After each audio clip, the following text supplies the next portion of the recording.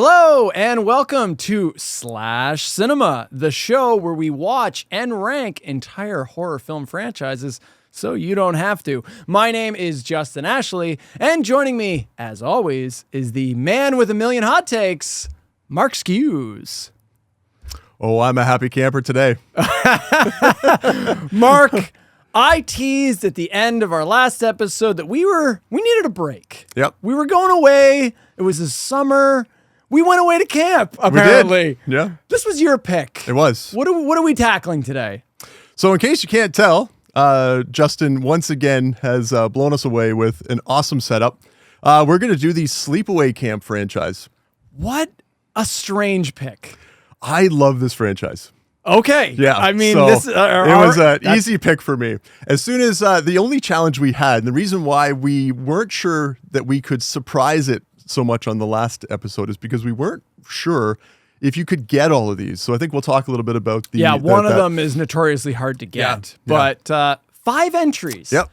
With an asterisk. Kind of 5. Let's say like 4.15 entries. That's right. Yeah. But sure, 5 entries. Yep. So it meets the minimum threshold of 4 entries in the franchise. This was a Mark pick. Yep. So Mark and I have been going back and forth now on the show. So next pick will be mine. And I tend to go for more, like I'm always going after the bigger franchises. Yep. Mark, you tend to have a little more fringier picks. I do. Because you also picked, I think, Return of the Living Dead. If you haven't seen that episode, that was 2 episodes ago. If you have not seen our last episode, we tackled the illustrious Leprechaun franchise. Which I'll remind you was one of your picks. Which was my pick. You hated it. And I did not enjoy that franchise.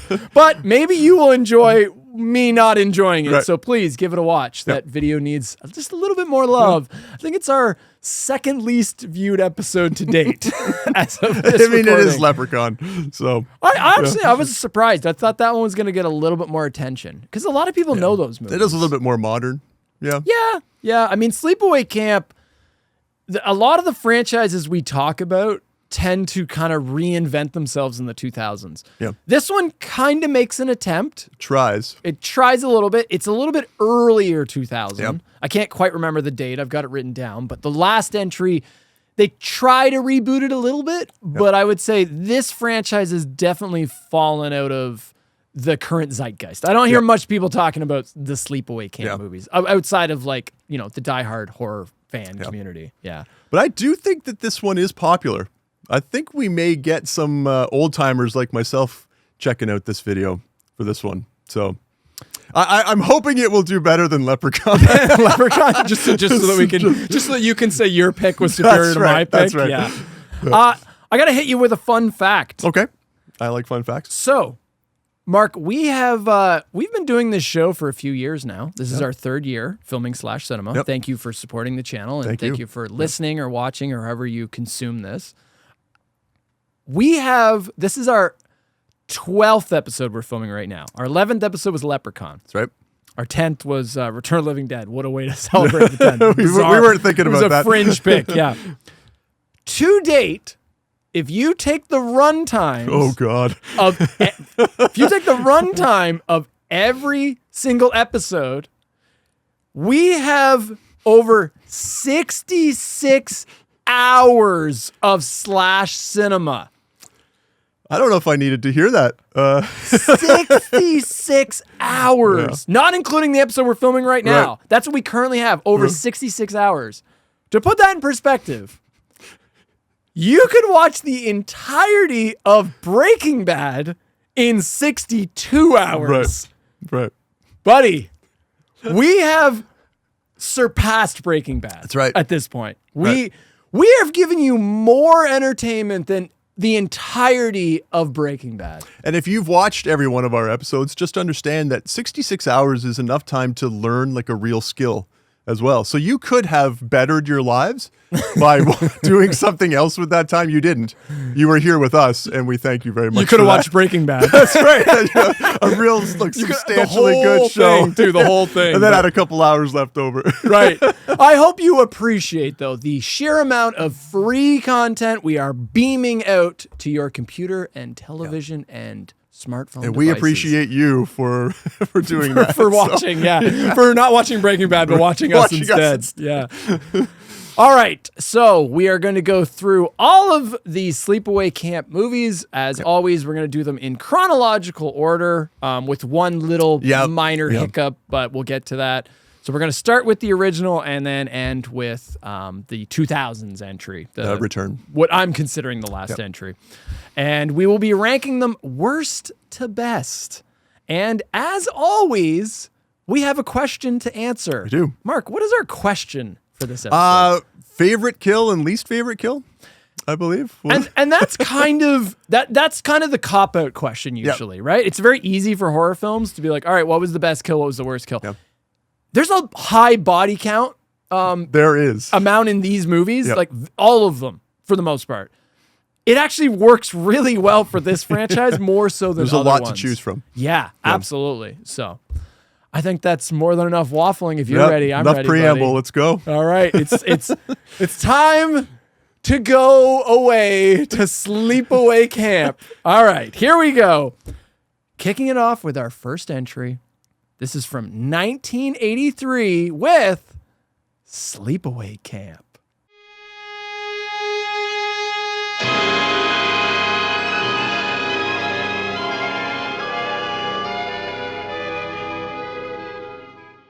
This is my number one. Number two. You did it. Yeah. You weren't sure. You said I before. I wasn't You're like, sure. It's all gonna hinge on this first one. Yeah. Okay. Then I think I already know where these rankings are going. I think somebody liked the goofier entries a little bit more than the serious ones. All right. Yeah. I'm not a huge fan of these movies. I will say that. Sleepaway Camp 1 I watched. I've seen it this is the third time I'd watched it. I had never seen 2 or 3, or I've never seen any of the other entries. I've seen clips. Yeah. Had you seen any of the other ones other than this one? Yeah, so I'd seen the first 3. Oh, you had already seen all 3. Yeah. Oh, I didn't know that. Okay. That's why I knew that I was on board with this franchise. Okay, so you kind of like more what the franchise becomes a little bit more. Yeah, I will. This isn't your first. Honestly, I really thought you were going to agree with me on this. Yeah. I thought this would be your first. So I have a few caveats for this one. Do you want to do the plot first, and then we can get into it? No, we're going to immediately we're going to do the exact opposite. I can hash it out with you first if you want. No. Let me go through the plot here as I always do. The runtime on this movie. 84 minutes, baby. Perfect. 84 minutes. Just sub 90. We always talk about those sub 90 slasher movies. Doesn't have to earn any more time than it's got. No, yeah. Okay. So it instantly opens with the title card. Like, we are not fucking around here. 84 minutes, like, we're fucking going, baby. We then get the opening credits, and it's over like this calm, quiet lakeside camp. It's really nice. It's like setting the atmosphere here, right? And it cuts to a sign revealing the place. It's called Camp Arawak. There's multiple different camps throughout this franchise. We're going to be naming them. Yep. I might forget some of them. You're sporting one of them. It is not the camp. No. But I think some of them, they rename it to try to distance themselves. No, every single one of them has a different camp name. Yeah. Right. Arawak is just the first one, entry, right? The camp is locked up with a sign saying it's for sale. And there's some, if I remember correctly, there's like a police notice or something. Like a do not cross. Yeah, line, something is going on here. Something has happened to this campsite. Yep. We don't know what yet. Cut to these 2 children swimming in a lake. It's a little girl and a little boy, brother, sister. And sorry, they're not swimming in the lake. They're sitting on a boat with their father. But then there's also I don't know what they're doing. They're just fucking around in the boat. But then there's also these teenagers, these hothead teenagers, and they're racing around recklessly in another speedboat. Pulling somebody skiing behind. Yeah, they're doing water skiing, right? The father and kids then capsize their tiny boat, and the teenagers come racing along. Disaster strikes as the speeding boat crashes into the family, killing the father instantly along with one of the children. Yep. We then jump ahead 8 years later, and we're introduced to Ricky and Angela. Angela is played by actress Felissa Rose. I don't know her from anything other than these movies. Like, I tried looking something up. I'm sure she was in other little, like, random smaller horror films, but I couldn't really find much else for her. No, I mean, I think she left acting after this to go to school. And so she didn't really continue on. Yeah, as we're going to talk about, she was extremely young when she filmed this and when she did this role. So Ricky is Angela's cousin, and the way I understood this, Ricky's mom adopted Angela after her father and brother died. That's right. Yeah. So that's the background. In case you're wondering, like, oh, which of the kids lived, it was Angela. Angela lived, right? So then the mom, who's a little eccentric, she hugs them and sends them on their way to Camp Arawak. They're like just leaving the house to go off to camp. Yeah. They arrive at camp and we meet Ricky's friend Paul, and we also get introduced to the resident queen bee and stuck-up bitch, Judy. Judy. Yes. There's always one of these, right? The hot girl that thinks the world revolves around her, That's right. Yeah. We also meet resident nice guy head counselor Ronnie, who has these tiny, tight shorts on that are literally just clutching this man's nutsack. That's right. It's so perfect. I guess that's just that seemed to be a thing. Style 70s and 80s. They just all the men, these short athletic shorts, right? And they're just squeezing onto those balls like for dear life, right? Angela isn't adjusting well to the camp environment, and they say something where it's like, oh, she hasn't eaten anything in 3 days, which I think is a little stupid. So like, I know we've time skipped ahead a little bit more, and now it's like 3 days later. It's like, I'm sure she ate something. Like, human beings, like, is she on a fast? She's not legitimately starving. Right? Yeah, like it's like, it's a bit of a stretch. But Ronnie then he wants to help Angela, so he takes her to see the head chef, Artie, who is a complete pervert. Yeah. And he takes her into the walk-in fridge and then immediately tries to fucking assault her. Yeah. Like, Jesus Christ. But Ricky arrives just in time and the two run off scared. Camp owner Mel suspects something is up, but isn't 100% sure. And he's played by actor Mike Kellen, who I don't know a particular role to credit him for that you would recognize him, but he's been in like a ton of shit. And weirdly, this was his last on-screen role before he died. His final on-screen role. If you see this actor's face, you're kind of like, he kind of looks like a lot of other older actors like that you would have seen in the 70s and 80s, but I've seen him in other things. Just a good character actor out there working it. Right. Yeah, like just part of the grind, baby. Yeah, Yep. exactly. Putting it. He works really well in this role, right? Later, someone sneaks up and tries to kill the perverted chef Artie by pushing him over onto a giant pot of boiling water. A massive pot of boiling water. Owner Mel doesn't want the campers or their parents to find out and quickly tries to sweep it under the rug. Like it was, this is just some freak accident. Like, no foul play involved here. This is a running theme through all of these movies. Is the owner trying to like hide what's happening from the outside world to save the reputation of the camp and save their money. That's right. Their source of income. They don't want any bad publicity, right? We're introduced to even more campers and counselors as rivalries and cliques begin to form. Several people, including Judy, set their sights on the outcast and weird Angela. She becomes kind of like the camp pariah. Yeah. No, she doesn't talk. No, and she just acts so fucking weird. She's kind of the 1,000-foot stare, or whatever they call it. Just blank expression. Yeah. So like everyone's kind of like, what's wrong with this girl? Yeah. Fuck this girl, right? And evil kids can be, right? Yep. So she becomes kind of like the target for the bullies. One of the campers is killed by someone who drowns him, and the body is discovered the next morning, prompting the police to get involved. Once again, though, Mel sweeps it under the rug, declaring, it must have been an accident. Yeah. Guess the kid wasn't a good swimmer. And the police, the officer, clearly doesn't want to accept that, but he's kind of like, sure, we'll go with that for now, right? Angela continues to be an outcast, drawing the ire of Judy and one of the other female counselors.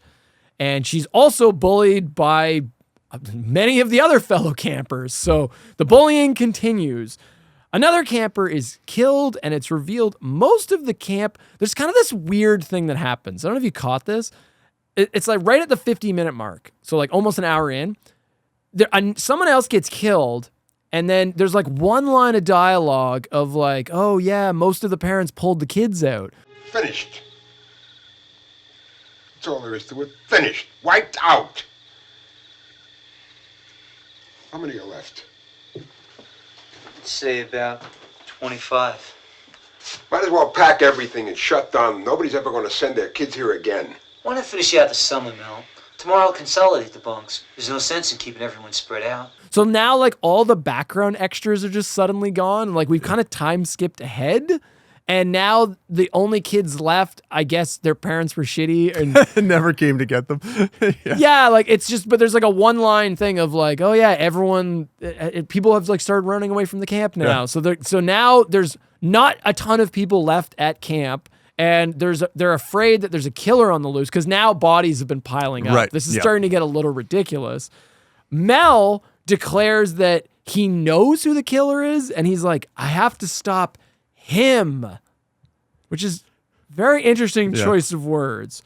What follows is campers continuing to get picked off one by one, the kids messing around doing random stuff before the grand reveal that Angela is the killer and is in fact not a female, but the brother who survived at the beginning and was forced to pretend to be a girl by her warped aunt. Yeah. What? Yeah.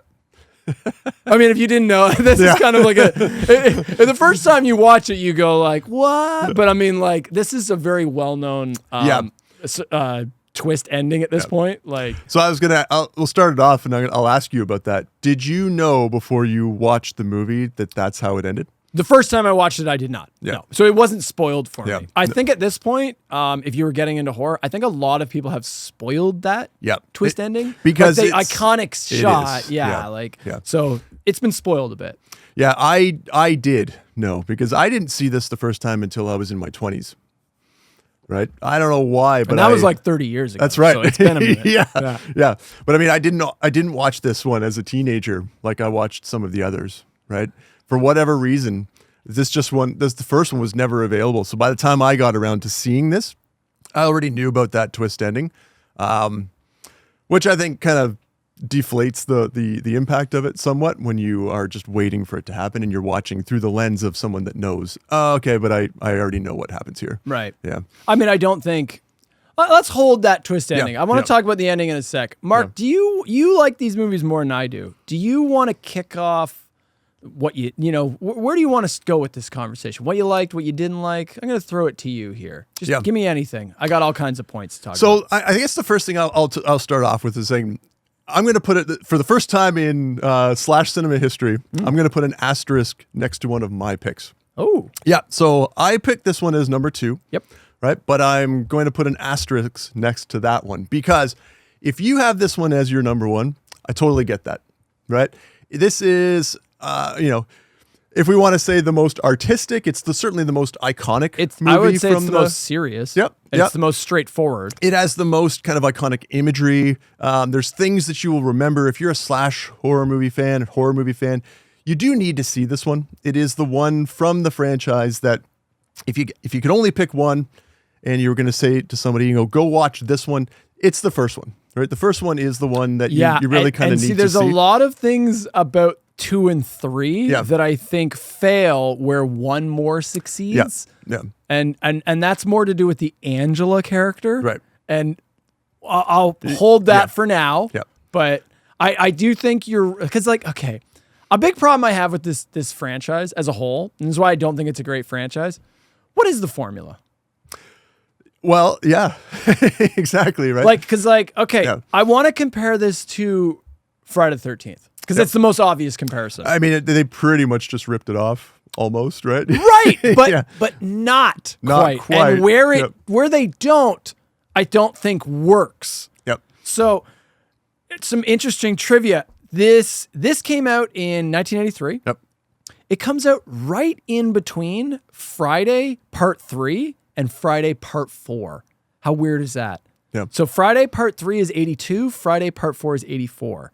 So did I say that right? Did I say Part 3? Part 3 and 4. Part 3, yeah. So 3D one, the goofy 70s one, is 82, right? Yep. So Friday still hadn't quite found the formula exactly, but a year later, or 2 years later, 84 comes out with Part 4. I think that was your favorite entry. That's right. Yeah, like a lot of people's favorite entry. Like they kind of like nailed the formula of Friday the 13th at that point.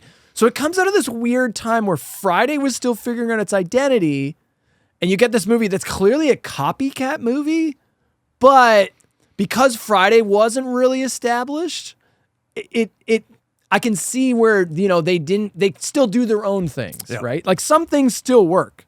One of the things that works the most for me, I like the environment. Like this series nails something that Friday never got right, was that it's a camp. An actual camp. Right. Yeah. And this one has real kids. I was impressed and surprised at the decision to use real children, and they don't continue on with that even in this franchise. No, Probably, unfortunately. I can only imagine how difficult it must be to actually film and work with To kids. wrangle that many extras, let alone kids. Especially for a franchise that's going to be doing what this franchise is doing. This is not a happy movie with a positive message, right? Where you can incorporate kids into this. No. You're killing kids, and they actually kill kids, which, credit, because you know how I am about kids in horror movies. If you're going to include them, they got to be victims like everybody else. They got to be up for grabs. Most movies, pull back on that. This one does not. No, this one doesn't pull its punches. That's kind of the point. That's right. That they're like everybody's up for grabs in this. Yeah. Like anyone could be a victim. They don't use 17-year-olds acting like they're 12-year-olds. They actually use real children. Like I did the aesthetic for this movie. They just nail what it feels like to be at camp. Yep. So we get the kids are all arriving at the camp, and all the buses pull up. Running out of the buses. And that's right at the beginning of the movie. They get the mess hall full of kids, and they pack the fucking scene with extras. Yep. It looks and feels real. Yeah. I buy it. It's very believable. We get like scenes of the kids pulling pranks on each other. I have that commented. Yeah. Like these generally feel like kids just messing around at camp. It's shit that I would have done. I went to camp. I don't know if did you have any experience with camp at all? Yeah. And you play little goofy pranks on one another. That's fun. There's like the amount of variety of activities for the random extras to do and like they're constantly so like there's a scene where they're playing baseball. Yeah, and it goes on. Like it's like a scene where they're playing baseball, just cussing each other out. And it's exactly something that would happen at a camp, right? There's a scene where the girls are playing volleyball. Yeah. We've got some skinny dipping shenanigans. There's a whole like swimming area. Yep. Like they did a great job. I don't know if this must have actually been a campsite. Oh, absolutely. And they just filmed at it. But they use, I'm always a proponent for use a real space. Yeah. That's why I love Halloween 2. It takes a hospital. They could have just only shot in the hallways in Haddonfield Memorial. No, they show you the parking lot. They show you the maintenance room. They show you like the treatment lab area. Like, and they use all those things. Yeah. Yes. Yep. Use your fucking space. This nails it. Yep. They use every inch of this campsite. And it adds so much more where you really feel like you're at this, like this camp feels alive. Yeah. And that's a big accomplishment. It feels lived in. Like even I'm going to give credit to the set designers. Every one of those cabins, when you go inside, what is inside those cabins? Is it just bare walls? No, like it looks like the kids have made it their own. Right. Yeah. It's like bursting with character. Yeah. It feels lived in. There's like board games and odd toys and clothing and posters Pictures and and stuff on the wall. Right. Yeah. There's no basic like sets here. Yeah. Every one of the cabins feels exactly like you just said. Feels like the children have been there for a few weeks and they have made it their own little micro home. Right. And it's so charming. It works great. And normally I would have an issue with this, but for here it works perfect. This movie is not afraid to have scenes where the main characters aren't even in the scene. Yeah, I never thought of it like that, but there's a lot of scenes where you have the kids that aren't even main characters. Yep. And they're just doing shenanigans, doing pranks, or, trying to convince the girls to go skinny dipping. None of them are main characters. Yep. And the reason they show you those scenes is because they're showing you the camp is alive. Yep. It has its own personality. It has its own identity. And another movie, in a lesser movie, I would criticize it for that. Because I'd go, these are nothing. I'd call them nothing scenes. They're not accomplishing anything. But here it is. Because they're building the camp world. They're really pulling you into the environment, right? So you, it helps to make the impact that when the campers start getting killed off, you're like, ooh, a part of this world is actually dying, right? Whereas if you had just followed Angela and her cousin all the way through in every single scene, you're like, yeah, but you're not always doing things that are and you'd only exciting. get their perspective, right? And you get more of like the camp kind of pushes back a little bit as these things start happening, right? Yep. And so they do an amazing job of building out this camp world. I want to talk about the intro of this, because I'm a big proponent of like make your credits do shit. Yep, I have a note about that. Dude, this introduction, and I didn't remember this intro. Yep. This intro is perfect. So the introduction is they're showing you the exact same camp setting that the entire movie takes place in. And they show you the lake, and they show you the cabin area, and they show you the empty sports fields. And that's the key word. It's all empty. Yep, it's very still. It's all vacant. It's still life. Yeah. And I didn't remember this at all. And the first time you watch it, you might forget this. Yeah. What they're showing you is the aftermath of the movie. Yeah. They're showing you the epilogue after this massacre has taken place. It's not something that you would miss either. Like you're watching it and you can tell based on, like you were saying, like the police tape and other signs that are posted, right? It's not just that It's the for kids sale. Yeah, it's not just that the kids haven't arrived yet. This is the result of what you're about to see. And the genius bit of editing, they put in audio clips from the movie of the kids' dialogue. Yeah.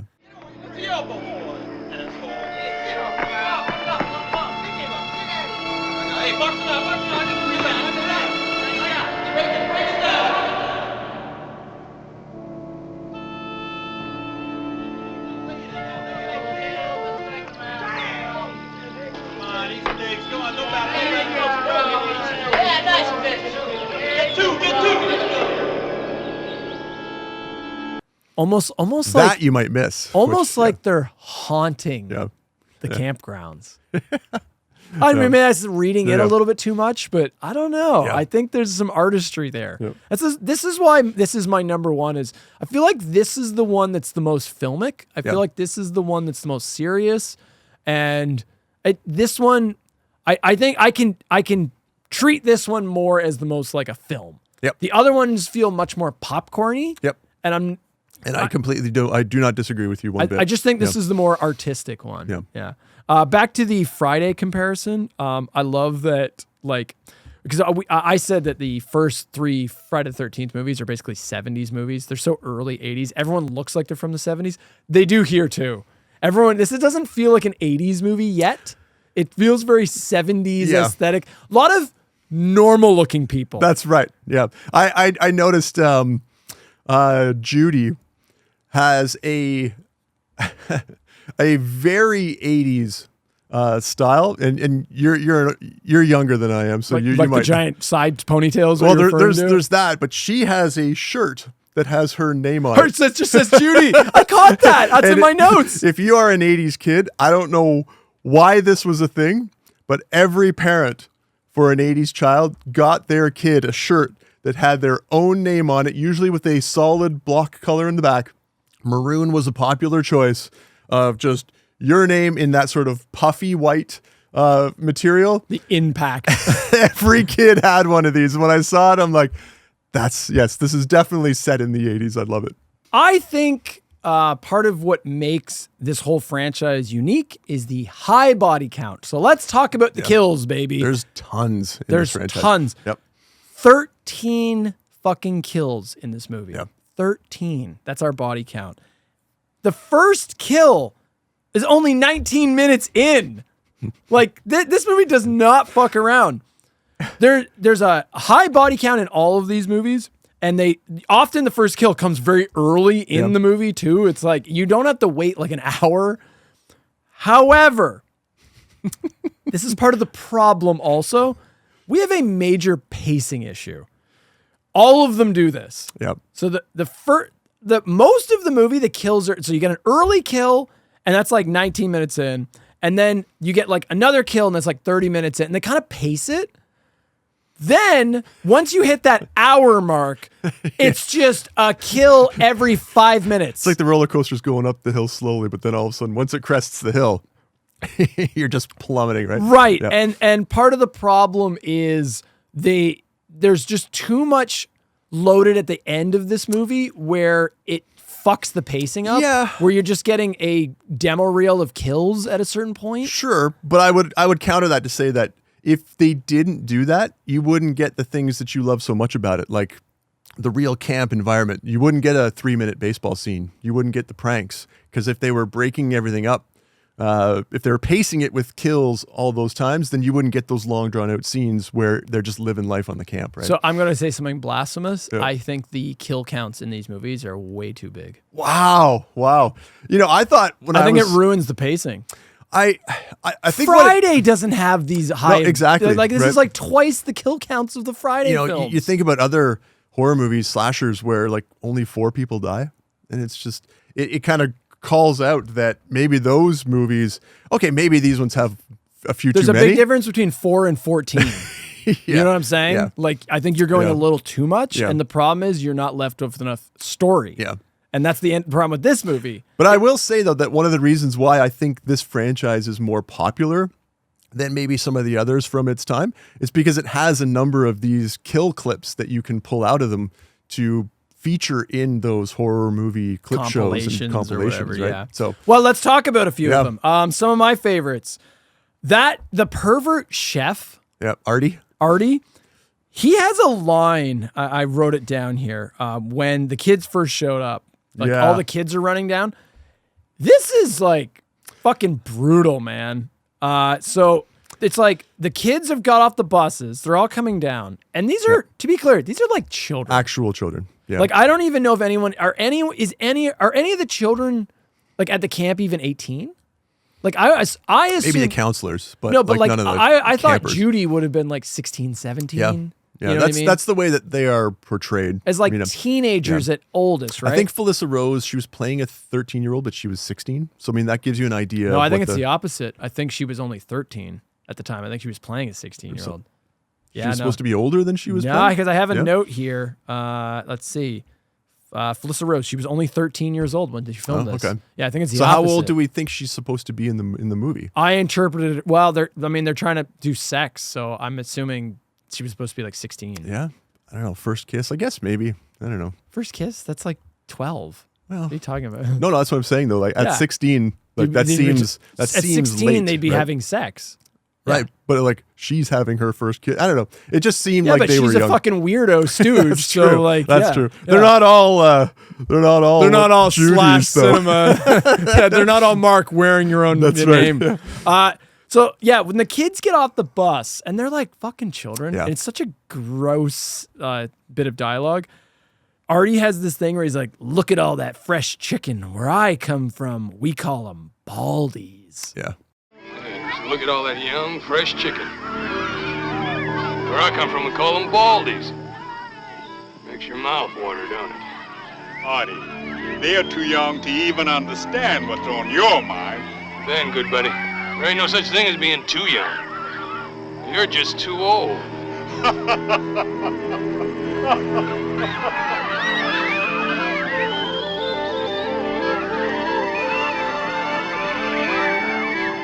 Yeah, I'm surprised that even made it into the movie. Like It's so uncomfortable. Yeah. Like Jesus fucking Christ, and man. unnecessary. And it's like 10 minutes into the movie. Yep. This is like at the intro of the fucking Yep. movie. And the thing that's fucked about that line isn't so much it's like, okay, but Artie's not standing alone. He's standing with the other camp workers, and like none of them are just like, man, you're a sick like, fuck, Artie. Yeah, nobody stops them. No. In Or- fact, they like chuckle a little bit. yeah. I guess this is just a very different time. I don't know if there was ever a time for that, though. Mark, you're from the pervert Right. early 80s. Right. I don't know. Yeah, and he has like... It's if you haven't seen this movie, that particular scene and his whole character is really going to stand out. It stands out. Yeah. Like, these movies, let's not be shy, they're about killing kids, but like even then there's like a level at which you got to be like, oh, okay. Yeah, that's a little bit much. Yeah. His death scene, though. Say, technically, he didn't die. Actually, I count it as a death scene. Yeah. I mean, he's gonna live pretty horrible. But when they take him out, he's not dead. He's still screaming. But in my head, Ken, I'd like to assume that ambulance got into an accident on the way to the hospital, or he just died. didn't make it all the way because they're too far from help. I don't know. No, I like my answer. Yeah? I like they hit a tree and then his gurney came out and he went down like Homer in the Simpsons. He went down a gorge. Yeah, I like that. But so it already gets it's like this giant pot of what is this? Yeah, this can't be real. I was thinking this. So like viewers, because okay, there is industrial like pots and pans and cookware, right? But I'm not saying there can't possibly be a giant pot like that because obviously the army probably has things like this. Yeah. But you wouldn't just put it on a stovetop. No, they're fixed and they tend to sort of stand on their own. Right. It's And almost like it's less of a pot. It's more of just a big like vat or something. Right. Yeah. But he's got this pot that is like human sized. But it's on a stovetop. Yeah. I don't know that the stove could take that weight. Like if even you with actually no filled that. water in it. Yeah. How are you getting this thing up there? It's like almost as tall as he is. It's like a barrel. Yeah. And then the other thing is, how is he filling it with water? Yeah. He must have to hook up a hose. Yeah. And like, I see what they like. It had to have been substantial enough that when it tips over and burns him, it would be. I think enough they to went kill. a little bit too much. But Though. It's that's like a right. barrel. Yeah. Just like the number of kills in this movie, they went overboard. Right? Yeah. So it's how does it work? It's like Angela comes up behind him and like pushes him. And then because this is how he's on tall a this chair. thing is. Right, He has to stand on a chair. and then she pulls the chair, and then he grabs the pot and falls, and Yeah. it scalds him. Right. Right. The effect of him being scalded is pretty good. Pretty good. Yeah. Of him like screaming, And he's like, got like the and his face is like all like the flesh is like for a low budget movie. melting off They did him. pretty well with that effect. Yeah. My favorite effect is actually the kid that Angela drowns, Kenny. Oh, when they find his body. find the body, and it's Yep. clearly it's a dummy, but it looks pretty good. Yep. The shot of the snake Yep. coming out of the nose. Yep. What a cool little touch. Yeah. Oh, that was so good. I'm you always. and you know that now Yeah. that snake would be CG. Yeah. They wouldn't actually get They a were little just- snake. It wouldn't even be a discussion. No, Right. right. I always like when I can't tell whether or not they've used a dummy. Yeah. Or whether it's like a person with just lots of makeup. And I don't know if I can tell. I mean, I'm fairly certain that they probably didn't put like a snake on some kid's They face. put a snake in the But, kid's mouth and then like, made it come through his nose. It looks real enough that you're not like, well, obviously that's just a fake, dummy. But yeah. Any other kills that you'd like to bring up that you liked? Just any other ones that come to mind? I mean, I with that one, with the one where he's like pulled under the canoe. Yeah. His friends abandon him really fast. I thought that was kind of funny. They're all on the shore, like waiting and then for he's him like, to come come on, guys, wait for me. Yeah, but that kids are assholes. back. They're like, he's a good swimmer. And they all just take off. Yeah. And they don't wait for him. Right. They're just like, that's fine. I'm sure he's fine. Yeah. Yeah. Why not? I thought one of the worst kills in this movie was at one point. There's like the one counselor that has to take the really younger campers, and he takes them like out, like they're not in a cabin. He takes them actually into the woods, and they like set up a base camp. And then he comes back, and they're all like butchered, I guess, by Angela. It looks really cheap. It's a quick shot, but like I freeze framed it, and I thought, oh, it doesn't look good. At first, it looked like a bunch of pillows that had been cut up. And then I realized what it's supposed to be. It's like these 4 campers, these kids' bodies. Yeah. And the stuffing is supposed to be from their sleeping bags. Right. But it still doesn't look good. Their bodies look like they're scarecrow kids. Right. Like it doesn't look, they weren't good fake bodies. Yeah. I mean, not everything's going to be a hit. Right. Well, when you have such a high body count, Yeah. this is part of the problem. The quality is going to be very inconsistent, right?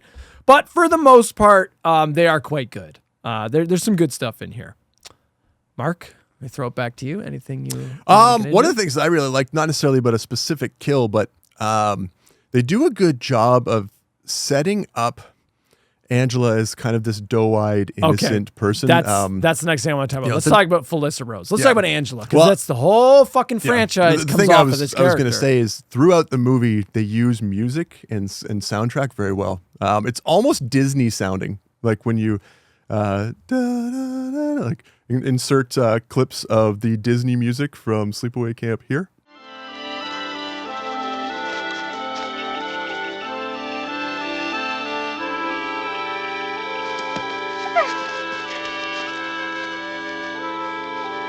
Wait till I get my hands on you.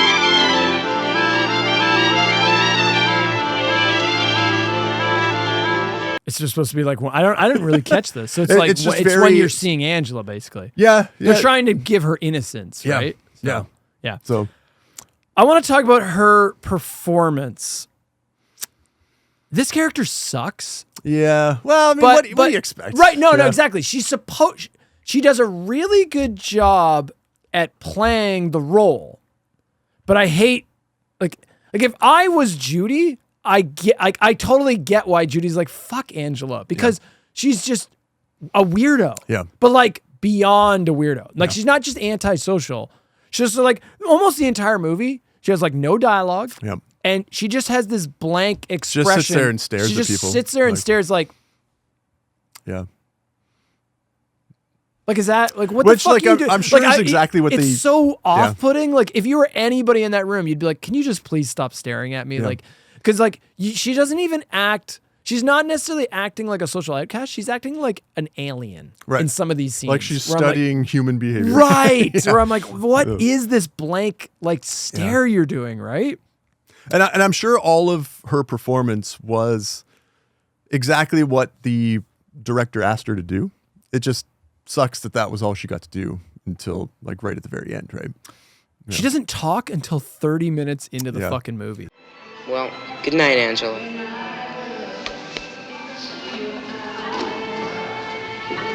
Good night. Good night. And even then, she doesn't talk a lot. No, It's she talks just- to Paul, and Yeah. that's basically about it, right? Yeah. She's like, most of the time she doesn't even talk to Ricky. Like Ricky talks for her in Yeah. a lot of the scenes, right? Yeah. Like Ricky, her cousin. There's most of the time they're not always even paired together, right? No. Like, what did you think of the cute little romance between Angela and Paul? I thought it was. Okay, I thought it was I all don't right. mind. It's like summer fling, like Yeah. summer romance. I mean, I think the Summer reason I do like that they included it for more than I think just the aesthetic of building up the environment, right? Like that's what you'd expect at a summer camp, right? But I think also one of the reasons why they included that is because they're trying to pull you away from thinking that she's the killer, right? So right. There's nothing that leads you to believe this. Yeah. Not really. I mean, like the whole idea is that a movie like this, you're going to look towards the strange one, right? Who has a reason to dislike all of these characters, right? Right. So they're trying to give you something like a redemptive arc for her that, oh, you know what, maybe Paul is able to kind of break through and get her out of her own head. And, maybe that will kind of pull her away from being the character that we all think that she is, right? Because they're also trying to set it up so that her cousin is the killer, right? Ricky. Because Ricky, the camp owner, Yeah, it keeps Mel, throttling this guy, but right? Why? Yeah. This I comes don't know out of why he fucking thinks nowhere. that, yeah. So out of nowhere, Mel's like, I know it's him. Yeah. And now he was right about the him part. Yeah. But why does he go after Ricky? What There's reason do zero you have? evidence Yeah. for this. The only thing I could think of was like Mel might have had some information about like maybe on their application that they went through some trauma, but that wasn't Yeah. even Ricky. The only Ricky wasn't even the one that had the trauma. It was Angela. The only thing I could think of is there's a few scenes where Ricky actively defends Angela, like throughout the movie. So the only thing I could think of is that he's maybe thinking that he's just Well, that taking obviously makes too you a far. killer. Yeah. Yeah. You know, so, He's defending his handicapped cousin. Yeah. That's obvious. You're obviously the killer, bro. Like, It has to be It you. just makes no sense. Yeah, for some So- reason, Mel just out of nowhere starts Yeah. accusing Ricky. yeah. Yeah, I have a question for you. I always ask myself this when I'm watching a movie like this. Did you, when you were watching it, did you feel like the killer was anybody else but Angela? And follow up to that. You mean the first time I watched it? Yeah. And then follow up to that. Do you think that the movie even tried to make you think it was somebody else? I think the movie keeps it, I don't think there's anything that necessarily makes you think it's Angela. Because it kind of just comes out of nowhere where you're like, what? And also there's some logic issues to that too, right? Like Angela is probably 80 pounds soaking wet, and yet she's able to drown how is she a picking teenage people boy. up? And, how is she? There's a few things, like Artie probably weighs 260 pounds, and she's able to fuck with him on the chair. It's like, there's a few logic issues there. I had no idea who the killer was the first time. It's generally a mystery. Yeah. The fact that it's revealed that it's like a 16-year-old little girl, it's like, okay, that's kind of a surprise. Yeah. Let's talk about the other twist, though. The other twist of Angela's sexual orientation. Or orientation's the wrong word. Right. Sexual biology. That's biology. right. Let's talk about this. There's a lot of foreshadowing of that. There's no foreshadowing, in my opinion, there's no real foreshadowing of her being the killer other than she's weird, I guess. Yeah. I think there's more foreshadowing of her not being a girl and being a boy. Yeah. And I'm going to be very careful on how I talk about this. I'm going to be as respectful as possible, because obviously we're in a time where we've changed as a society on how we view more trans characters, right? Yeah.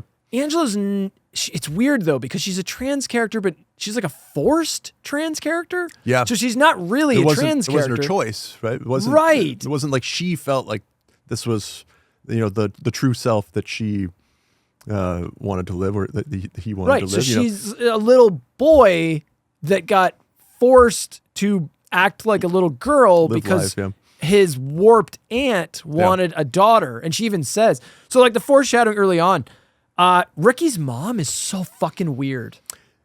Angela's aunt, she's so weird in that intro scene. A lot of people love this character. I don't really. I think it just she's stands acting out so as, aloof and weird, and it's like, this woman has mental illness. Like, something's off about this woman. She makes some comment about where is Ricky's dad? Yeah, like something weird is going on there. There's a cryptic line. She's like, "Here's your physicals. Just be sure not to tell you how you got them." What are they? Why, they're your physicals, of course. We can't go to camp without our physicals now, can we? Just be careful not to tell anyone how you got them. Oh, no, I'm afraid that they wouldn't approve of that at all. Like, what? What would be the need for a line like that? But it's because she had to doctor Angela's because it would have said boy, right? It would have said male. It would not have said female. Yeah. So there's that little bit. Angela, the entire movie, she doesn't want to swim. Yep.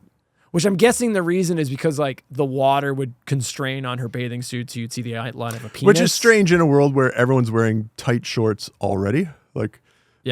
How even when she's just walking around, how do you not see that? Somebody comments that Angela doesn't take showers when any of the other girls do. Yep. Hey, Angela. How come you never take showers when the rest of us do? Huh? There's more foreshadowing for that. There's a bizarre shot. It's like a flashback. I'm curious your interpretation of this. They show a shot of Angela's father in bed with another man. Yep. So is that just to say Angela's dad was a closeted homosexual? But what is that? What does that? They didn't have to include that because it shows Angela and her brother, and they don't know what they're seeing, and they're giggling seeing their dad in bed with another man. Yeah. Is that supposed to imply that somehow warped? I guess it would be the boy, the little boy's mind. I don't know, but that doesn't make any sense because he didn't want to be a girl. So I mean, what the fuck is the point of that? I mean, if you run down just the facts of the case, the sister gets killed. The aunt already has a boy, and so Ricky, two boys. Well, that won't do, right? So the aunt essentially makes Peter. I think his name was. Oh, Peter, you actually remember this? Into Angela, right? You could do that without having to include anything about the father. I mean, I'm sure I don't know. It was viewers just will tell us strange. I don't that there's get like what some the reason what the point- connection was. Yeah, but, I didn't understand. The only thing I could think of, which it's possible, was the other guy in the bed Ricky's dad? I don't know. Because Ricky's dad's kind of nowhere. Like, was he having an Yeah. affair? Well, I Because don't. Ricky's dad, because they're cousins, but Yeah. Ricky's mom might have been Angela's dad's Yeah. brother. Like, so that the guy, Yeah. Ricky's actual biological father, he could have been having an affair with Angela's, or Peter or whatever. I don't know. It's think so it's just bizarre. Peter, I don't know. It's strange. The only thing I could think of is maybe that was done to show why Angela is hesitant to or unsure of her feelings with respect to Like sexuality? Like, yeah, and was it Paul, the kid, the boy that does I think it was Paul. like her? Yeah. Right? Like initially she's not interested in that, but then she kind of grows into it. I don't know. Maybe there was just something to I show don't that know. she's got something like a mental block that sort of prevents her from just feeling feelings that, yeah. Let's talk about the ending. Yeah. The iconic shot. Yeah. You've all seen it. Even if you haven't seen this movie, you know this shot. Yeah. The one thing I just recently learned, because I only ever watched like a standard definition version. When you watch the HD version, now you can really catch this. So it ends with they're like, Angela is the killer, and it's a naked Angela. Yep. And she's covered in like blood, if I recall correctly, and she's cut off Paul's fucking head, which I think it was pretty fucking brutal. Yeah. I was like, because like it ends with like they're all looking around trying to figure out who the killer is. The camp's half empty by this point. Yep. And like Paul and Angela run off on the beach and they're going to fool around. And then they find them. Angela is now naked and she's chopped Paul's head off, which is just fucking brutal. Yeah. And she does this weird expression. And she's making this weird, like, hissing, moaning Yeah. noise.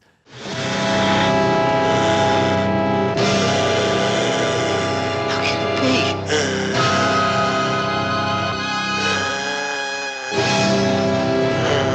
God, she's a boy.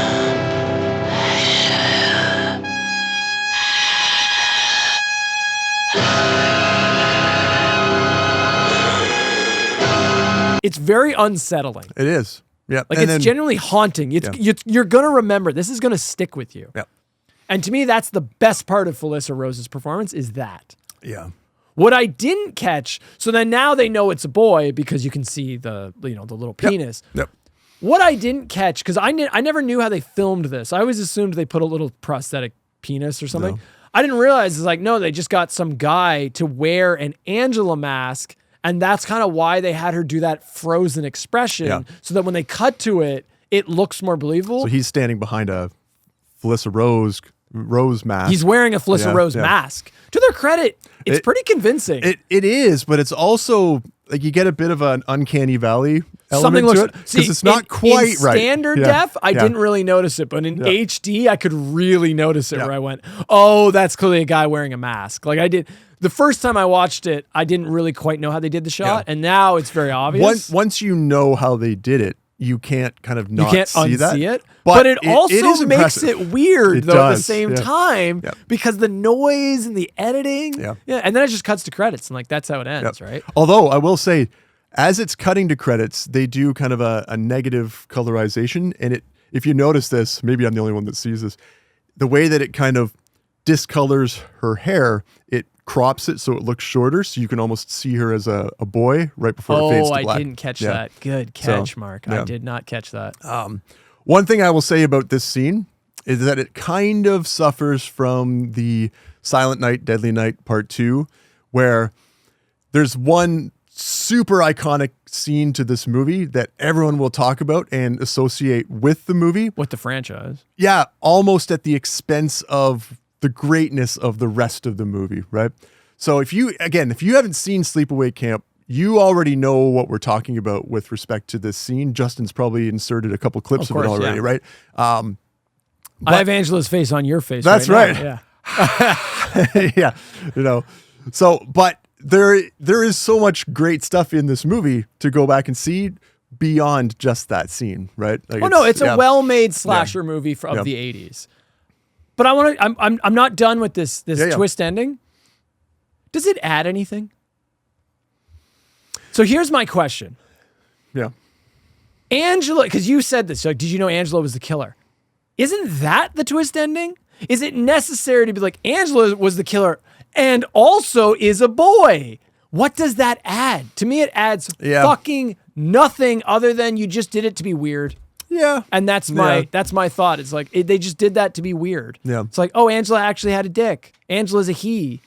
Is but what is that? Like, it's to not me, necessary. You're right. Right. Yeah. To me, it's like the revelation that this 13, 16-year-old little girl was actually running around killing everyone was warped. That alone was like to me, it's like, it feels like they did the whole like trans thing, the forced like having to be a girl. That was to explain why she's crazy and is killing people. Yeah. Like that it warped her mind somehow, I guess. But you could have done that in a different way. I don't know. I just don't know that it adds anything. And when we start talking about these later entries, it is fucking pointless. Yeah, they pretty much just cast it aside. They sweep it under the rug of like, oh, Angela's a he, except when she isn't. Yep. We're gonna get to it. It's coming up soon. So it's kind of pointless, the whole like gender swap thing. I don't think it is necessary. Like I get for it makes a creepy, iconic shot. I think that shot would have still been just as fucking unsettling if it was a naked young teenage girl covered in blood cutting off a boy's head. That's still horrifying. I kind of got the sense that this is the scene that they started with and then built the movie around. They're like, hey, wouldn't it be cool if we had a movie where the whole way through you thought that this one character was Angela, but really it was Peter the whole time, right? Sure. And then they're like, okay, now how do we fill in the 87 minutes or whatever it is that comes before that? I feel like this was something that, is it Robert Hiltzik directed this movie and wrote it? Maybe. Yeah. We'll never know. There's no way to know. We don't possess the technology. If it's not in my phone, I can't answer Right. it. The credits are probably on the screen right now showing that. No, I'm pretty sure that's who it was. Yeah. Because I think he comes back. Yep. For better or worse. Yep. Did you catch just a little cameo note? Darth Vader's dad is in this. Darth Vader's dad? Yeah. Oh, so Anakin, what? Nope. Who are you talking about? Like Anakin, Darth Vader's dad? Yeah. Which is... let me... So Anakin Skywalker's father. No, the voice of Anakin Skywalker, James Earl Jones. James Earl Jones. Is his father, Robert Earl Jones. Oh, okay. Is one of the cooks. Oh, that's kind of cool. I don't know how you miss it. Once you know that, you can't miss it because it sounds exactly the same. Yeah. Oh, I didn't realize this. Oh, that's kind of cool. Yeah, that's neat. Ben? Guess that makes you the head man here now, doesn't it? I wasn't thinking much about myself, Mr. Costick. I just don't see how something like that could happen. Come on now, Ben. We still got a camp to feed here now, don't we? Yes, sir. Besides, $50 more a week can't be all that bad now, can it? No, sir. I always thought he had a little devil in him. I didn't know that James Earl Jones had a dad. I just assumed he just... And he was in marquee pictures like Sleepaway Camp. I don't have anything else, Mark. If you got anything else, go for it. What is it about this? And I want to bring it up now with this first one because we're gonna see this happen a number of times. What is it about this franchise and having the old pervy camp owners somehow being attracted by young campers? Like, I forgot about this. So Mel, who's like the shyster camp owner. At one point, one of the young counselors like makes a pass at him, and it's not a prank. Yeah. She wants to fuck this old dude. It's not just the owner who's like lurching on these. No, she comes on to him. I'm like, how is this? And the other thing that's weird is like, there's like good looking young counselors like Ronnie. Like, why you'd think the counselors would all be fucking each other. And you're right, that is a recurring thing that comes up in like every one of these movies. And I don't understand. Someone just throws it at the owner for some reason. You know why, Mark? Because power comes with privilege. Buddy. Yeah, you run the camp. Right. To quote Scarface, if I may, I think the quote is something along the line of first you get the money. Then you get the power. Then you get the women. The women. Yeah. That's it, buddy. Yeah, I guess, when you're... Female viewers, please tell us, have you ever wanted to throw it at like an older guy in a position of power? Just, like a real age gap though. I want minimum 20 years. Oh, yeah. Like 20-year age gap Yeah. minimum here. I guess when you're... And please, tell us in graphic details the story in the comments. I would love to read this. Please don't. Yeah. We don't want our channel to be taken down. It's such a weird choice though. Like somebody must have said, "Hey, you know what? This was a different time." I know I said It really before. wasn't, though. Nah, I don't know. It's not like the 1800s. Like it's just 1983. I think it's gross, but Yeah. I mean, I wasn't that poor woman, like that poor girl. I guess so, like, when, maybe I guess in when her you're mind, I guess when you're young, like the guy that runs the camp. I guess is Angela like the- wasn't the only girl with a warped mind at Yeah. that camp, eh? Yeah, That there's someone a was few of 'em. something. That girl had some trauma. Eh? She had some daddy issues. I think that's all I got. I mean, I'll just wrap it up by saying, again, I put an asterisk on this one, and we'll talk a little bit more about it as we go through why I do that. But we always talk about which one goes in the Smithsonian. It's this one. Yeah. Right? Of all the entries, even though it's not my top pick, if it is your top pick, I get it. Right? This is a good choice. There's a lot of good stuff in this movie. You owe it to yourself to see it if you like these types of movies, horror, slasher in particular.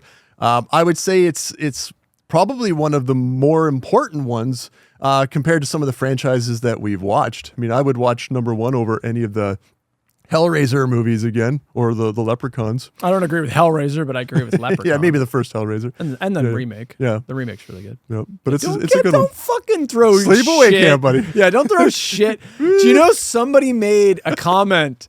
They want us to rank the franchises against one another. So not just the entries. Yeah. We're going to go The actual franchises. franchise. And you know what? I kind of like the idea. That's not bad. That's not Yeah. bad.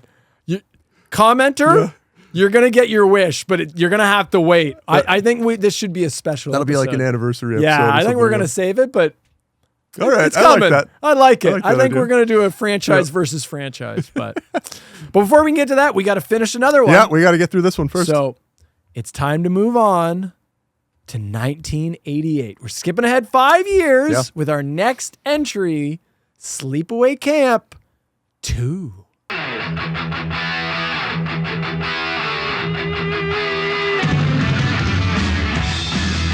Sorry, the full title is actually Sleepaway Camp 2 Unhappy Campers. Get it right. Yeah, Yep. you need the subtitle. Yep. Before I even get into the plot of this and our rankings, the poster for this is fucking insane. Like, I have it right here. Yep. How do you get away with this? Yeah.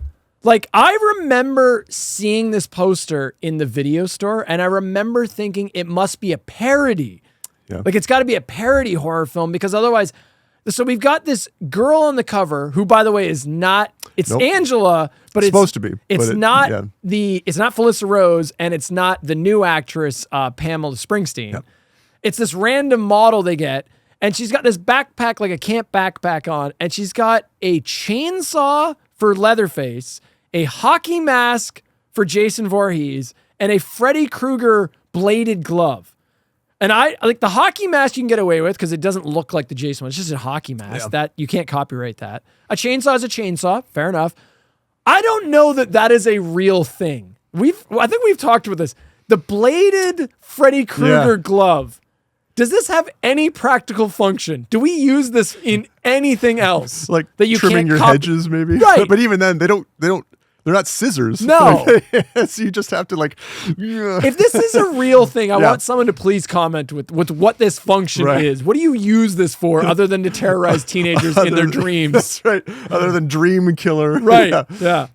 So yeah, that poster is insane. Yeah. Even more insane, and we're gonna get into it, is that's a poster that actually is real. Like, it's often they put shit on the posters like, well, that never actually happens. She does. Some There of is a that stuff, scene, some of that stuff might come up here. Sleepaway Camp 2. Mark, I'm going to guess this is your number one. It is. Yeah. I love this movie. Yeah, you're not alone. Yeah. A lot of people say this is the best entry. This is my number two. Yeah. Okay. I I put it lower because I don't like the direction that 2 and 3 go in. Yeah. I think 1 is better.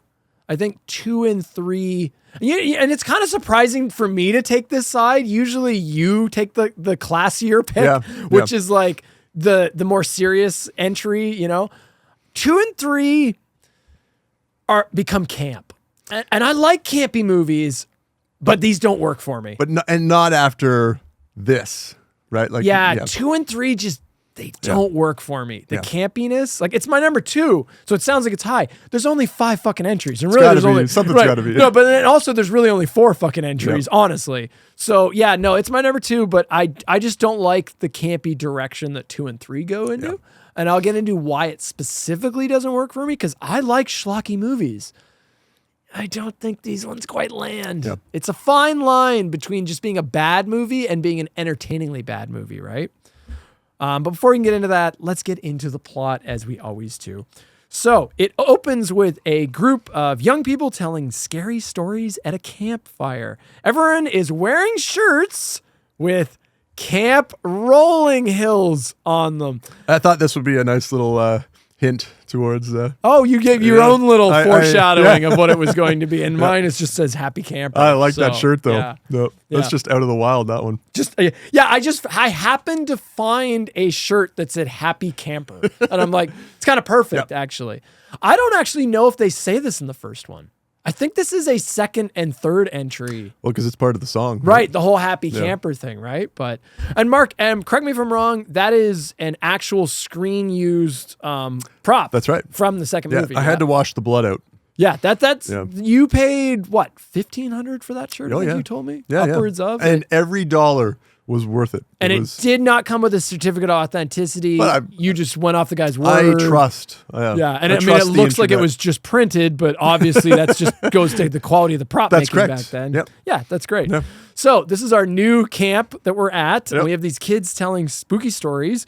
And one of the girls starts to tell a story about a nearby camp, Camp Arawak, and retells the massacre from Sleepaway Camp 1. Right. Which is kind of a neat little touch. Again, similar to Friday the 13th. Maybe they were copying that. I don't know, because they use that in the Friday the 13th movies. I think it's the second one they do that, where he's like... I like that, though. I know. I don't mind we all like the spooky campfire stories, right? Just then, a female counselor appears and takes the young girl away as one of the boys reveals that Angela, after the events of part 1, was put in a psychiatric hospital, and this is important, given a sex change operation, further proving my point that was a pointless twist. They just decided, like when this production company took over, they're like, we don't want to deal with any of that. They're like, who cares? They're like, no, they just made her a girl. Yep. And I guess Angela wanted that at that point. That's another. They don't really that's go also into up for debate. Yeah. Maybe that was a missed opportunity. Like maybe Angela should have could have become a guy, and they could have gone with that. Like I don't know. Maybe they there was an opportunity for them to do something more interesting there, and instead they kind of just one line fix it of like, no, we know it's we have an actress playing technically a boy. Let's just make it an actress and let's not have to complicate this. Sure. Cut back to the girl and the female counselor, who is revealed to be Angela, who's a little bit older. And Angela, this time around, is not played by Felissa Rose. She is played by Pamela Springsteen. Yeah. Where do we know her from, Mark?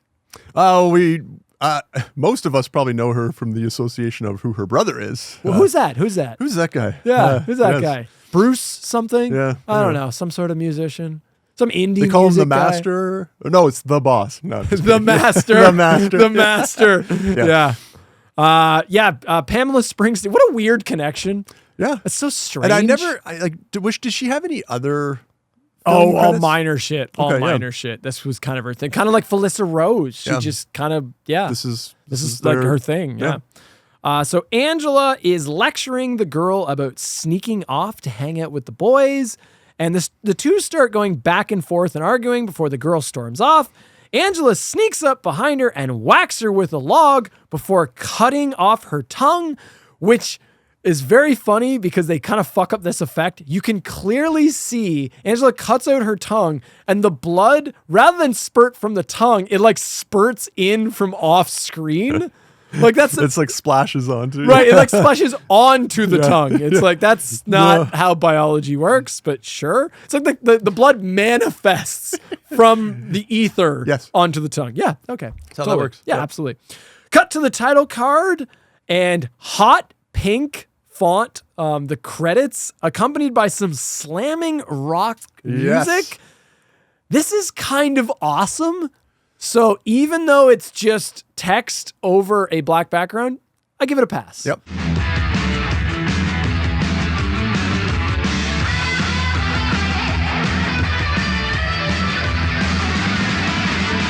I like it's slamming music, and I like the hot pink font. I think they also use the Halloween font. Is it actually? I believe. I got some Halloween vibes when I was watching it. I'm like, ooh, you took that from somewhere. Maybe. I would never accuse this franchise of stealing things from other franchises. I mean, the whole thing is a ripoff. A ripoff of Friday the 13th, right. Yeah.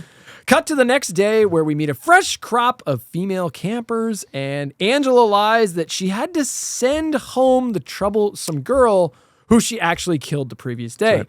We're then introduced to Angela's Uncle John, who owns the camp.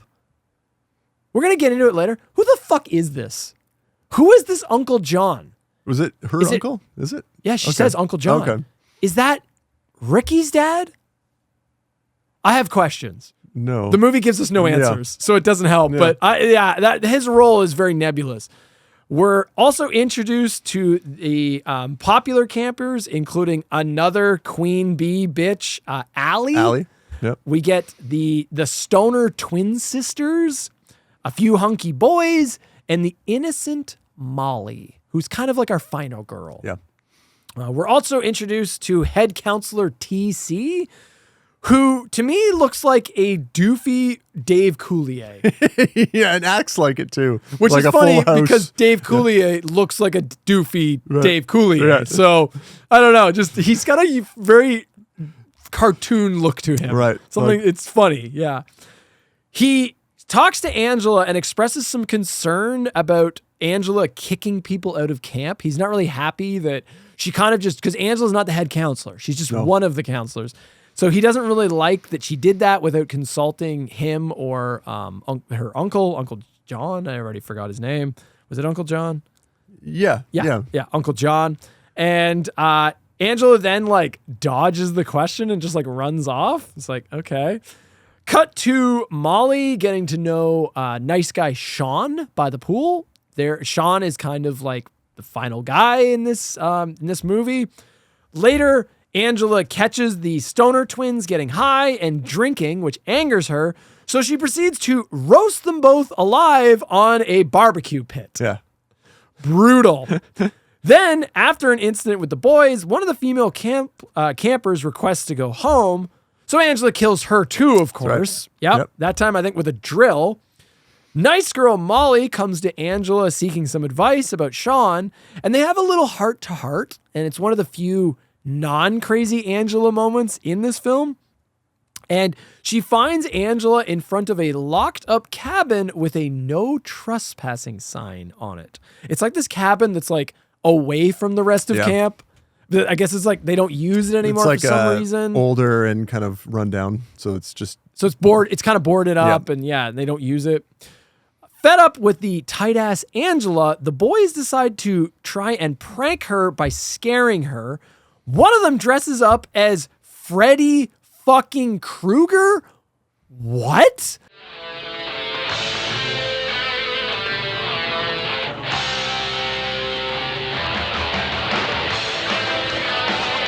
Now this will give Angela one hell of a nightmare.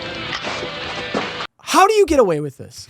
Because it's not like he just uses the glove and it's like, oh, it's kind of like you're referencing Nightmare on Elm Street. No. He dresses up in Freddy makeup, and I think he even has like a fedora on. Right. I don't think this was made by New Line. No. Like, how are you not sued? Like, it blows my mind. And then another one dresses up as Jason Voorhees. like with a machete. Yeah. So like, and the mask, it's got the whole thing. And to me, that's not parody. Yeah. Like that's just theft. It's not homage either. Yeah. That's just straight. You took the characters and then you did. I don't know how you don't get sued for this. You know, you got to reward their bravery for reaching out. To their credit, it's one of the few movies where the wild shit on the poster is in the actual fucking movie.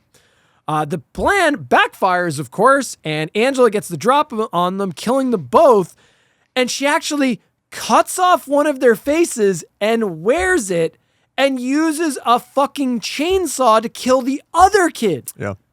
So it's Leatherface. Yeah. Again, how are you getting away with this?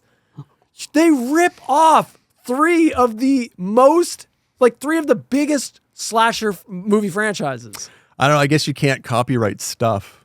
I don't know. I don't know. I don't know, man. I mean, everyone knows wild. what they're referencing. That's fucking wild. Yeah. You know, like that's like exact details of the character, though. Yeah. That's I don't know. That's or maybe the copyright folks are like, yeah, we don't care about this. Like I guess get the hell out of here. Like now, you could never do that. No. Yeah. TC notices even more campers are now missing, and what follows is Angela killing literally anyone who bothers her, piling up the bodies in her secret cabin in the woods, and her uncle fires her after realizing she has sent home so many campers, culminating in Angela snapping and literally murdering the entire camp. That's right. The end. That's the plot of Sleepaway Camp II. This movie is, you thought the first one was short, 80 minutes long. It is an 80-minute runtime. There is zero plot to speak of. No. Did you notice how quickly I got through that plot synopsis? They move away from that pretty quick. They're just like, no, slashers are popular right now. It's just kills. That's what this is going to be. Yeah, it's just kills. Yeah. Why don't I kick this off? Because I want to explain why I don't think 2 and 3 really work. Okay.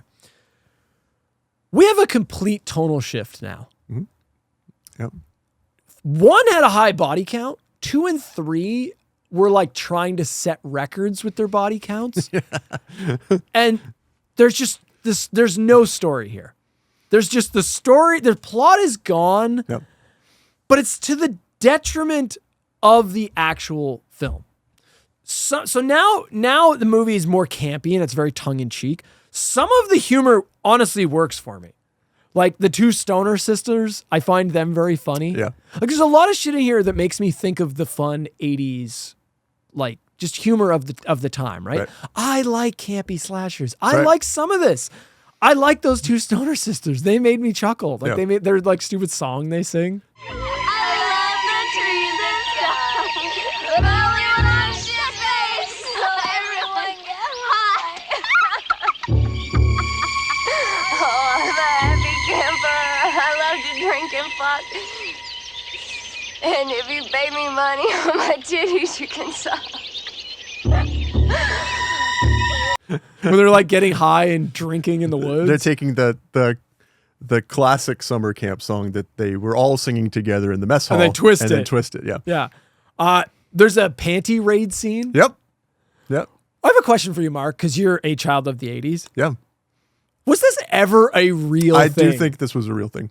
Like, so I think when I was at camp, we did this. You really? Yeah. This was a real thing. Yeah. Wow. I think that I don't think that is because like, was this a made up thing for movies? Because like, I swear to God, there's all these movies from this decade. Now, whether or not it like what? Yeah, did art imitate life? Right. Or I did think life it was like, art? I've heard of this from a movie. Let's go do this. Yeah. Yeah, like those funny nerds did it, so it'd be hilarious when we do it, right? Yeah. I don't know. That works for me. Yeah. I like that. There's some funny editing in this movie. Did you catch like?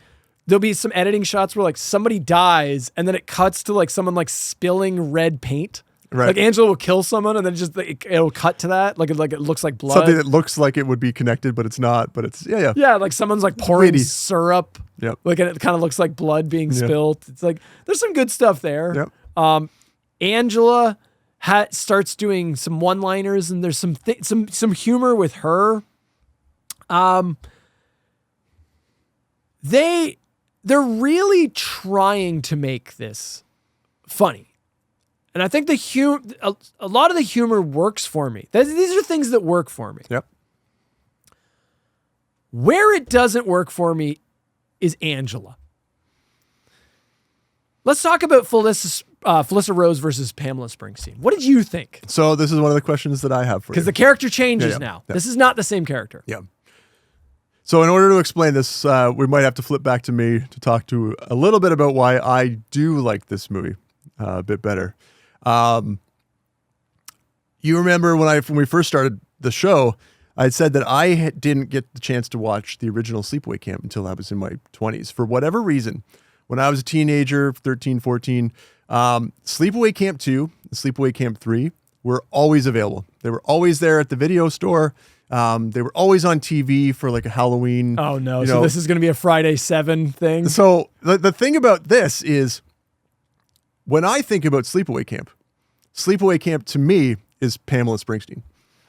So this is a Friday 7 thing where you're like, when you think of Jason, you think of that zombie Jason. And So when I went and watched the original, I was like, oh, wow, that's nothing like the Sleepaway Camp that I associate with Sleepaway Camp. No, because it's not just super campy. That's right. And so for you had the opposite experience, right? That you saw this one and then it was like a jolting, like, oh, wow, that's strange to go from this to this. I went the other way. To the tongue-in-cheek For shit. me, Sleepaway Camp was always just a zany slasher, 80s to the max, right? Yeah. So then when I saw the first one, I was like, oh, that one's like really serious. Yeah. There's like a plot here. That doesn't. And like in 2, did you notice like, okay, so in the first one, there's like you said, there's all these young kid extras running around. Yeah. Did you notice in 2, it's like all now teenagers, That's right. But it's not just teenagers. It's the teenagers that are played by 20-something-year-olds. They've gone back to the way that these things usually go. Right. And and now we got tons of nudity. Yeah. There's a lot of nudity in 2 and 3 because you have like, it seemed like in the camp in 2, every one of those kids was like 18 plus. Yeah. So that's one of the points that I have is that do kids at this age actually go to camp? And please tell us, because like when I went to camp, I was 12. Like or maybe something Jewish like that. camp. Yeah, maybe. No, because that's like a I thing. don't know. Like, but like, they're old enough so that they can do some of the things that you mentioned, like the nudity and to make the kills a little bit more grown up. But at the same time, then you age them out of going to camp. So that is the one thing that kind of seemed a little strange. Like, do people this age actually go to summer camp? And please tell us if that's a thing. It certainly wasn't when I was a kid, but maybe that's just me. By that age, I was not thinking about going to camp, but apparently there's a Camp Rolling Hills that's full of like 17, 18-year-old kids that are. What are you talking about, Mark? That's where we just came from. We came from Camp Rolling Hills and Camp New Horizons. That's where we watched. We're going these right movies. back there. Yeah, once right. we're Yeah, done exactly. this, Yeah, we're going to Camp New Horizons. Yeah, for the troubled youth. That's us.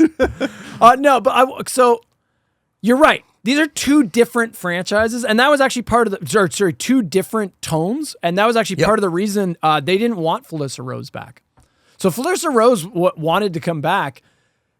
The producers found she didn't fit. She read the tonal script, shift. and she's like, "Oh, this isn't." It's more campy. Yeah. This is a very different Angela. She kind of has a little bit of one-liners now, not as much as 3, but in 2, she's starting to do a little bit more quippy shit. Yep. They completely changed her character. So she goes from like this weirdo alien in the first movie, and it's almost kind of a shame because we just never got to see what Felissa Rose could have done. Yeah. But at the same time, I kind of want to credit them for recognizing you're probably not the best pick for the direction the way we want this to go from now on. Yeah. And Pamela Springsteen kind of kills it. She does. She's exactly what this movie needs. Right. Yeah. So again, I would put it out to the viewers. Like, please tell us in the comments: is Sleepaway Camp Pamela Springsteen for you, or is Sleepaway Camp Felissa Rose for you? Because I think you can go either way, and either one of them is a valid choice. And actually, I might surprise you with this. I think when I think of Angela, I think of Pamela Springsteen. Yeah. I don't think of Felissa Rose because Felissa Rose plays the little girl. Right. Like, I don't really see her as the killer. Yeah. And now She really got to come out in her own. She really gets to come in her own in 2 and 3. Yeah. And my favorite version, when it comes up, I'm going to talk about my favorite version of that character, right? So back to this new interpretation. Yep. So Angela in this movie, she functions as kind of like, she's almost like a drill sergeant. Like she is following the rules to a fucking T. Yep. And no one in the camp likes her, right? She becomes like, she's the moral like authority in the camp. She is basically deciding what is right and wrong and passing that judgment onto all the campers and like kind of forcing them to conform to her way of what is appropriate fun. Right. What they should be and what they shouldn't be doing, right? Yeah, the funny thing is that you can survive camp with Angela if you camp the way that she wants you to camp. As a good That's right. girl and boy Right. that follows the rules. She'll let you doesn't live. drink and smoke Yeah. and fuck. It's and- just that nobody can meet those expectations. No, So yeah, they- God forbid they want to have fun. Yeah. Right, Yeah. yeah. How awful. She's constantly just like smiling and Yeah. like full of pep in this movie. Yeah. It's this weird, almost psychotic level of enthusiasm. Like, do you know what I mean I by love that? it. Yeah. She feels like someone, like it's a complete exact opposite of the muted, Right. silent girl from part one. It feels like someone that had years of therapy and psychiatric treatment where she actually had a personality shift. Yeah. And She is a completely different They kind of say person. that, like in the movie. Yeah, Like, she is a completely different person now. Yeah. Yeah, they actually, Angela has a line at the end of the movie where she talks about how she went through all this fucking therapy, all these different drugs, and she goes, now I'm cured. Now I'm cured. How did you get this job here? Easy. I've got great recommendations from doctors, psychiatrists, even clergymen. I did my time. 2 years of therapy, electroshock, plus every kind of pill you ever heard of, plus an operation. I'm completely cured. If I wasn't, they wouldn't have let me out. Which, Not really. yeah, not it's cured in some sense. To the Angela in this movie, camp is everything. Yeah. Everything to her. This is her universe, is living and breathing the camp world. I was gonna say it's like it's her church. Yes. Yeah. Yes. Like she feeds off the energy of the camp activity. She's constantly just smiling and like absorbing. Like even when she does the heinous shit, in her mind, she is removing the toxic element, which is disturbing this pure space. Yeah, in her mind, she's making the camp better by She's removing yes. the She's improving That's it. right. Yeah. She sings the Happy Camper song. Mark, do you want to talk about Oh, I'm a happy camper. I love the summer sun. I love the trees and forests. I'm always having fun. Oh, I'm a happy camper. I love the clear blue sky. And with the grace of God, I'll camp until I die. That one? Sorry, can you do that again? Yes, that one. Good one. job memorizing that. Yeah, that was How necessary. do you not know that song? I mean, I just make my version is like I the think I got stoner it right. system. Yeah. Stoner Yeah, system. they're- version. hers are better. Can you sing that one, On though? my titties, you can suck. I like their rendition I'm a better. happy camper. I love to drink and fuck. Or Yeah. No, yeah, is that? Yeah, I like to drink and fuck and something. And if you pay me money, on my titties, you can suck. something like that. Like it's just their version's the shit. Yeah. So we have an Angela that it's just like they've reinvented her character. She's just all in on this. She's you've met people like this before. like just the moral. Like in their mind, they're the morality police. And Yeah, and they're supposed to be like Miss Purity and Chastity, but also there's something weird below the surface because they're positive and energetic to a creepy level. to a fault. Yeah. Right. Yep. So no one likes her. Go ahead and joke. But I never thought pornography was funny. You're right. I'm ashamed of myself. I'll handle it. They should be sent home. No, there's no way. Uncle John would never go for that. Charlie and Emilio have been coming here for years. Don't worry, I'll handle it. Oh, by the way, you might want to keep your eyes and ears open tonight. I think a couple of the kids are going to try to scare you. I overheard them talking about it. Don't worry, I'll handle it. This is why 2 and 3 fail me, because they both have the same problem. Angela is our main character. Yeah, I was wondering how you'd respond to that. You can't do that. You can't have the slasher as the main character unless you're Patrick Bateman. And that's the point of that movie, is you get to watch a sociopath. You get to see a day in the life of a sociopath and how horrific that is. You can't do that. You need a Sally Hardesty, a Nancy, a fucking Alice, a Tommy Jarvis. I think it depends on... You can't have a slasher as the main fucking character, because now we have no tension. I think it has to do with the tone plays into this, though, right? Like all of those movies that you listed where the killer isn't the main character, we're all serious. This is not a serious movie. Right. So I think it's an intentional choice to follow Angela, because they're like, there's no mystery about who's killing them. You're going to see her do it. Like she's the one killing all these people, right? So it's not there's no twist or reveal at the end like there was in the first one, right? There's not a lot of character building. It's all for the... Right. Yeah. There's not a lot of character building. So we have zero characters other than Angela. But Angela's just a monster. Yeah. So what is the point? I think they opt for fun over development. But I think you can do... But there are fun, campy slasher movies that do it right. And I think this does it wrong. I think the biggest mistake they made was making Angela the main protagonist. I think Angela should have, because there's no mystery. Yeah. The first fucking 5 minutes, Angela kills murders a girl. Yeah. So you know she's the killer. There's no twist at the end of this movie. Angela just massacres everyone with zero consequence, and the movie literally ends with her getting away. Yeah. She kills like a hitchhiker. She hitchhikers, kills that woman, and that's how the movie ends. It's like, so, like she's living in a cartoon world. Yeah.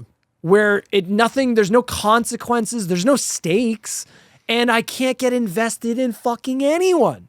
Like, they give a little bit of screen time to Molly and Sean.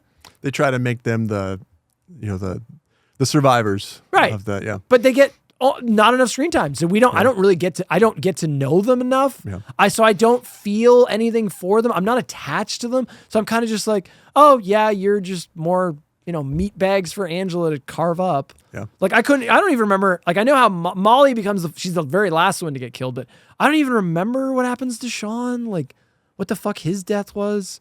Oh, he gets his head chopped off. Yeah. It's like it happens off camera, and she like puts his head in the TV. So you're just watching the Angela show. Yeah, but I think that was the point.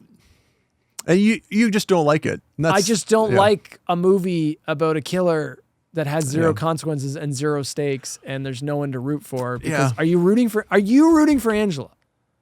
Kind of. I think if you were to go, I think the whole idea is that if you go and see this in a movie theater packed with other teens and 20-year-olds, you're just rooting for Pamela Springsteen to go around like lopping heads off and throwing battery acid in people's faces. Like, let's compare it to Friday the 13th again. Yeah.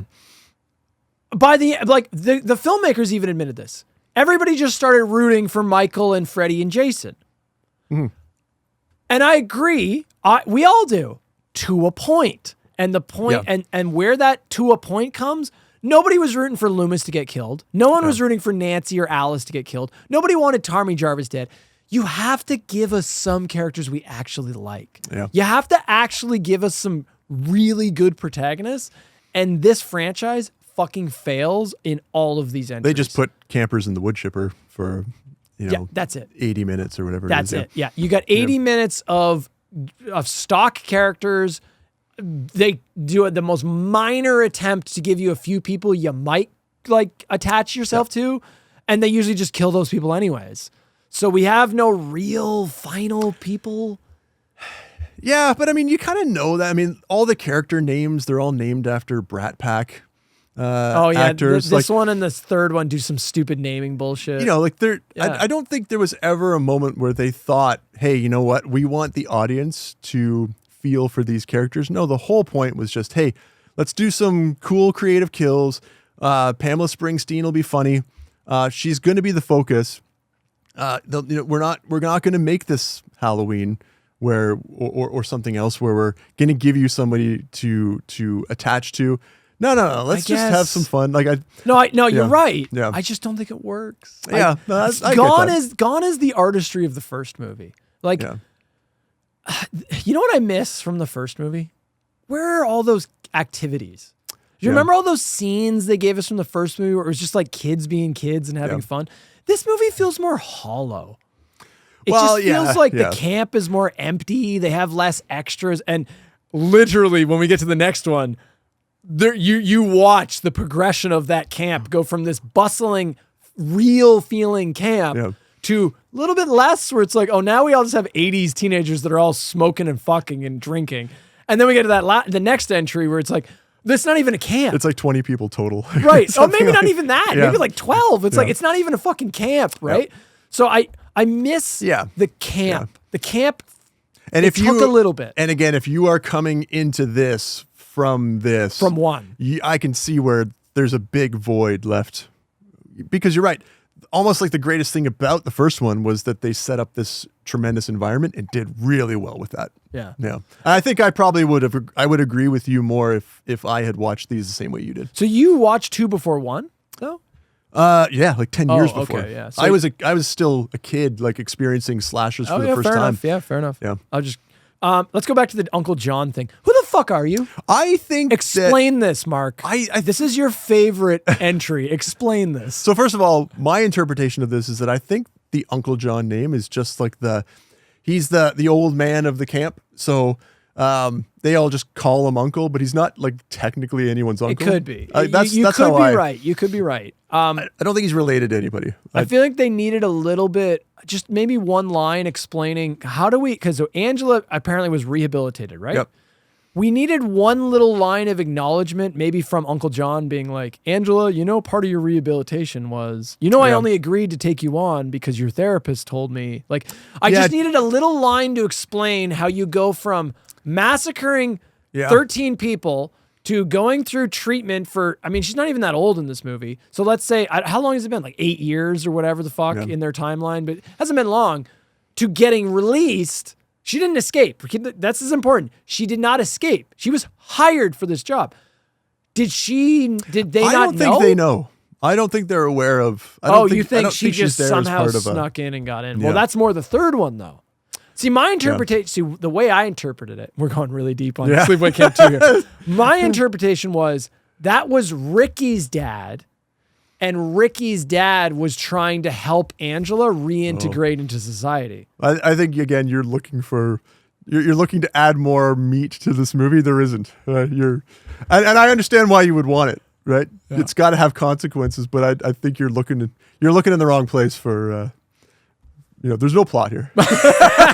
There's no film. There's here. no, no, that's it. This is not a movie, dude. Mark, what do you got? I don't have much.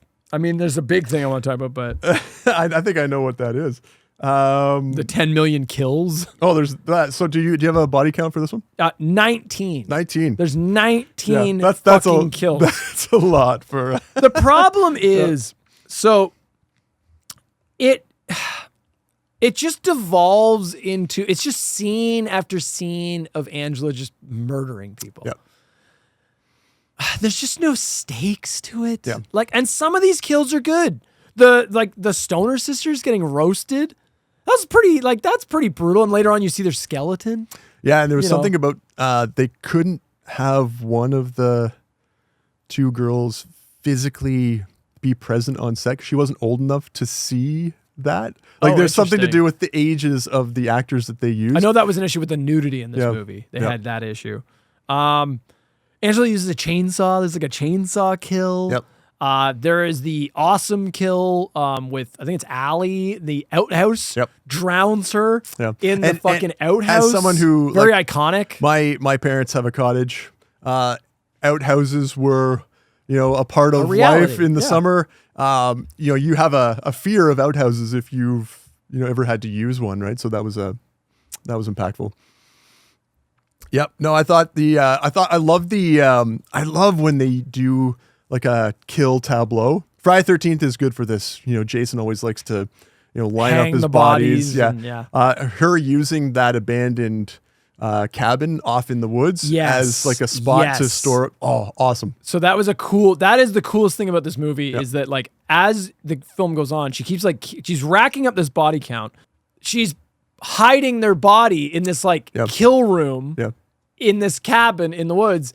And you see the corpses and she just keeps adding to this collection. And you're right. It's like she puts the one guy's head in the television. And then she starts talking to the TV like, I wonder what's on right now. She has like a very, like again, it's very tongue in cheek and she's goofing around and Pamela Springsteen does a great job like chewing the scenery in that. But that's cool. I like that. Yeah, I like that. How old were you when you saw this? Do you figure? No, I just saw this. Oh, so you just watched it for the first time? I told you. I only saw the first one. I never saw 2, 3, and I never saw any of them. I'm going to try and stay professional here. But there's another reason why this movie is particularly influential. The amount of nudity? It is, for a 12-year-old, this movie would be a huge awakening. Oh, it is like gratuitous nudity in this movie. They are throwing tits at you constantly. Yeah. Constantly you are seeing titties. Yeah. So, this was the first time I'd seen tits in a movie. It was this one. But you can imagine somebody watching like this. Teenage boy, would, now I get, horror movies are a rite of passage for most teenagers. What Mark is saying is, here we go. Mark saw the first one, sees the artistic value and decided, you know what? A nice pair of tits trumps that any day of the week. That's right. Mark is revealing his true perverted self to you. You are seeing a man, a deviant at work here. We're seeing the inner clockwork that goes on in that coconut up top there. Right. This coming from the guy who wants to use extras like street people can't we just hit them in if there was return, if any of them were attractive movies? Women, we could use them for some of these nude scenes too. Yeah, there would be that. I would be open to that as well.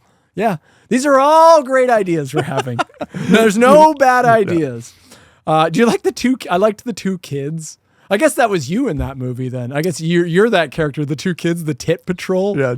The two little kids running around taking photos pictures, of the topless girls. What's Angela's problem? I mean, who's gonna see me anyway? The tit patrol, that's who. Get anything good? Allie and Mare. All right. Man. That was you and your best friend. That's you and Ryan. Yeah. I mean, you can imagine who are these movies for, right? Sure, they're for teenagers, but there's also an element of any kind of horror movie, slasher movie is, watching these before you're supposed to, right? Before you're allowed to watch them, right? Yeah. Catching them on late night TV, or you get to rent one and, surprise, the guy at the video store back when we actually had video stores, you didn't check, so he'd let you walk out of the video rental place with something like this, right? And this is kind of what you get when you are watching something and you're probably a little too young to see it, right? That's why the kills, the imagery in this one is just, it stays with you if you're watching it when you're 11 and 12 years old, right? There is a scene in this movie, and the third one also has this, that I think maybe perfectly sums up why this movie doesn't work. Okay. And same with 3. This is an 80-minute runtime movie. Yeah. And there is no story. So it's just kills. And they couldn't even fill that effectively because there's a 5-minute scene of Angela having a dream sequence, which is just reused footage from, I think it reuses footage from part 1 and 2. Do you know what I'm talking about? They had to pad it out. When you're padding out an 80-minute runtime, you don't have a movie, guys. I gotta say though, scenes. It's so bad, dude. It's like they add these audio effects and they put like blue filters on the screen, like to try to be like, oh no, this is all new shit. This is adding to it. It's like, no, this is just a pad out scene. This one's not as egregious as part 3. I was gonna say, was that in this one? No. Part 3 also has it. Okay, so there's another one there. Yeah. That's what I'm saying. Yeah. It's like when you're stretching to get to 80 minutes and you have to do come on. The one in part 3 was definitely to stretch it. Oh, it's way worse. 3's way worse. We'll get to it, but this one's not great either. It's 5 minutes. Yeah. 5 minutes of nothing. You're just it's reused footage. Yep. Yeah. Mark, the last word is yours, my friend. Not last word. There's a scene that I'm hoping you could include a clip of for people to watch. In the first mess hall scene, they're having breakfast. I think it's one of the first ones. Okay. And there's this guy that... Did you find another unibrow guy? No. Similar to that, though. Some kid spills syrup on his hand, and he spends the whole scene trying to wipe it off. And I swear it was not intentional, but now he's literally covered in maple syrup. So he's trying to do the scene while also trying to clean his hand. Is he an extra, though? Or is he background? I think he might have like one line. He's at one of the tables. The kids are talking about what's going on, right? But I don't know whether he's pouring syrup on his pancakes and he's looking the wrong way and just gets it all over himself. But then he spends so much time like literally in the scene trying to clean himself off. I just thought it was funny. Just the stupid shit that happens in the background when you've got all these extras and people, but they don't have the opportunity to reshoot the scene. So there's like, well, kid, you're going in with syrup all over yourself. So I thought it was kind of a funny moment. Yeah. So, Uncle John, played by Walter Gotell. Do you?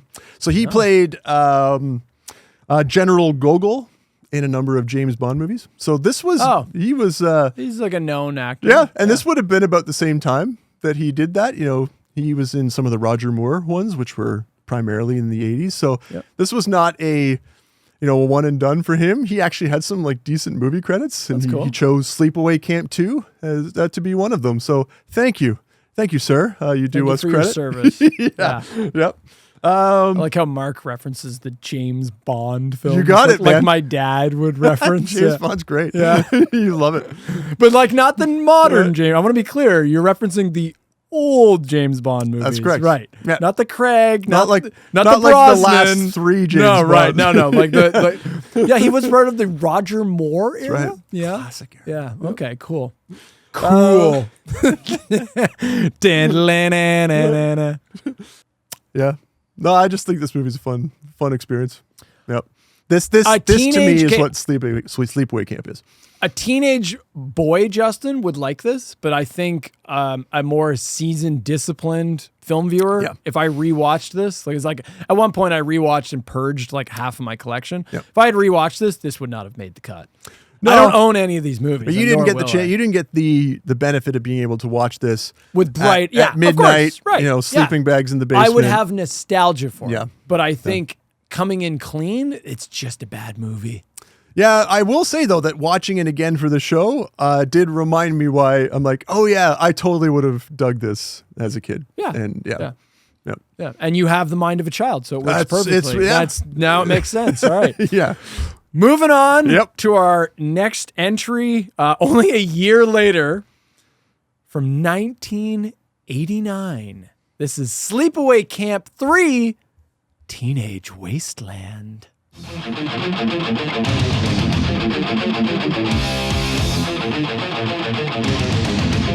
Did you like I got the subtitle this time? Yeah. I think you're doing your job. I think it's Teenage Wasteland. Teenage Wasteland. Teenage Wasteland.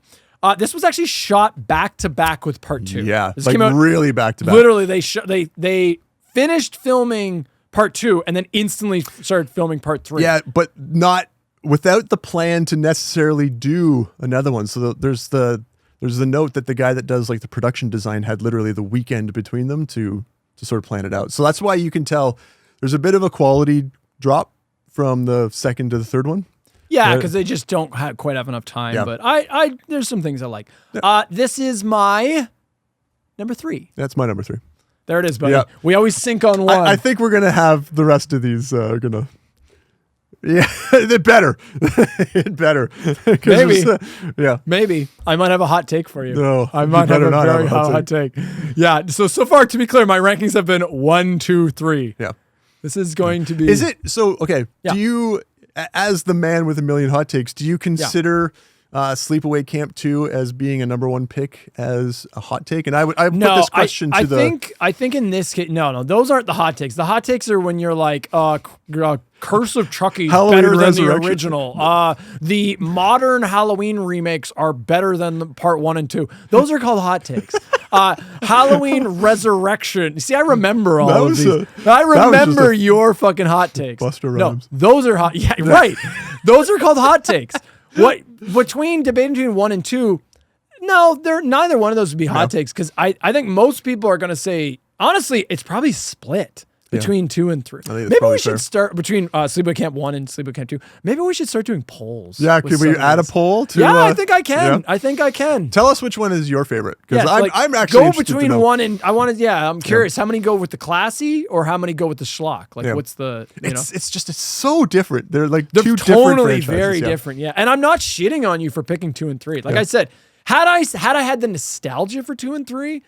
I can totally see where I might have given them a little bit more. Yeah. They're more fun than Sleepaway Camp 1. Yeah. Sleepaway Camp 1's not a super fun movie. It's just Sleepaway Camp 1 is a more complete movie. That's right. I will give you that. 2 and 3 are very incomplete, especially 3. Yep. Let's get into 3. Okay.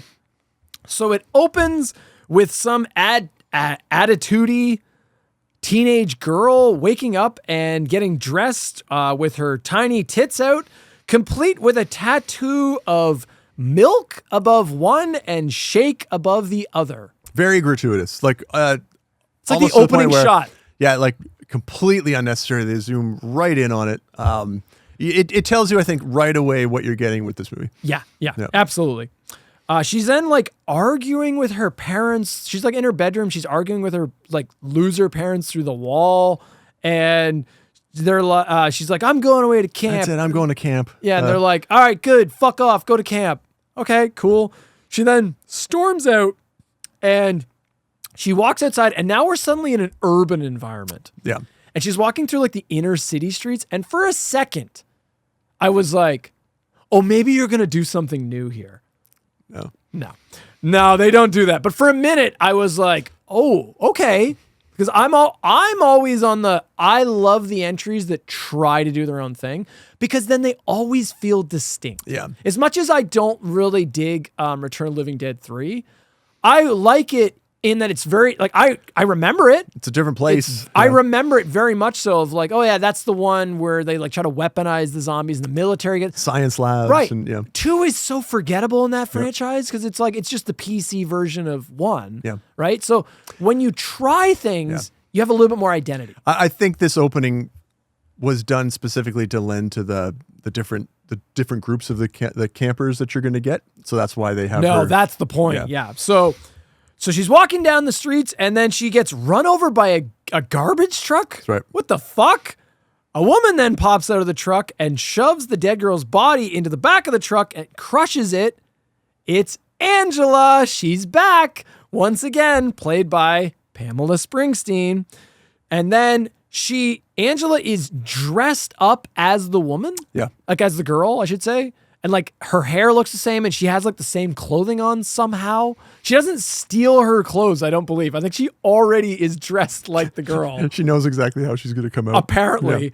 A van then pulls up with New Horizons Camp on the side of it. Yep. And it picks up Angela and the van takes off, revealing graffiti on the wall.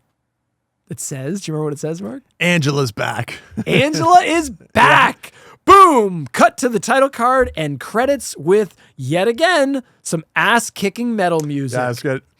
Terrible credits, red text on a black background. At least there is a cool 80s rock song in the background. Oh, it's another great banger of a rock song. Yeah.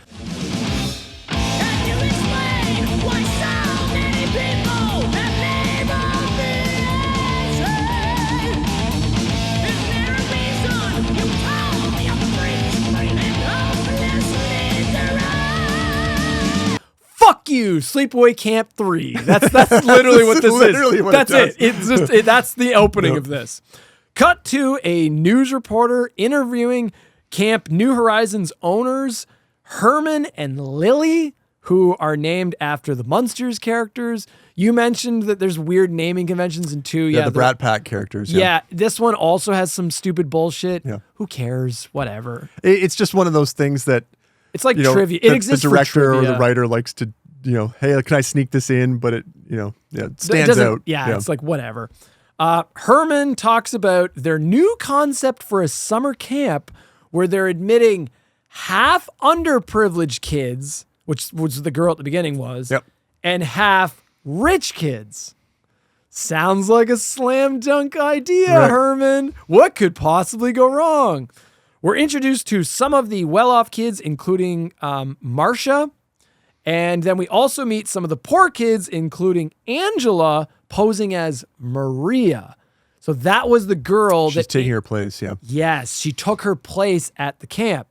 And of course, everyone in this movie they're supposed to be playing teenagers. They all look like they're in the mid to late 20s. These ones look really old. Really old. Yeah. Like this one, these all look like Elm Street kids. Yeah. Very That's like right. late. That's a good. Very late 80s look to all of them. The reporter then drops some exposition explaining that Camp New Horizons is on the same land as Camp Rolling Hills, and 1 year has passed since Angela massacred everyone. So we're skipping ahead a year. The kids all then gather in the mess hall and start to get to know each other, which goes about as well as you would expect. Camp owner Lily reveals that the group, like the entire camp, is going to break into 3 separate smaller groups. And she also introduces the third camp counselor, Officer Barney Whitmore. Oh, so now we have a cop at the camp. Yeah. One of the first times in the entire franchise, the police kind of have more of a presence. In the other entries, the cops, if someone dies, cops show up and like, Yep, someone's dead. That's interesting. We'll get back to you. Yeah. That's it. Or I heard he was a good swimmer. That doesn't look right. Oh, well. Literally in part 1 and part 2, there is like 0 police presence. Yep. Even at the end of part 2, like at no point does anyone get through the cops and the cops show up. If a kid dies at a camp like that, that camp is closed. Like there's Nope. If there's suspicious circumstances like that, everyone's going home. No, you know why, Mark? Because the greasy camp owner sweeps that shit. Oh, under the yeah. rug. He pays off the right people. He buddy. knows. Those never make the real headlines. That's right. I'm just that's It's true. It's probably the most realistic thing about these films is that actually, yeah.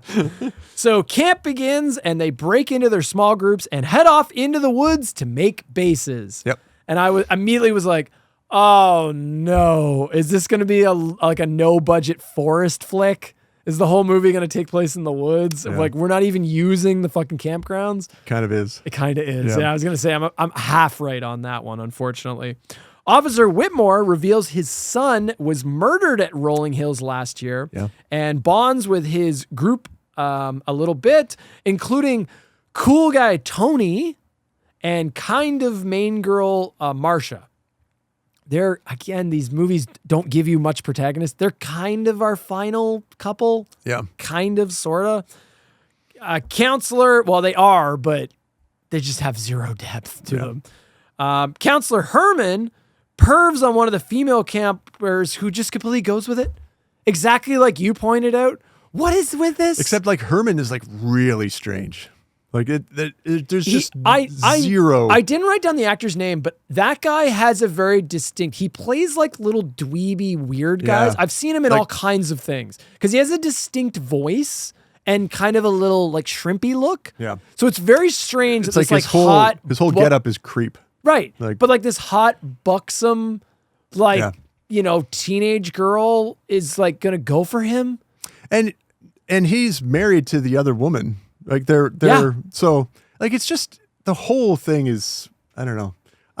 Why not just have her with some other camper? Well, I think husbands cheat all the time. Sure. Mark, as someone who has been unfaithful, I'm sure many times Every day. at this point. Right, exactly. Like given the opportunity. Never. Like that's probably the again adding to the realism of this movie. Right. Yeah. Given the opportunity, I mean, sure. Yeah. Why not? Right.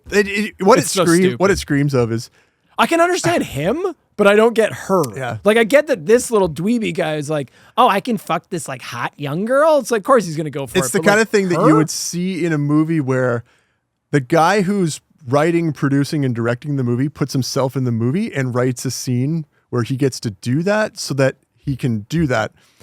You mean how like Tarantino wrote a scene where Selma Hayek like pours alcohol down her foot so he can suck on her toes in From Dusk Till Dawn? Right, like you're in the movie, you're going to have to do it, but I also self-servingly included a scene. But I don't think this guy had anything to do with, I don't think Herman is like, I don't think he's involved in it. So he just, I don't know. Or he's like good friends It's with so the guy. weird. I don't know. Angela catches them fooling around and then proceeds to beat them to death with a stick. Yep. Like both of them. She like beats the shit out of the guy, and then I think she beats the shit out of the girl like immediately after. So she's already, now we've got 3 people dead. That night, Angela kills everyone else in her group before torching the bodies. She then joins one of the other groups and lies that Herman asked her to switch with another girl. Angela then kills that girl, naturally. The groups participate in some random activities to pad out the runtime. Angela kills more people, including the female camp owner, Lily, until finally she gets revealed by Officer Whitmore, who she instantly kills, and having a final fight with Marcia, who kicks Angela's ass and seemingly kills her? Or not. She wakes back up in the ambulance. But yeah. That's the plot of Sleepaway Camp 3. See how quick that one was? Like, you can always tell the ones where Justin's invested by the plot summaries. It's not just that. It's like, you're right. Generally, the movies that I like more, I will put a little more effort in the plot, but I try to be as neutral as I can. Yeah, there's not a whole lot to... That's exactly it. It's like, what do you want me to say? The plot is Angela sneaks into this stupid new camp and just proceeds to massacre everyone. Until 80 minutes or whatever the fuck the runtime is. It's convenient as well that they're broken up into smaller groups so that she can, eliminate all of these kids and then move to another group and have nobody know what's happening, right? So I don't know. And you're right. Pretty much all of it takes place out in the forest, which is, yeah. Okay. So 2 let me down. 3 really let me down. There's some things I like. Yeah. But it has a lot of problems. It's a more derivative version of the second one. Yes. Yeah. And okay, so here it's like, how does it work as a third entry, right? Like there's a lot of weight on that. I mean, if this is a trilogy or whatever the fuck, it's like you got to give us something new here, right? So Angela's back, just like the graffiti says. That's exciting. Why? What's her? Here's my question for you, Mark. What is Angela's goal in this movie? I think she just wants to be at camp. She's drawn to camp. I don't know why. But, in the second one, I kind of, like, if you're going to say it's a sequel, it works better because in the second one, it feels like she's trying to reintegrate. Yeah. In whatever fucked up, weird way her mind works. She is trying to reintegrate. But in the third one, she's not playing that bright-eyed character anymore who's excited to be at camp. It seems like she doesn't even want to be there. Trip out on this. That's my tent. Bombs away! Ah! I warned you. Party all night! Teenage wasteland! Why did I think this year would be any different? So like why is she there? Yeah. What is her purpose? What is her goal? The fact that I can't answer these questions is a problem. And the fact that Angela is our main character makes that problem exacerbated. You can't make Angela the main character if I don't have I don't know what is going on? What does she want? Yeah. Why is she there? So it's a very different Angela in this movie. She's playing it seems like in this movie, her goal is just like, oh, I'm just going to kill campers. Yeah. Yeah. I think a lot of slashers essentially just devolve into that though. Like any sort of plot thread that the initial entry, like I don't think in Friday 13th Part 7, Jason is still killing campers to get back at, for revenge over his mother. I mean, at that point, it's just, all right, line them up so that he can kill them in are we still looking at it from that perspective? I think the biggest challenge that you have is that you see 2 and 3 as sequels to the first one, whereas I just don't. I don't think that there is enough of a connection there to really, you think it's like Leprechaun? It's always a new Angela? It's just, yeah. I mean, I know, yes, it's supposed to be the same character, but it really isn't. But it isn't in the same So time. when you're looking at part 3 as the third in a trilogy, I'm just kind of seeing it as the second part of the Pamela Springsteen, duology. Yeah. Yeah. I mean, I get it. I get what you're saying, but even as that, it doesn't quite work, right? So like at the beginning, Angela kills the girl to take her identity so she can get into the camp. So Angela makes an effort to get into this camp. She wants to get back. Why? That's home for her. Why? That's what? Okay. She's drawn to the camp. And also, like, how does Angela know to stalk this girl? How does she have the when she kills that Maria girl? She already has made herself up to look exactly like her. So she was stalking this girl? The funny thing about it is that it's no one is going to recognize Maria based on her hairdo and her jean jacket. They're going to not recognize your face. Like, so the only person that would be fooled would be somebody who doesn't know what Maria looks like anyway, in which case you don't have to pretend to look Oh, you mean everyone else at the camp. Right, exactly. But you also look like you're in your late 20s, early 30s, trying to impersonate someone who's like 17 years old. So putting on a pair of glasses and maybe a wig ain't going to cut it. So who are you trying to fool here anyway? Like, why is she hiding? Like, and like, that's the other thing. It's like, okay, everyone at this point, remember in part 2, she gets away. Yeah. So they all know Angela Baker. Is Baker's her last name? I think at this point she's Angela Baker. They all know Angela Baker massacred all these people. She's on the run from the law. Yeah. At this point. Oh, I totally understand why she's going in disguise. No, but why would you hide out in a camp, let alone the exact fucking same camp? You just massacred everyone. She's going home. Right. Justin. Talk about hiding in plain sight. Like, that's your plan? Yeah. You're going to hide out at the crime scene. She's drawn to it. Makes sense. Yeah. And of course, there just happens to be a cop at the camp who also has a connection to the previous entry. He was the father of which camper? I think it's Sean. Is it? Yeah. It's Sean. Yeah. I actually, so the Officer Whitmore character in this movie is probably my favorite character. They give him nothing to do. Yeah. But I like him in that he's the only character, and I'm including Angela, who actually has any motivation. You actually kind of feel for him. That like the story he gives about like losing his son to Angela, and like, what he's like, if I ever saw her, I'd kill her. It's what would you do if you ever caught up with her? I'd kill her. Well, what did she look like? She's white, 5'5", 115 pounds, brown eyes, reddish brown hair. She's 21 years old. Hey, what would you do if you ever met her? I'd kill her.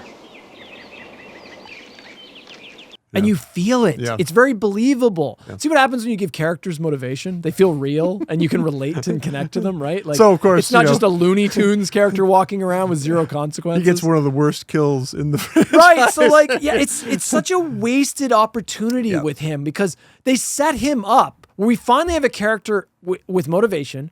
And we also finally have somebody who could maybe fucking give the justice that Angela has coming to her. Yep. Because Angela's not a good person. She's not a piece at this of point. shit. There's nothing redeemable. There's nothing redeeming about her. So like, and seemingly she's dodged all consequence. Yep. She's just walking through the fucking rain. Nothing's been tied to her. She's not really suffered much, honestly. Like debatably between part 1 and 2, I guess she was in a psych ward. But I mean, she got out pretty quick for having killed 13 people. Any sympathy that we might have had from her childhood days from part 1 is long since gone at this point. So they set him up like he's going to have this big showdown, and then she just shoots him. Yeah, I think they just waste that whole subplot in that character. I think they made a mistake because his motivation should have been tied to the character that makes it the furthest, right? I mean, not to say that you have to do this in a cookie cutter format where the final girl is the one that has that connection, but you can't have your character that survives until the end have no value and then put the value and motivation behind this other character who doesn't make it, right? I mean, he makes it pretty far, but he doesn't really, the other thing too is that he doesn't figure out who she is. She pretty much just gives up and starts talking about how she used to kill all these kids. Like, she could have just remained undercover. She's the one that comes out with it and basically admits that she's the killer. So nobody solves the crime. Yeah, because there's no consequence for Angela. She just doesn't matter. The only other characters they try to give us as main protagonists is Tony and Marcia. Yep. I like them. They have like, dude, They're three, okay. They have like 3 scenes. Sure. And they're like 3 2-minute scenes. But, you know, she's... They get nothing. Nothing. He's in a gang, and she's attracted to the bad boy. You know, but he's becoming a better person because of yeah, like it's so pointless. Their whole thing, they're nothing characters. It's I'm choking on this because it's so stupid. It's not until 50 fucking minutes into the movie that her and him have any actual dialogue. 50 minutes in, they have a dialogue scene. in a 79-minute movie. Right, exactly. Yeah. So like at the end of the movie. I think the funniest thing with them is the epilogue with them. Do you know what I'm talking about? I heard... That's the funniest shit. Okay, so this isn't in the movie, right? Which? But wasn't there something about how she actually has a boyfriend? No, that's back in the movie. home? Yeah, is it? Okay. So at the very end of the movie, Tony, for all of the day that he's, maybe 2 days he's known Marcia, has completely fallen in love with her. Right. They're from different cities. He professes his love for her, and they're sitting in the back of the police car, and she's like, oh, yeah, I have a boyfriend. I love you so much, babe. Look, everything's gonna be okay. I'll move to Ohio. We can be together forever. Get married. Tony. What? I kind of already have a boyfriend. Oh. You could come visit me. Yeah, I could do that. It just ruins all the feel good that they've set up. But it actually, I kind of loved it because it so subverts your expectations. You're like, that you Sleepaway Camp 3. right? And you also kind of realize like, oh, Marcia's actually kind of a piece of shit. Yeah, right. And then she's kind of like, well, you can visit. like implying like, well, I'll still fuck you on the side. It doesn't mean I'm not willing to cheat. It basically has like a womp womp type yeah. And it's just I don't know. I kind of liked that. That was a fun little payoff. Mark, what do you got? What do you want to talk about 3? Is there? I wonder. I think there's an R-rated version of this, like the one that I don't know if there's 2 different versions of this, but the movie that all the kills in this movie, they cut away in a lot of them. So this one was notoriously fucked up by the MPAA. And because this is 80, I think I said it was 89. 89, right. Yeah. So this would have been right around the time of like Friday Part 7 where they were hacking the shit out of all the kills. But I don't think there was a release that showed. No, so I think in the Blu-rays we have the Scream Factory Blu-rays. Okay. There's like a work print version, but then you got to watch it in shitty quality and you kind of have to go with what went out, right? Like, so if the version they released that's the one that you sometimes they restore those unrated Yeah. versions, but often this is a travesty, unfortunately, in the modern era. So much of this old footage, they got chopped up from Friday, like the Friday 13th films and the Nightmare on Elm Street movies. The footage just gets lost. Like infamously, there's like an X-rated cut of the horror film. Do you know Event Horizon with Lawrence Fishburne? There's an X-rated version of that movie that's apparently like heinous, like Hellraiser level. They lost all the footage. Yeah. They can't find it. I mean, that movie is good as it is, but I can only imagine what a when you could show us like hellscape moment. Yeah. So like this is one of the things is they just time moves on. They lose, especially with these no budget movies. Somebody has to store this celluloid somewhere. Someone has to store it. Yeah. And it gets lost. And what they end up getting is like work print versions that I don't know if those are off of like master tapes or whatever. Maybe, see, I'm hopeful that now maybe with the advent of AI, and I know this is a controversial thing to say, but they could take that shitty raw footage, which is all they got, and AI could enhance it and fix it where it actually would then seamlessly blend back into the HD cut. Integrate it seamlessly. Yeah. That's my hope. I mean, the challenge too is you know, nobody 35 years ago when these movies were coming out thought about preservation. Yeah. No. But like nobody. The cutting room floor literally meant the garbage. There aren't going to be two jackasses talking on something called a podcast or YouTube channel about this movie. It's going to be forgotten 6 months after we release it. So who cares, right? But, you know, here we are wishing that they had kept it around, right? Yeah. Let's talk about New Horizons Camp. Okay. I mean, no, there's some stuff to say. Yep. Credit where credit's due.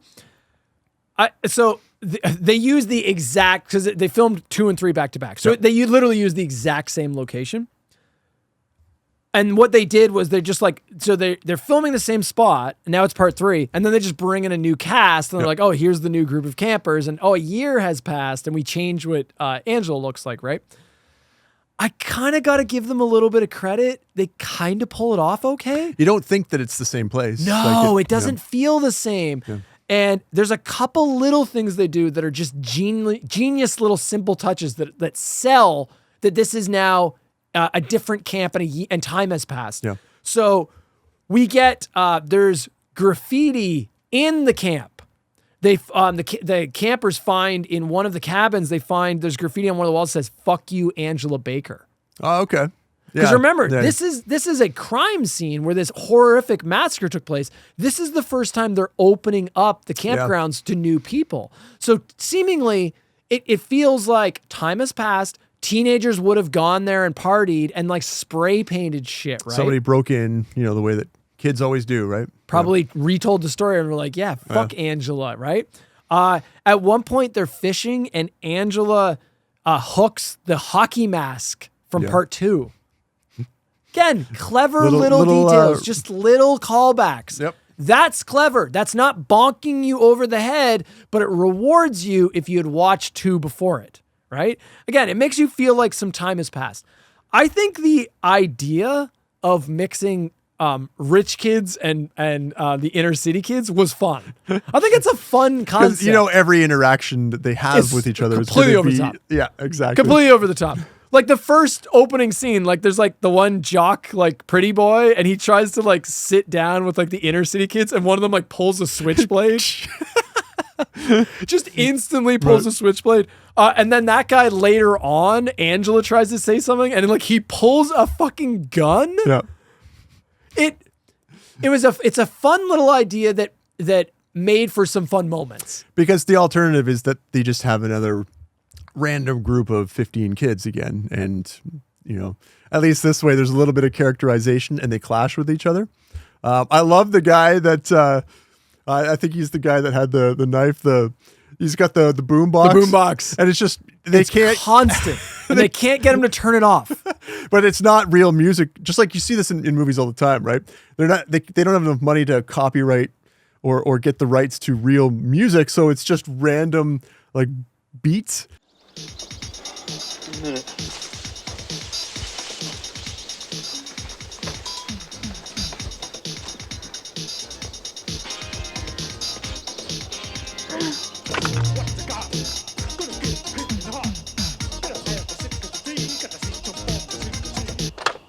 In the back, I love the music when it's like cheap fake. I would like love a rap, soundtrack rap of just playing. like of like the whole time he's there. This thing and is it's always just basic. Just the most basic shit. Yeah.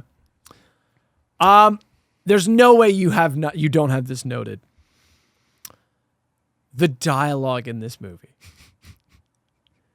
is so needlessly crass and over the top and vulgar to a comedic level.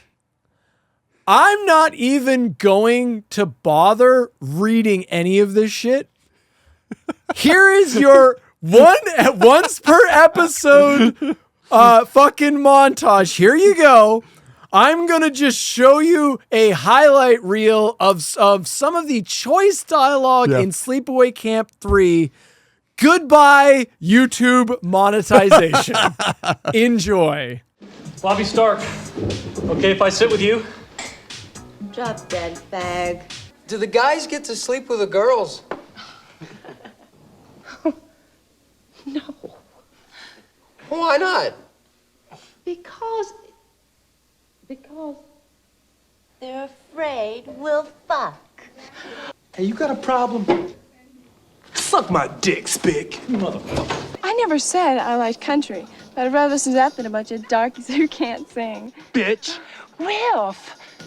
You dirty nigger. How you doing, honey? Okay. Good. I wish I could say the same. That nigger could have killed me.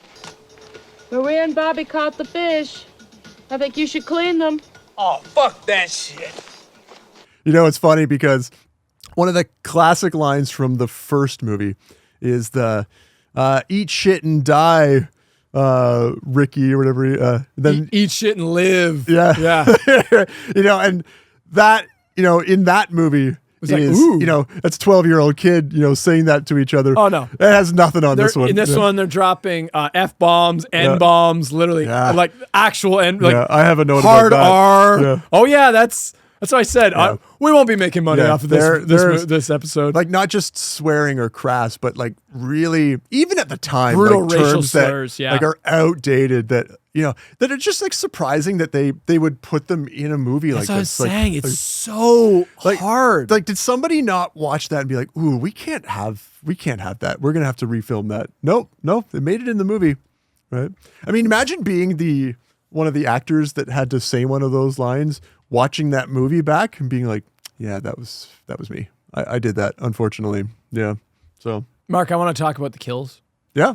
I mean, we have another high body count here. Yeah. I didn't write down the number, but it's something, you know, stupidly high again. Yep. I don't even remember.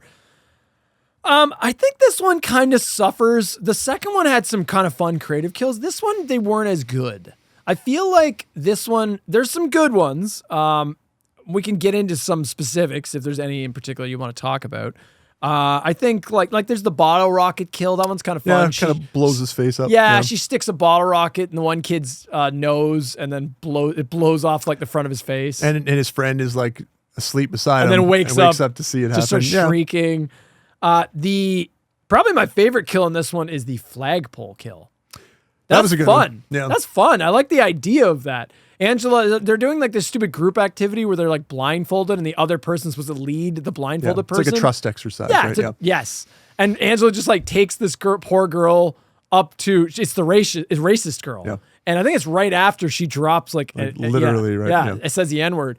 And she takes her to the flagpole and then like they're not only are they blindfolded, they also have to tie themselves up. Yeah, it's a trust exercise. Like, you have to put your faith in the person that's leading you, Yeah. and if that person is leading you to a flagpole, to then run tie you up. Yeah, because then Angela ties the girl to the to the rope, and then proceeds to lift her. Which, by the way, I don't think Angela would have the strength. Never to in do a that. million years. No, Yeah, I don't. but it's still cool. Yeah. Like Jason could do that. Michael could do. Basically, anyone else besides Angela could do right. that. And then just drops her, like literally pulls her to the first, top, and then just which is. I don't know how that's that. pretty horrific Yeah. to think about. You hear the thunk when she hits I the think ground. they kind of show it a little bit From the top, right? So you don't. They don't show you a dummy hitting. No. But it's effective. It worked for me. I was like, that was a pretty brutal one.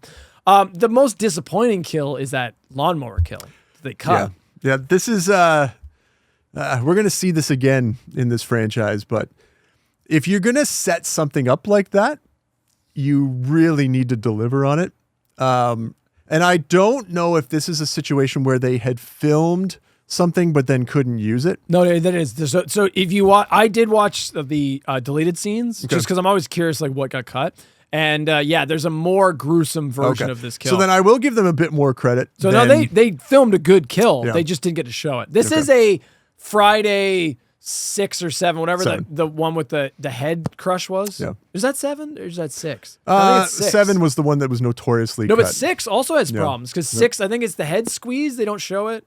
Yep, I think. Yeah. I think it's that one. Like, you don't get to see the horn get shoved in the guy's. That's 7. Yeah. You don't that's get to 7. see No, 7 got butchered. Yeah. That's part of why it wasn't high for me. But 6, I think, has like a head crush they couldn't show.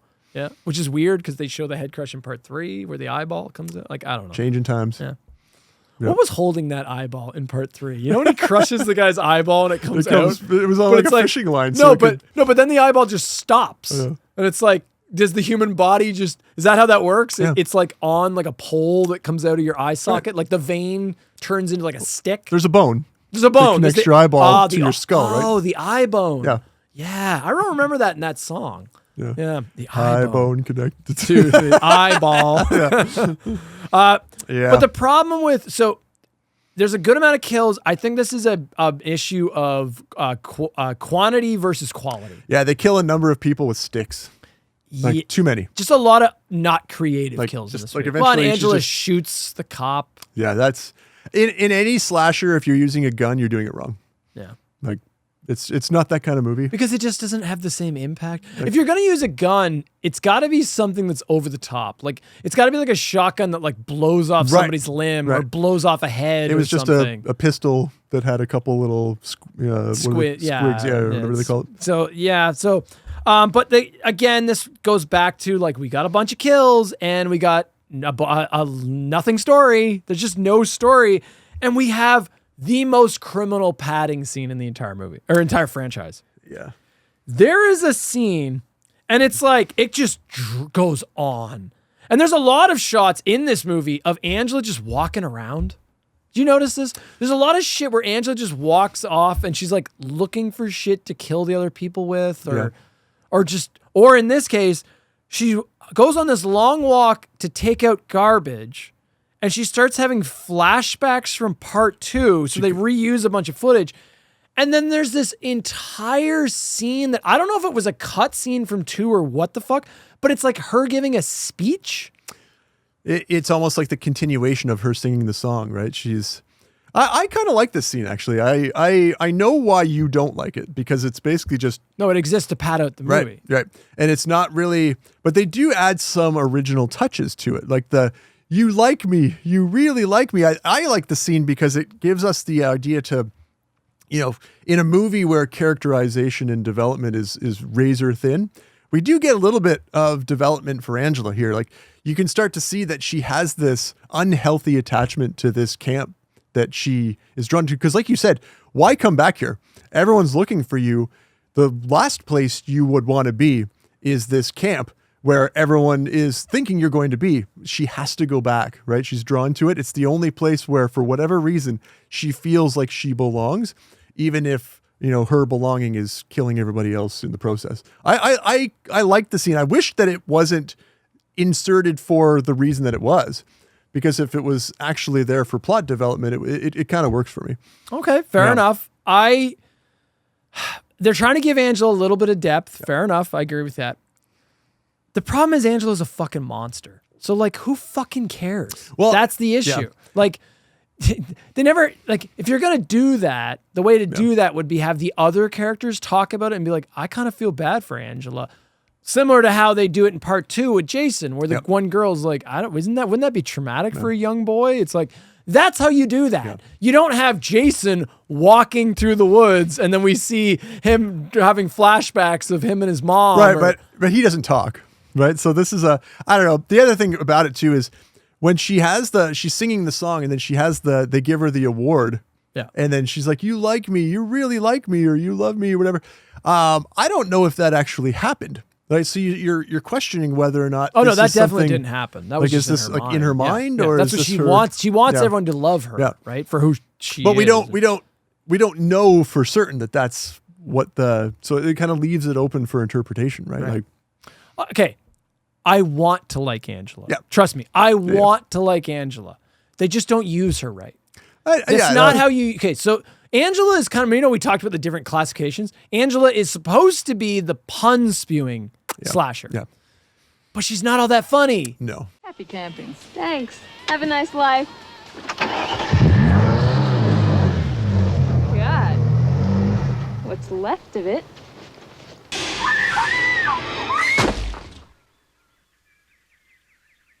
Where's Cindy? She's at the main camp. She's got a headache. Angels are pretty, angels can fly, and here is an angel that can make you die. You've got no style, you've got no flair, all you do is fight and swear. So say your prayers and make amends, 'cause your life story is about to end. Fuck. Well, yeah, I mean, she's okay. She's got a few. Okay. This is actually my favorite version of Angela. Yeah. This one in part 3. 2 Pamela Springsteen's credit, she does a really good job giving you different versions of Angela. Yeah. This is not the happy-go-lucky, overly optimistic Angela from part 2.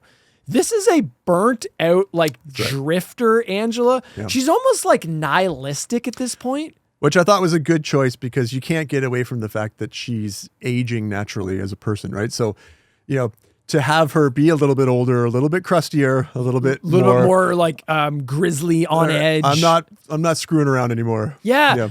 And to their credit, man, did they ever nail the new look. This is my favorite look. Yeah. She has different hair. Yeah. She's a little cuter, a little more done up, and she has like the badass sunglasses. And like, I just like this look of Angela. She is in 2, she still kind of felt like the awkward, geeky Felissa Rose. Yeah. A grown-up Felissa Rose. Yeah, but you always love it when these characters get their MTV glow up. Yeah, that's it. So, yeah, but I mean, if you want me to like these dumb slasher movies, you got to give me something. Yeah, and I kind of, she has a glow up in this one, and Pamela Springsteen really tweaks her performance, and they did a good job making her look different, where it feels distinct. Like if you showed me an image of her in part 2 and her in part 3, you could almost convince me it was a different actress. They look very different. And considering they would have had like a couple weeks to tweak her look, like they kind of nailed it. It's not like there's like years in between. Yeah. And a lot of the imagery that I've seen for Sleepaway Camp, they use this version of Angela, the part 3 like cool girl with the sunglasses. I've seen a lot of this imagery used. Or they use the part 1 stuff, but yeah. No, it's good. Yep. Yeah, that's good. I only have one last thing to talk about. Mark, what do you want to talk about?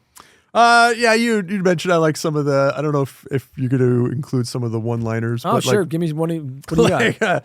Like Cindy when she falls and hits the ground after the flagpole. Somebody asks, like, where's Cindy? Oh, she had a headache. Like, because her head like cracks the thing. Yeah. Like there's some that kind of thing. I actually think her one-liners aren't good, but I think some of the dry humor works. Yeah.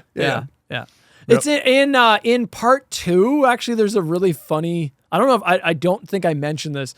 They're doing that game with the kids where it's like, these are the eyeballs of a witch and these are the hair. And Angela has the thing, and the one counselor's like, what is that? And she's like, teenager brains. Gross! Slimy gopher guts! Look out! Putrid wild elephant hearts. Dead teenagers' brains. Angela, what's really in there? Dead teenagers' brains. And you're like, oh. But it actually is teenager brains. So that's what I think Angela works funnier when she's not trying to be funny. When she's trying to be quippy, I just don't think they had smart enough writers to make them very good. Yeah. Or they should have just made the puns cringier. I don't know. Right. They're not super smart, but they're not so bad. They're just kind of They're forgettable. I thought it worked for what it was. I think the dry humor works better. Yeah, her dry humor moments are good. Yeah. I love the song at the end over the final credits. My final thing I want to talk about. Boy, do I have a lot to talk about here. I did a fucking ton of research on this, Mark. Okay. The end credit scene goes so fucking hard. Sleep away. Okay, so it ends, it cuts to credits, and we get this incredible fucking song composed and performed by John Altyn. The song is called Sleepaway. Yep. Okay? I'm going to play you a bit of it right now. Mommy and Daddy put their trust in you. You can make them proud, it's the least you can do. Sleep away. Sleep away. Sleep away. This song is fucking amazing. Go out and find this song. It might be the best part of the movie. I'm glad you bring that up. I actually have that note. This song is better than the movie it's in. This song is so good, it deserves to be in a better film. Honestly, this is better than the movie that it's a part of, okay? John Altyn also did an amazing song in part 2.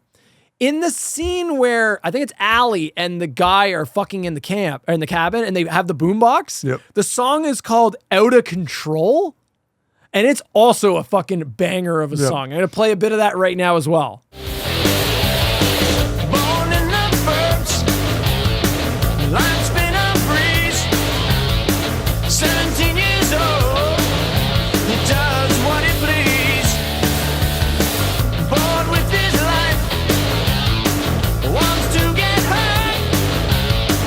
Headed for the city streets, kiss his ass goodbye. Another amazing song. So John Altyn is the fucking man. He is so good at creating these like hard kicking, rocking, in your face, fucking badass songs.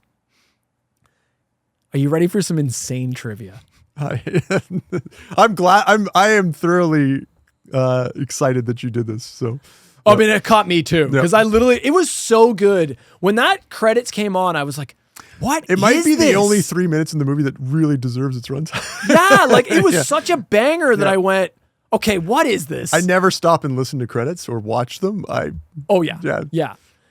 So John Altyn, who unfortunately didn't have a illustrious career as like a composer or a songwriter or like a musician, but he was involved in the 80s. He was involved with a lot of random like horror movie projects. Sleepaway Camp 2 and 3 are one of the big ones. And by the way, if you like those songs, support John Altyn. They actually just released a small LP with those songs from Sleepaway Camp 2 and 3. Oh, get out. This is like recent.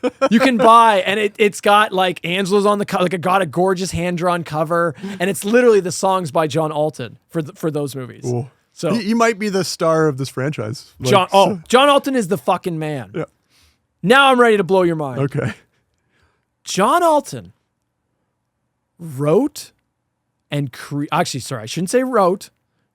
John Altyn performed and created a song that was originally going to be the theme song for Nightmare on Elm Street 3. No way. The song is called Nightmares, and it was replaced at the last minute by Dream Warriors? By Dokken. Yeah. Wow. I had to scour. So I read an article on John Altyn. I read like an interview that this was like a recent interview, like a couple years ago. And as soon as I found that, I was like, where is this song? Where is this song? As you know, I'm a huge Nightmare on Elm Street fan. It's my favorite horror franchise. So I scoured the internet to find this song, and I found Tell me you've got it. I've got it. This song is so obscure, it's not even on YouTube. Yeah. It does not. You can listen to Out of Control and Sleep Away on YouTube. You cannot listen to Nightmares. So until now. I was going to say, you're hearing it first here. Until now. So rather than play you the entire song, I've decided to do something special. Oh, okay. I love this song so much. I'm blown away here. This is incredible. I felt it needed its own music video. And so I have edited together a music video for Nightmares by John Altyn, which you can now view and listen to on YouTube, and it will be posted with this fucking video. Check for the link in the description. Watch that shit now. Listen to this banger of a song. What did you use for the video? Like from Nightmare on Elm Street? It's all Nightmare on Elm Street 3 clips. Oh my God. John Altyn? John Altyn. Oh, dude. I feel like if we were ever going to have a guest on the show, it might have to be him. Like, given the love that we're pouring on this band. I love his other two songs from Sleepaway Camp are fucking amazing. Yep. His Nightmares song is fucking killer. Oh, geez. I've never heard this before. It's really good. I'm going to play it for you. Yeah. I'm going to save it. We're not listening to it in this one. Go and find the video that I put up on YouTube. Find the music video and give it a like and see what you think. I put a lot of effort into this one. This is the production value that you get with Slash Cinema. I know, the commentary that we provide is shit, but the behind the scenes work that Justin does, oof, jeez. This is the next level, baby. I mean, I'm on the show and I'm blown away. So congratulations, my friend. That's huge. Give it a watch, give it a Yep. listen, and tell me what you guys think. It's a fucking killer song, and honestly, it could have totally worked as the title theme. I obviously love Dawkins, and I love Dream Warriors. It's a masterpiece. It's classic. It works for that. Yeah. I'm saying this should have at least been a part of the soundtrack. I find it weird that they're just like if it's not the title, get rid of it. It's like it could have been a credits song. Yeah. Yeah, it's really good. So there you go, buddy. Love it. Yeah, Love it. I was excited to surprise you with that one. Yeah, that's been my secret project I've been working on. Yeah, so. Oh man. I don't think there's anything else to say about 3. No, I don't think. And ended on a high note Yeah. there, so we can go to a low note. That's right. Yeah, we can come crashing back down. Okay, continuing on with our next entry. This is originally filmed in 1992 to later be released in the mid-2000s or whenever the hell it came out. This is Sleepaway Camp IV, The Survivor.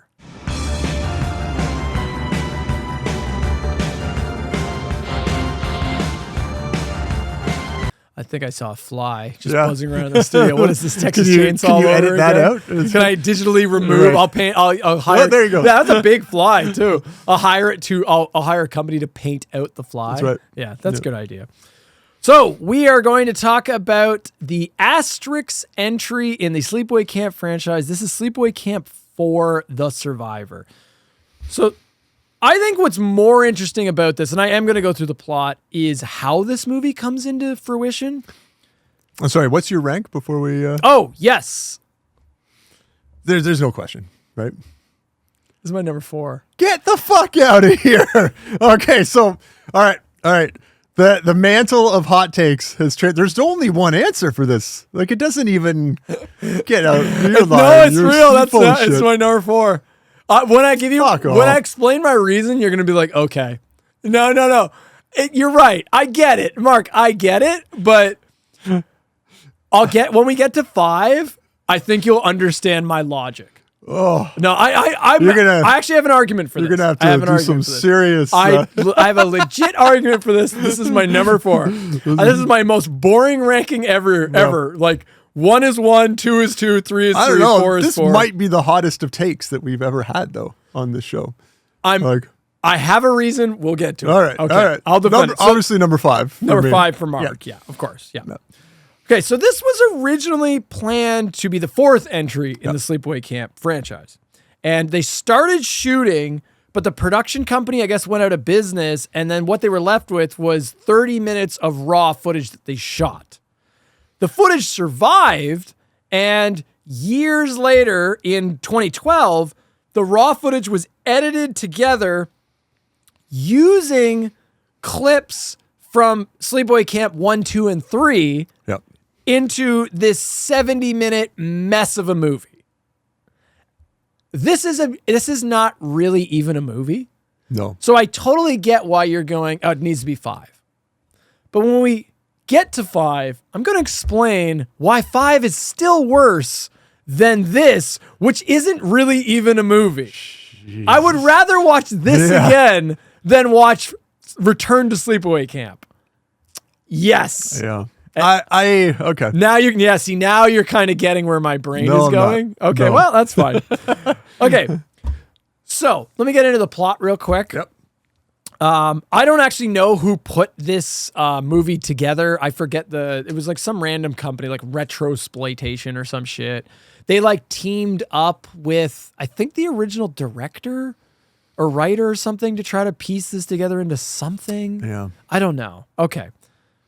So if you've never seen this, I don't blame you, because this was never officially released until like now, like 2012 it was released, right? So like it's more modern in the sense of like it, not what it is, but just when it was released, right? So let me give you the plot. This is not going to take long. So it opens with a title crawl over footage of other Sleepaway Camp movies. And the text is like this long exposition dump informing us about our protagonist, Allison Kramer. And it's like a patient file written from Allison's psychiatrist, I guess. And it says Allison suffers from horrible memories and nightmares and like has night terrors, but also has extreme amnesia and doesn't know what they're connected to. Her doctor believes her to be a survivor from one of these sleepaway camp massacres. And it actually says this, which I thought was like, would he make that connection? It's like, well, you're obviously one of those campers that survived those infamous sleepaway camp massacres. It's a thing now. Yeah, like it's everybody knows about it. I guess, sure. Even more stupid, he recommends in order to move past her trauma, she needs to visit the original campsite where the murders took place. Here's my question. Which campsite? Which one are you referring to? Yeah. Because Sleepaway Camp 1, Arawak, is not where Rolling Hills was. No. New Horizons is where Rolling Hills was, but Arawak was somewhere else. So, Mark, where are they? They're close by, but they're not the same. And he doesn't know, obviously, which one she was a part of. Right. So which campground are you sending her to? I'm assuming it was Rolling Hills. I'm assuming it was whatever the newest one, right? Maybe? I think it's actually because based on some of the location shots, like for example, there's the tent that she sees off in the background. And that tent kill was the one with Herman. And so they reference that. So I think that's... Well, then that would be New Horizons. Yeah, because that's where Rolling Hills takes place. You can't... Well, I mean, obviously you can clip to the other ones once you realize what's going on here, right? But yeah, but I think that's the... If there has to be a location, it was the second of the two. Yeah. Okay.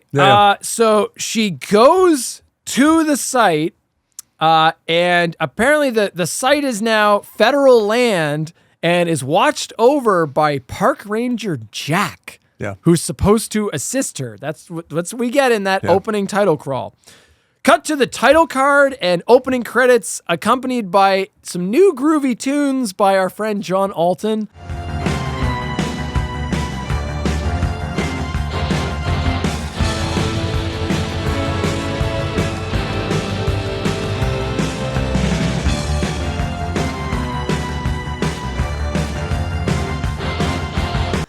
He's back. He does his best. Yeah.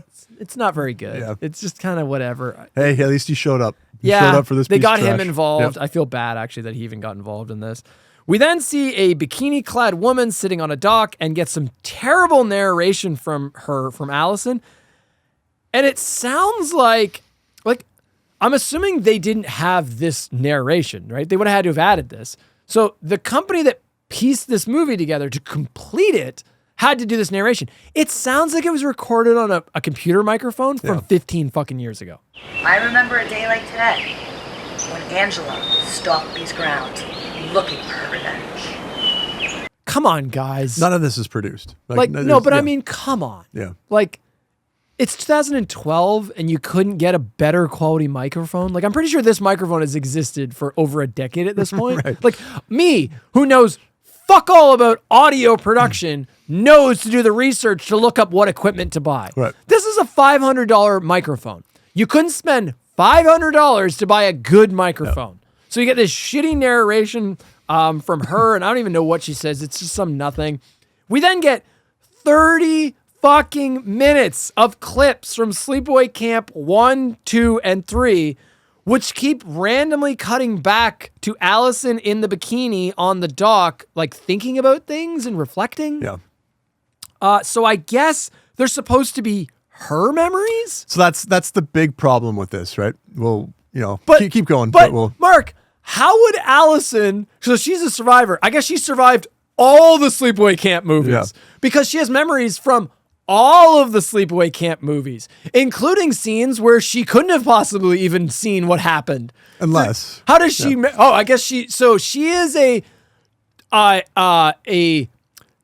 entity that is able to exist at all places and no places at the same time, I guess. I guess she's able to phantom in and out of whatever area she needs to. Because there's shots of Angela killing one of the random kids. It's how did she see that? How would she have memories of that? Right. I mean, we know the answer. It's because they just took the best clips from Sleepaway Camp 1, 2, and 3 and inserted them in, right? But if you're actually trying to tell a real story, that is a massive plot hole that doesn't make any sense. Exactly. Yeah. She also randomly has some more narration, and it just adds nothing. It's just like random stupid statements to try to make it like a movie. The first week back at the lake, poor Angela. She was afraid of the water, just like a cat. Or was it bad memories? Then at the 30-minute mark, the park ranger Jack shows up and he's intensely staring at her. Then we get another fucking 20 minutes of random Sleepaway Camp footage until like the almost an hour mark when Alice says she needs to get out of here before she goes crazy like Angela. Then it cuts to her and the park ranger and they're fooling around. Yeah. And so I guess she was in no rush to leave. Okay. But then while they're fooling around, she starts to have second thoughts. And Jack's like, oh, fuck that. You're not going to be any cock tease. He's like Ian from Leprechaun 2. He's like with Bridget. So then like he tries to force himself on her and she flees and runs away. And then we get this terrible chase scene between the park ranger and her in the woods. And it intercuts with like shots of Angela also running in the woods. I don't know what the fucking implication there is. Who knows? Who cares? A hunter randomly stumbles on Allison, like hiding from park ranger Jack. There's some awkward editing that like clearly shit was missing, right? And there's some awkward editing that I guess is meant to tell us that the ranger or the hunter started hunting Allison. What are you doing here? The ranger was chasing me. God. Daddy's.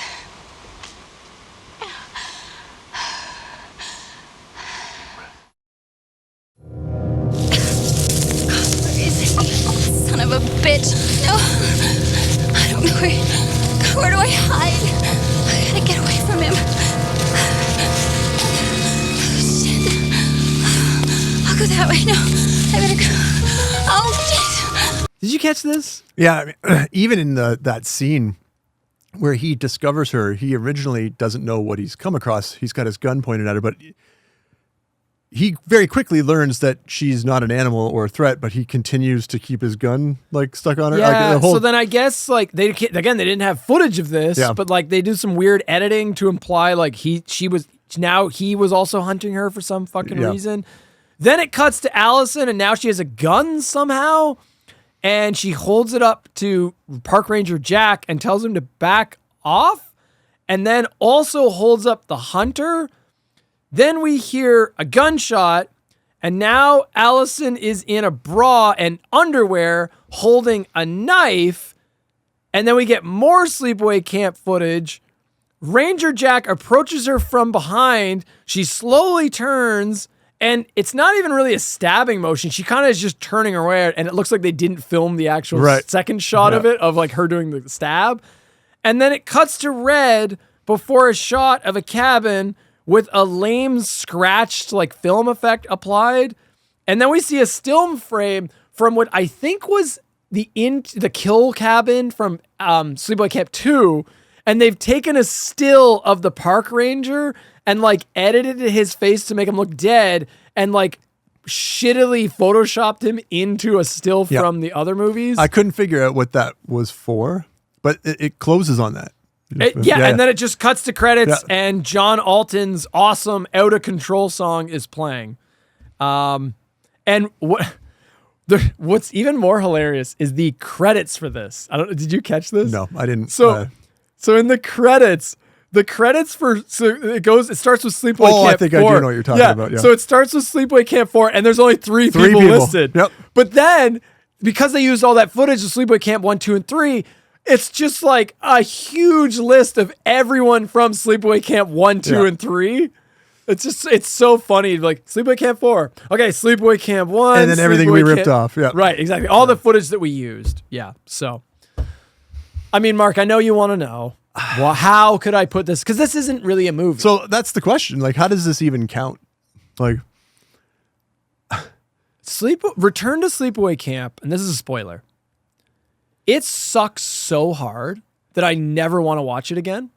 I could watch this again because all this is a compilation of all the best scenes of Sleepaway Camp 1, 2, and 3. If you take out the 20 minutes of the random, it's not even like 20 minutes, it's like 15 minutes. If you take out the 15 minutes of 37 minutes of new footage, apparently. Yeah, whatever. Yeah, I don't believe it. Yeah, I don't believe it either. No. If you take out all that crap, you're just left with the compilation of like, I would rather watch a nonsensical collage of the best scenes from Sleepaway Camp 1, 2, and 3, which are so clippable already. Like there's so many good kills. Yeah. I'd rather just watch that and mute the music and just put on John Altyn's like awesome soundtrack and then just tune out than have to watch Return to Sleepaway Camp. Yeah, but that doesn't make it a movie.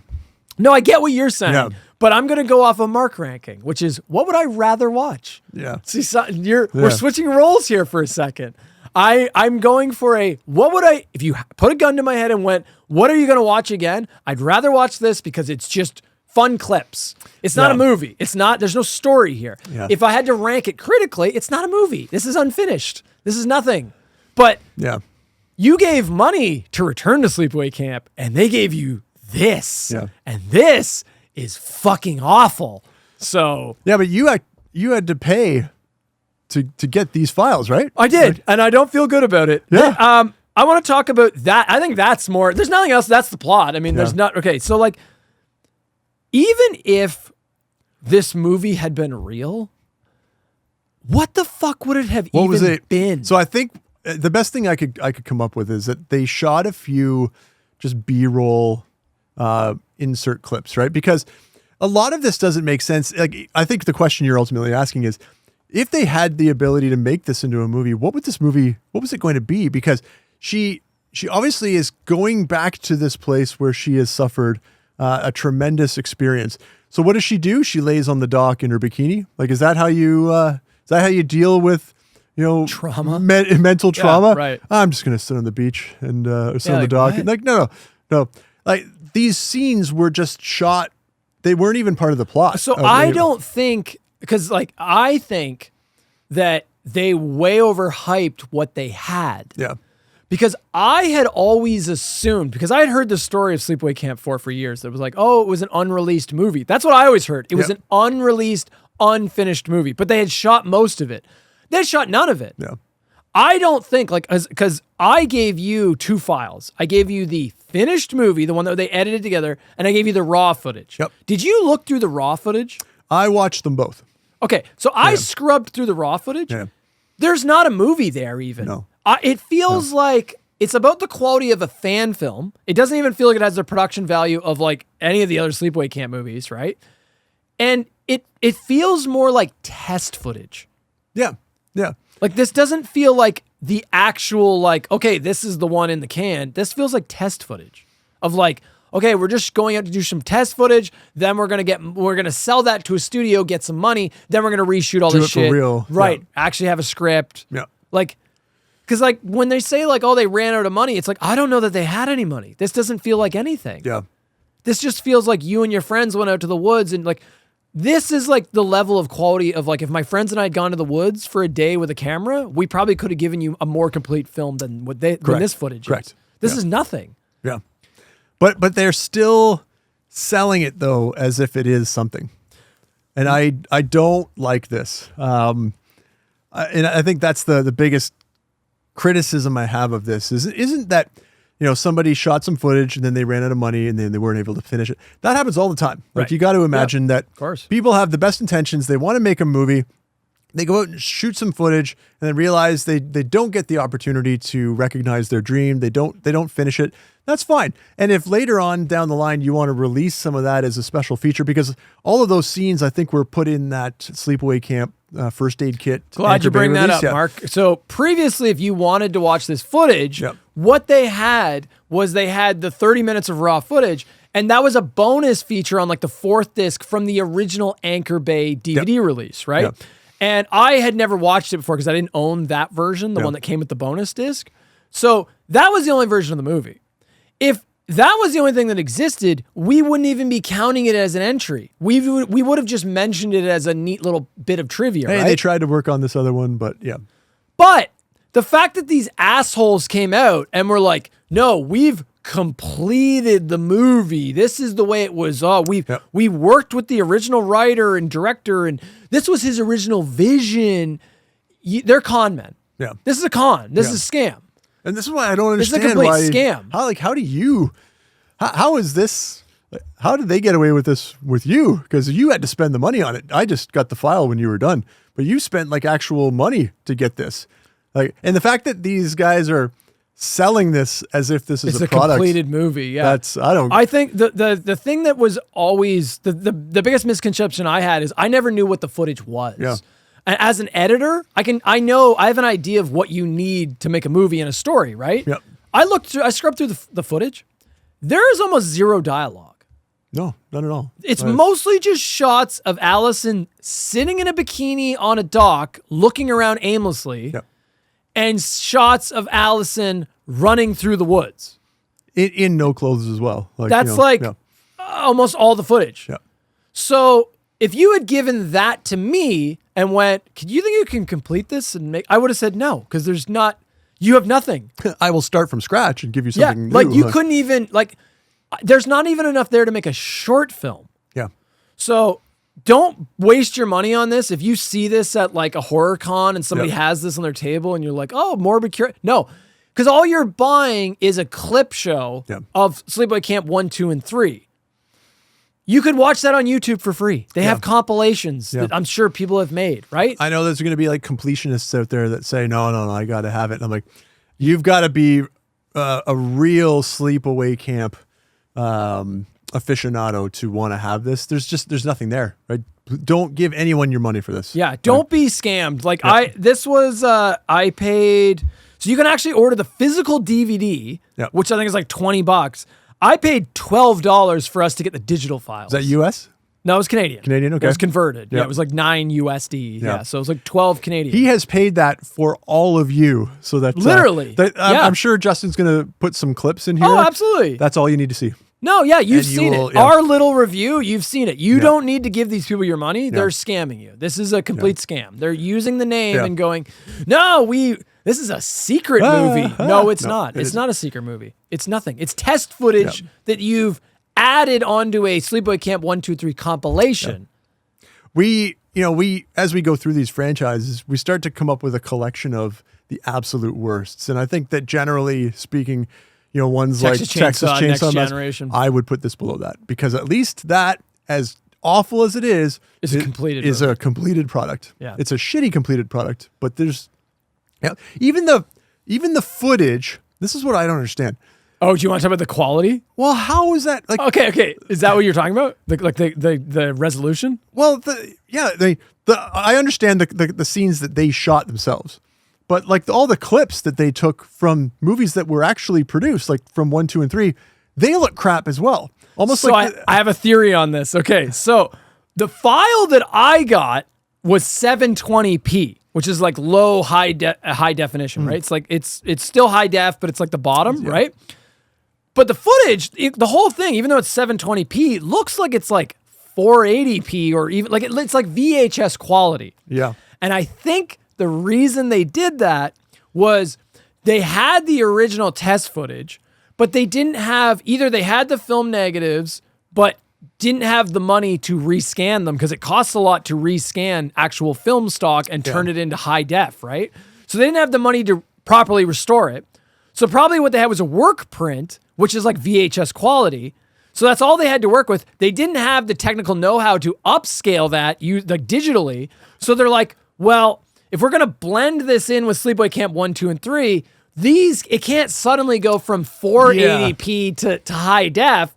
So they took the standard shitty resolution versions of Sleepaway Camp 1, 2, and 3 and edited it with those. And you're right. They look even that looks terrible. Garbage. It all looks fucking terrible. It looks like they took the standard definition VHS tape, popped it in, and then took a camcorder and recorded it off the TV while it was playing, and then used that as the... Ooh, where'd that thing come from? Storm must have washed it up. There's a lot of trash in this lake.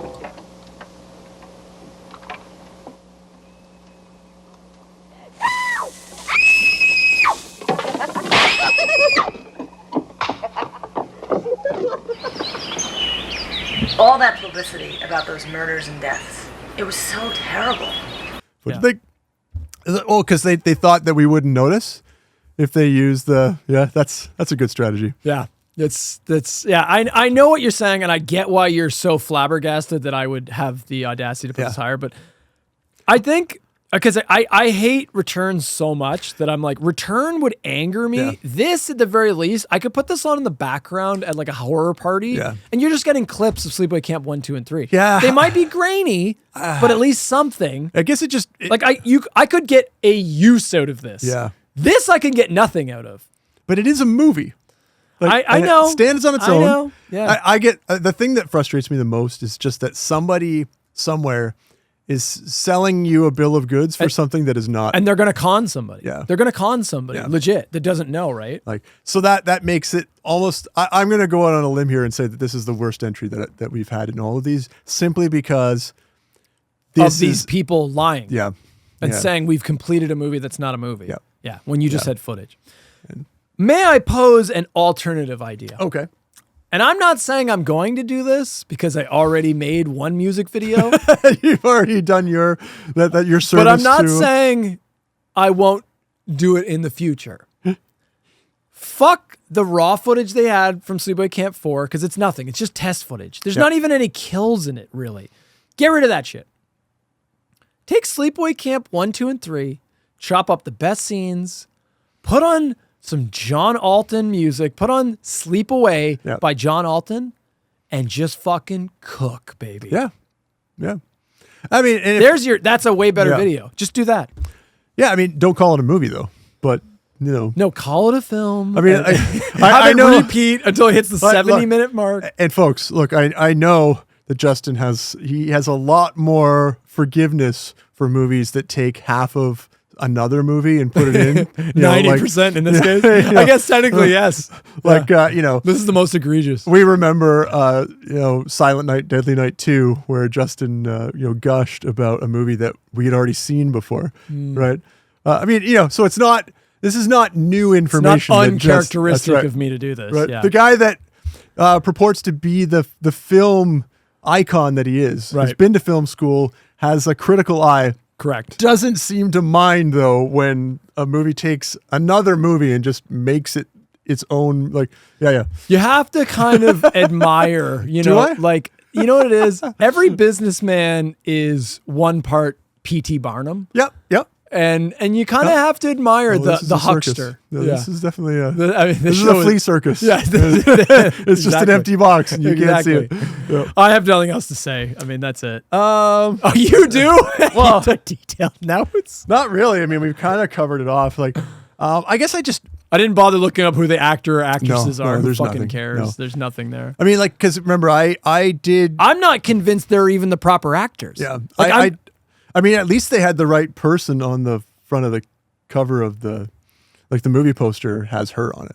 Yeah, we didn't comment on that, with the exception of Sleepaway Camp. No, really, none of them. Sleepaway Camp 2 and 3. It's a different model. Yeah, it's not Pamela Springsteen. She wasn't available for that, so they just. Yeah. It's just funny. That doesn't match. I don't know if we noted, not that it even matters, but in the end of the movie, it's revealed that Allison was Angela the whole time, because big surprise, right? And so she's just... Was it revealed? Yeah. I didn't catch this. Yeah. That's the... No, how are you making... No, I don't think that's... I don't interpret it that way. Yeah, she was Angela the whole time. How? What do you mean? Because otherwise, okay, first of all... No, see, I think you're reading into it. What explicitly tells us this? No, I think that was the... I don't think so. Yeah. No, I think then they start clipping in more newspaper articles. I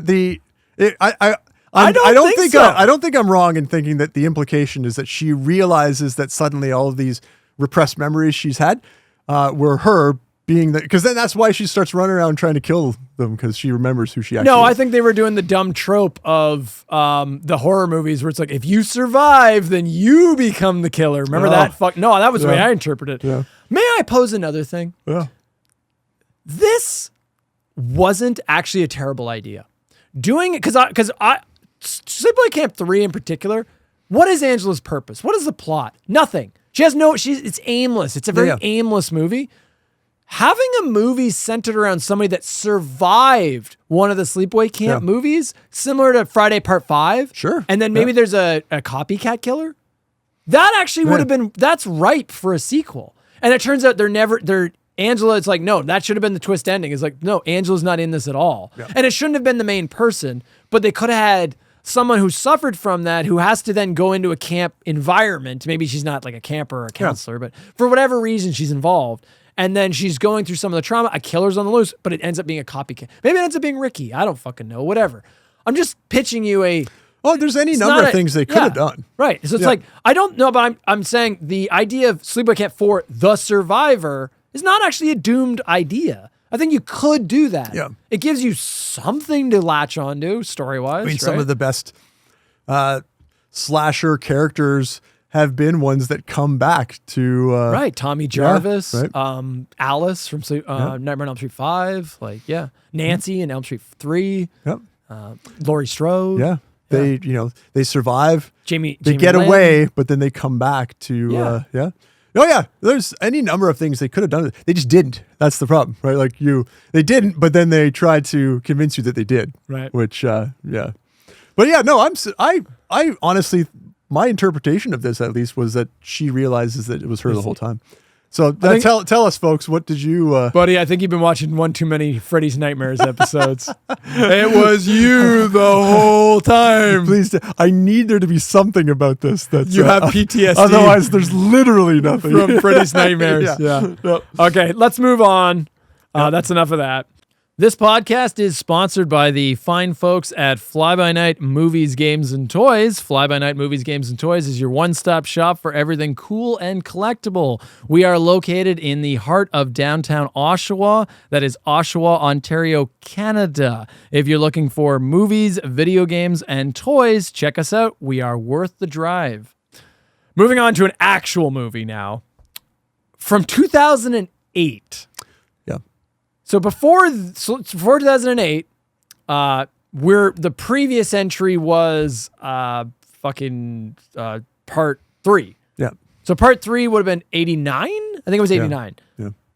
So it's like fucking 20 years later. So this is our modern reboot, I guess is the way to put it. And that's kind of the reason why we organized them this way. Because technically, normally we go in physical release order, but it kind of made sense to put part 4, The Survivor. It was shot in 92. Yeah. Technically, it was created before, but didn't come out until after.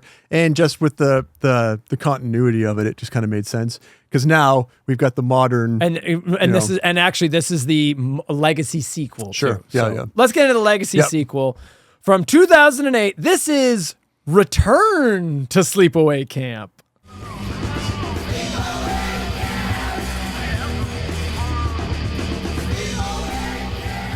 This is my number 5. Number 4. I mean, obviously, but dude, I mean, I know you're going to agree with every point I make. Yeah. It's a piece of shit. It is a pile of garbage. This shouldn't exist.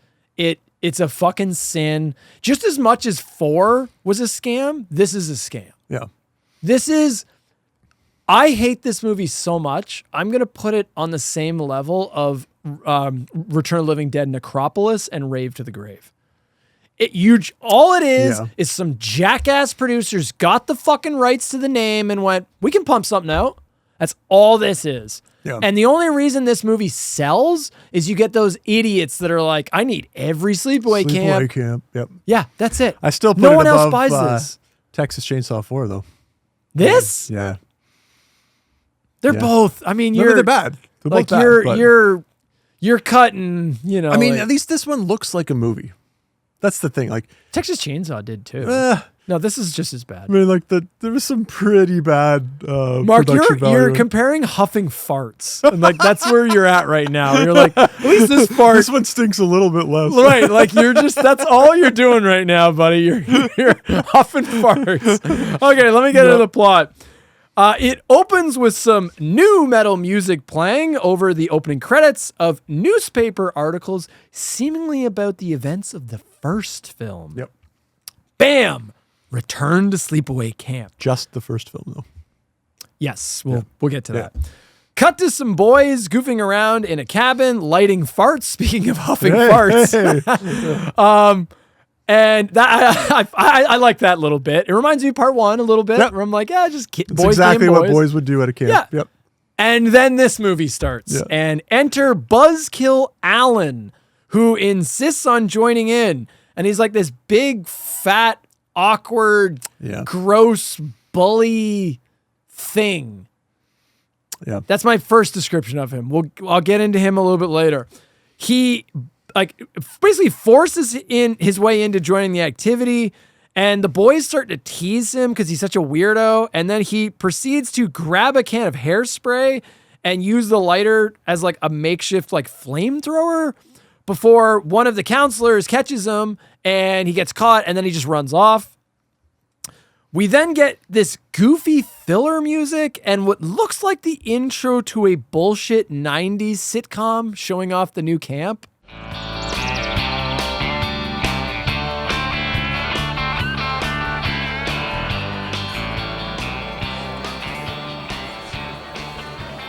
I'm glad you brought up Texas Chainsaw 4.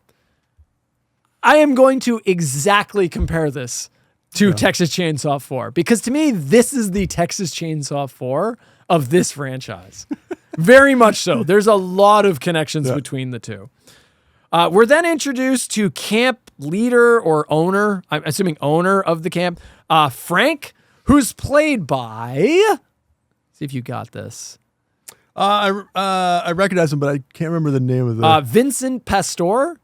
He's mostly known from his role in The Sopranos. That's right. As Big Pussy, I think was his character's name. Yeah. Here's your hot take. I've never seen Sopranos. I'm that person, so I'm sorry. Yeah. That's pretty shocking. Yeah. Have you seen Goodfellas or Casino? Yep. But Sopranos, I don't know. You just would rather watch Sleepaway Camp 2, 3 That's right. and Return to Sleepaway Camp.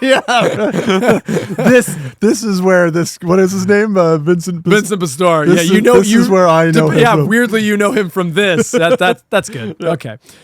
Frank introduces us to the eccentric and weird looking sheriff who uses like a voice box to speak. An electrolarynx. Is that what those are actually called? Yeah. I'm surprised you know that. I had to look it up. I was going to say, there's no way you just knew that. Yeah. Nope. Voice box, Mark. That's what they're called. Voice box. Everybody calls them that. And they look so weird. It looks like they put a fake nose on the actor. Yes. Like he just looks off. The whole thing looks off. Alan then has an incident with the counselor from earlier, but another counselor intervenes. It's Ronnie from the original film who looks much older than the rest of the cast. Yes. And it took me a second to, like, they don't outwardly say it right away, but as soon as I saw him, I was like, okay, you're one of the returning cast members. You must be a comeback. Because he looks 20 years younger than everyone else in the scene. Alan then goes back into the kitchen area and runs into Charlie, the chef, played by prominent Scientologist Isaac Hayes. Do you know the trivia about Isaac Hayes in this movie? I know that he's dressed to look exactly like his character from South Park. Yes. Yeah.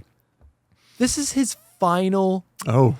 Yeah. This was his final film before he died. Oh, we never get to Sorry, dude. Yeah, you never get to pick your last one, unfortunately. No. It goes out on a low note. Yes, Return to Sleepaway Camp. Ugh. Is that the message of our show today? Like, make sure you're selectful in all of the projects you do. Make sure that if you're above the age of 60, you start picking wisely. Yeah. You don't know. Because that other guy was his last movie. Well, that was Sleepaway Camp 1. Yeah. So he ended, not bad, right? Not everybody gets to be Betsy Palmer, where their most prominent role is It's at like the end final, of their career. Yeah. Or Orson Welles as Unicron. Unicron. Yeah. He probably wouldn't have thought that was going to be a big deal at the time, but we're still talking about it today. Yeah. I mean, he makes a great Unicron. Yep. Okay. Alan then gets into another fucking incident before running off again. Alan's stepbrother, Michael, runs after him, and they have this tense little standoff before his brother just says, fuck it, and leaves Alan in the woods. Back at camp, someone sneaks up behind the kitchen worker that Alan just had a fight with and dunks him into the deep fryer, killing him, and then proceeds to dispose of the body. Yep. Exactly mirroring the first kill. It's a bit of a, a little, I guess throwback to the first one, yeah. Throwback or copy, whatever you want to call it. It's very, Dude, we just saw Part 4 Survivor. Okay, that's the bar of what you're allowed to use. Let's use the word copy lightly, right? Yeah. Alan gets into another awkward exchange with the camp, like the cool kids at camp. Yeah. And now we're a fucking half an hour into the movie, and our plot is just Alan getting into one fight after another over and over and over again. What the fuck is going on? What am I watching here? Another camper is then killed by being barbecued alive. One of the kids who Alan just got into a fight with. Do you see a pattern here at all? I wonder if that's important. The camp then turns into a crime scene, and Ronnie drops some exposition revealing himself as the former head counselor from Sleepaway Camp Part 1, and that Angela has been locked up in a sanitarium following the events of the first film. And then the camp owner, Frank, does exactly like Mel does in the first one, tells him to shut the fuck up about Angela and get back to work, and let's sweep this under the rug. Alan then continues to be a fuckwad and awkwardly asks the hot girl in camp, Karen, out, and her friends just like basically force her to go on this weird little date with him. Yeah. It's kind of like peer pressure, but bullying. Like you're playing a prank on your friend, but this goes beyond a prank. Like, it's just fucking weird. Now you're gonna have to be alone with this guy. Yep. The sheriff pays a visit to Ricky. Yes, the same cousin Ricky from Part 1, who's now grown up and he's like a construction worker. Yep. And Ricky reveals that he visits Angela every couple weeks in the psych ward, and that there's no way she could have been involved in the recent camp murders because she's still locked up. What follows is Alan doing more dumb shit and getting into more fights, Alan being teased and bullied by the entire camp until he finally snaps, more bodies piling up at the camp. All the characters literally just start running around the camp in an attempt to find the killer before the big reveal that Angela was the sheriff the whole time and has been on a killing spree. She cackles maniacally before cutting to credits because writing what happens next would have taken real effort, and this is much easier. Did you... Did I like the movie? Did you catch the additional plot element after the credits? Oh, there's an after credits scene? There's an after credits sequence. Who fucking cares? Please tell me. Angela. It encounters where she first meets the actual sheriff. So she pretends to be pulled over on the side of the road with car trouble. He comes over to rescue her, and then she drops the car on him, and that's how she gets the uniform. And oh, okay. Yeah. I'm surprised they bothered to do that. Yeah. I mean, I just assumed, I was like, sure, Yeah, she escapes, post-credits whatever. sequence. I'm like, Yeah. she's a cartoon character anyway. So it doesn't really matter. Yeah. So, I got a lot I want to talk about. Mark, you love this movie. Kick I it don't. off. No, I don't. There's a lot of very... Mark, this is your number 2. There's please. so many poor execution elements of this movie. Like everything's wrong. Yeah. I mean, again, the only reason why it ranks above Part 4 is that this is a movie. Like, it has people that are in it. There's a plot. It's not test footage. It's not test footage. I mean, they actually like finished this project. It's not good, but at least it is a thing, right? And that has to count for something when we're having this discussion. I don't know where you want to start. Okay, I want to compare it to Texas Chainsaw 4. Okay, because it's so much. It was like Part 4, right? Part Texas Chainsaw Massacre, Next Generation. Yeah, Next Generation. Okay, Yeah. Don't fact check me on no, entries. because I started. If anyone knows Yeah. entries, it's Yeah. me. I know the stupid numbers in the entries Yeah. and where they take That's place right. in the timelines. Okay, Yep. it is my job to know. Yeah, it turns out it was like the 5th one. no, I know Saying it's it wrong the whole fourth one, time. yeah. So I feel like this was their way of being like, okay, fuck Sleepaway, exactly like Texas Chainsaw does, where it goes, fuck Sleepaway Camp 2 and 3. This is the real sequel. Yeah. This is the true Sleepaway Camp sequel because it ignores 2 and 3 and it's a direct sequel to 1. Yep. And the biggest way they show us this Pamela Springsteen is not Angela. It's again Felissa Felissa Rose Rose. is back, yeah, Felissa Rose returns, which is great, by the way. Like, first of all, like I disagree. Like I don't think that was a good choice. Yeah. Yeah. I thought it was nice to see her come back. Like I mean, at this point, remember, I don't necessarily think of these movies as being part of a continuity. So 2 and 3 are one story to me. 1 and 5, I guess you could say, are another. It doesn't bother me all that much that she comes back and they try to effectively eliminate 2 and 3 from the continuity, because I don't really care enough to. So it's not like I'm. Would it have been nice to see Pamela Springsteen come back too? Yeah, because I thought she was great as well. But Felissa Rose coming back to the role that she started, yeah, okay, I'm on board with that. I don't mind. Well, she's not the only one that returns. Yeah, Other people there's a few return more. too. Yep. The Robert Hiltzik Yep. returns to write and direct. So he was the original writer and director. Yep. It's funny how sometimes later in life these guys just forget how to make a movie.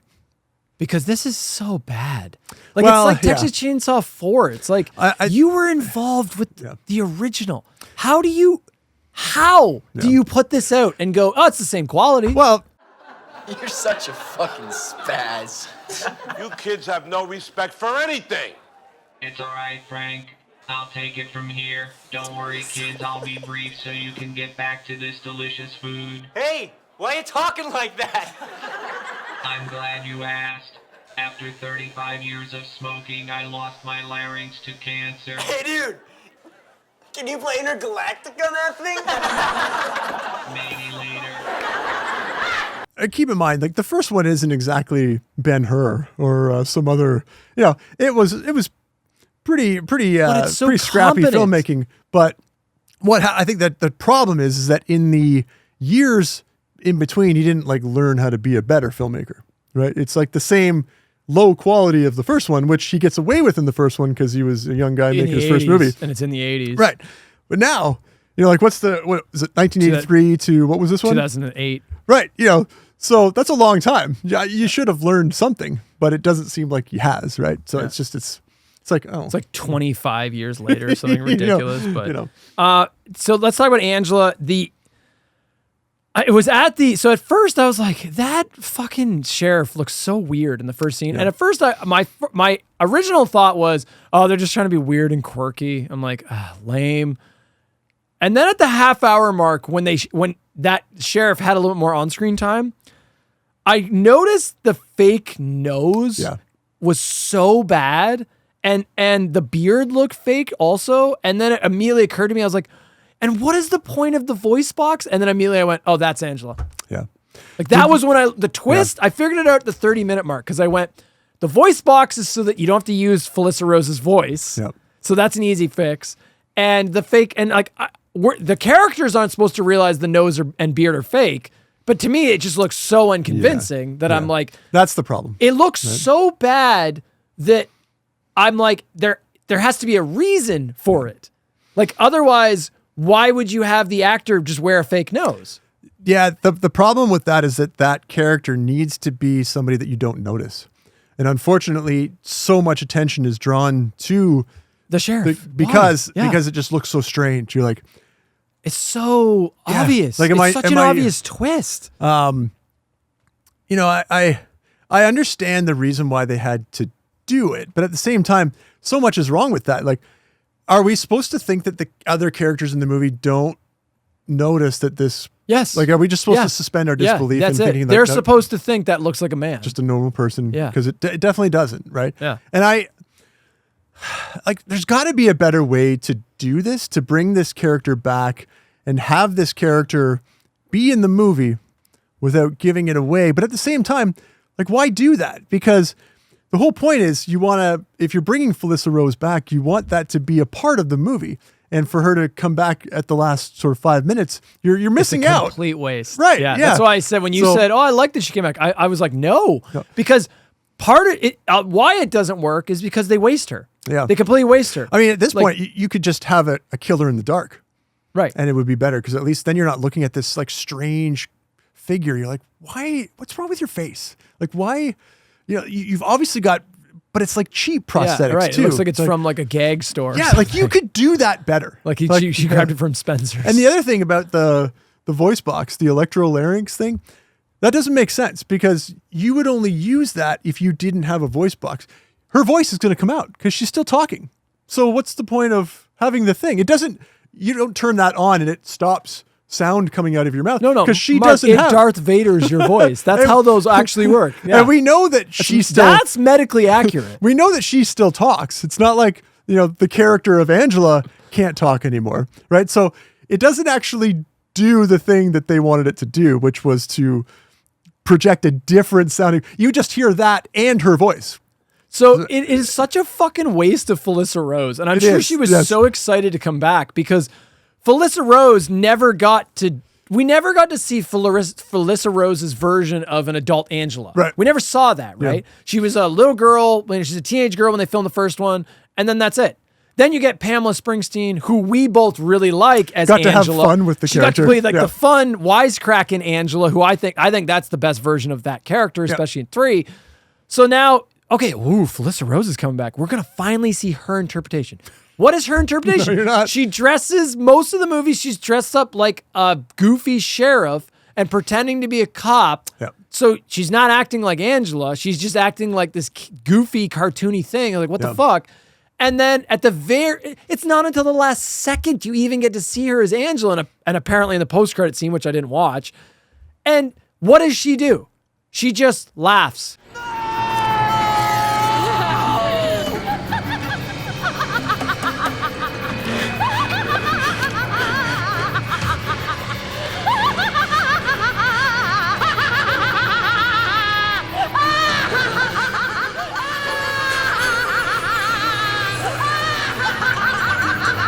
It's essentially exactly the same thing that she did in the first movie to end it off. Right? So she brings nothing new to the performance. So I mean, it's fucking pointless. I feel bad for her that she didn't get the chance. Really do anything. Yeah, no, I do. Yeah. I mean, she kind of got gypped. Yeah. I'm sure she got sold a bill though. I'm sure they sold her on like. They told her she would be in it, and technically they weren't wrong. But she's in the whole movie as a nothing goofy character, and I'm actually glad now that I think about it that Pamela Springsteen didn't come back for this crap. Yeah. Because, no. I'd like Pamela Springsteen. Yeah. Like, I mean, I like her. I like that Angela. Yeah. Those movies suck, but I just like that version of Angela. I think in a better movie, they could have used that Angela, or something, you know? Yeah. You want to talk about who else returns? Let's just go through the other ones that return. Ronnie returns. Yeah. There's a couple of them that came back, right? There's 3. There's 3, okay. Unless there's one I missed. No. So Ronnie returns, and I had to look him up because as soon as I saw him, I went, "Oh, he's a returning character." And then I'm like, "Wait, who?" And then I'm like, "Oh." It has been long enough though where you wouldn't necessarily recognize him. Yeah. Although to give credit to that actor, that dude's jacked. He's good shape. He's jacked in this movie. Like, he still has the body of like however old he was in the 80s. Right? I think Felissa Rose has the benefit of she's been going to cons and things, so we've had the opportunity to kind of see what she looks like through the years, aged up. Yeah, but I haven't seen. I hadn't seen Ronnie. These other guys. Yeah, Ronnie is the Mr. Tight Shorts from Sleepaway Camp 1. Yeah, he's that guy. But I had to look him up because I was like, oh, it's that guy, Mr. Hot Pants. Yep. Yeah, and then the other one that returns is Cousin Ricky. Yep. Returns, and he also looks completely different. He's got like blonde hair. Yeah. And he's just like, he looks like a man, right? He doesn't look like a boy. Yeah. What is the point of bringing them back? I don't know. What did they do, Mark? It's the nostalgia piece for anybody that, again, that's why at the beginning of the episode, I started with the question, like, what is Sleepaway Camp to you? And I think that it really sort of diverges into 2 different paths. You can like them both, but you're going to prefer one over the other. There's the Felissa Rose side of Sleepaway Camp, and then there's the Pamela Springsteen side of Sleepaway Camp, right? And so when they're coming back, and then there's the Sleepaway Camp for the Survivor. There's the scam part of Sleepaway Camp. And see, I think this goes into the scam category. It gets closer to 4 than it does the other ones. Dude, you and I have watched some pretty bad movies that I would say are below this. Like, at least this had some kills in it. Like it gave you the thing that it was. Back. I have a question for you before I forget. Did you know the twist in this one? That's what I just said. I figured it out half an hour in. Oh, okay. So you didn't. See, I did. Oh, you already knew that? I knew that she was back in this movie, that Felissa Rose was No, back. I knew she was in it. I just didn't know it was the sheriff. I knew it had to be someone. I just didn't know it was the sheriff. Yeah. At 30 minutes in, I figured out, oh, that's Angela. Yeah. No, I knew Felissa Rose was in it. Okay. I just didn't know. Yeah. I didn't know in what capacity. I thought I mean, okay, sorry. To go back to the returning characters. Yes. Oh, sorry. Ronnie and Ricky, why? Like, I get it. It's They're just there. They're nostalgia. there just to be like, oh, I know those guys. Yeah. To the credit of the actor who did Ronnie, they actually give him some shit to do, and he kind of is playing the PTSD survivor role, where he keeps being like, this is just like that thing that happened with Angela. But then it becomes goofy because then he just starts, he just keeps being like, it's got to be Angela. And it's like, what are you basing this on? Yep. Like now you it's just sound crazy. Yeah. Right. Now you're just sounding crazy. And at one point, he like accuses the one female counselor of being Angela. Yep. Do you remember this? No. You okay, Ronnie? You know, it's funny, Petey. Every time Alan gets in any trouble, you're always there. What's that supposed to mean? Who are you? Ronnie. Who are you really? Where do you come from, huh? Ronnie, you're scaring me. Every single time Alan gets in trouble, there you are, Johnny on the spot. Why is that, Petey? Huh? Why? What are you talking about? Oh, you know what I'm talking about. Peter? No, wait. It's not Peter, is it? No. It's Angela! Ronnie, stop it! And then Ricky has nothing to do in this movie. He's in the one scene, and that should have been his only scene, is when they go in and question him. That should have been it. Yeah. But then they have to have him at the Gotta end. have him. So Yeah. he shows up and he has like a one line where he's like, the sheriff told me to come. No, but why would you even listen to that? Yeah, but I guess the alternative, It's so though, weird. The alternative is Leprechaun. What was the last one? Leprechaun Returns. Where they bring back A legacy character's child. Right. I'd rather have that. You And know. even that's not good. Well, no, who was what's his name? The Mark Patton That's right. character. Yeah, Ozzy. Yeah, where they bring him back and then promptly kill him off, and then we're like, well, so I don't know. At least they didn't kill them off. Yeah. But they only either exist. they're in it too long, or they're in it not long enough, and there's no. They literally, these two only exist to just be like, Angela. I knew it was you. Michael thought skinning frogs was cool. Ask him how cool it is now.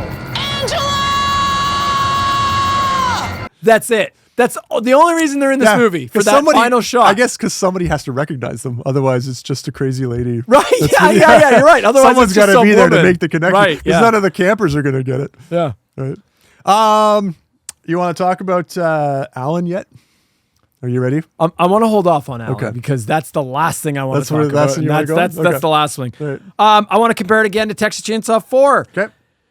This is yet another 2000 soulless sequel. And there's so many in this era where they were able to pick up the rights to these old 80s slasher franchises, like horror franchises. So they got the name. So they're like, cool, we can just pump something out quick and try to make a quick buck. And they feel like that's enough. Like just having it and putting something Yeah, with it. we had to watch fucking two of these two episodes ago with Return of the Living Dead 4 and 5. Like, it's that level of quality. It looks cheap, man. This looks similar to Texas Chainsaw 4. It looks like a 90s sitcom. Yeah. I still say it looks better than Return 4 and 5, though. Those movies looked great. A little bit better than soulless. those. Yeah. A little bit better than those. I'll say that. But like, it's the same quality as Texas 4. Yeah. Then it's like, we're not it looks comparing made it for with, TV. with anything good. It looks Yeah. made for TV. Yeah. It just looks cheap. And did you catch, like, there's some very interesting music choices in this one. It's all like stock music. Yeah.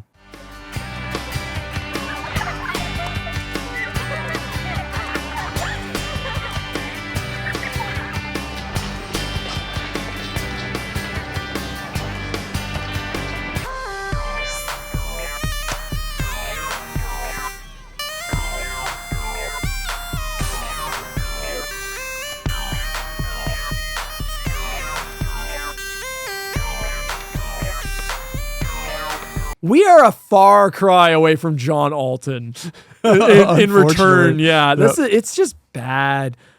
Did you like the group of like new hip kids? Because it's like the 2000s, right? So they got to have like the edge. Again, similar to part of Texas Chainsaw Next Generation. It's like, we got to have the young, cool kids. Got to modernize. Yeah. I mean, you're not going to be able to avoid that. I guess maybe for us, like if it's not your generation, it just looks strange. I don't know. Anybody out there that saw this or watched this movie, did you relate to those kids? Because I certainly didn't. But, we find that happens all the time, though, in these movies. Dude, you're taking like forever. I'm trying, man. You know this dried cow manure is hard to roll? Are we gonna get to smoke it this year? I don't know, man. We already got spaz last year. That was awesome. I laughed my ass off for a whole week. So I can't give them a hard time for that, because what were they going to do? Try to make them look like 80s kids? Give them short shorts again? Yes. Short shorts forever. Yes, make this a period piece, Mark. Probably one of the biggest things this franchise has going for it. And I know you like 2 and I know you like 3. And you're not alone. Because one of the things, you said this, that there's a lot of clippable moments in these movies. One thing that 1, 2, and 3 give you is a high body count. Yep. Lot of kills in these movies. If you're a gore hound, you're getting your fill. And there's a lot of kills that we didn't talk about. Oh, all kinds we didn't The beehive reference. kill from the first one. Yeah, like, it's just cool. The cocaine kill from part 3. Yep. Like all kinds of good ones. There's tons. There's a lot of little fun kills in these.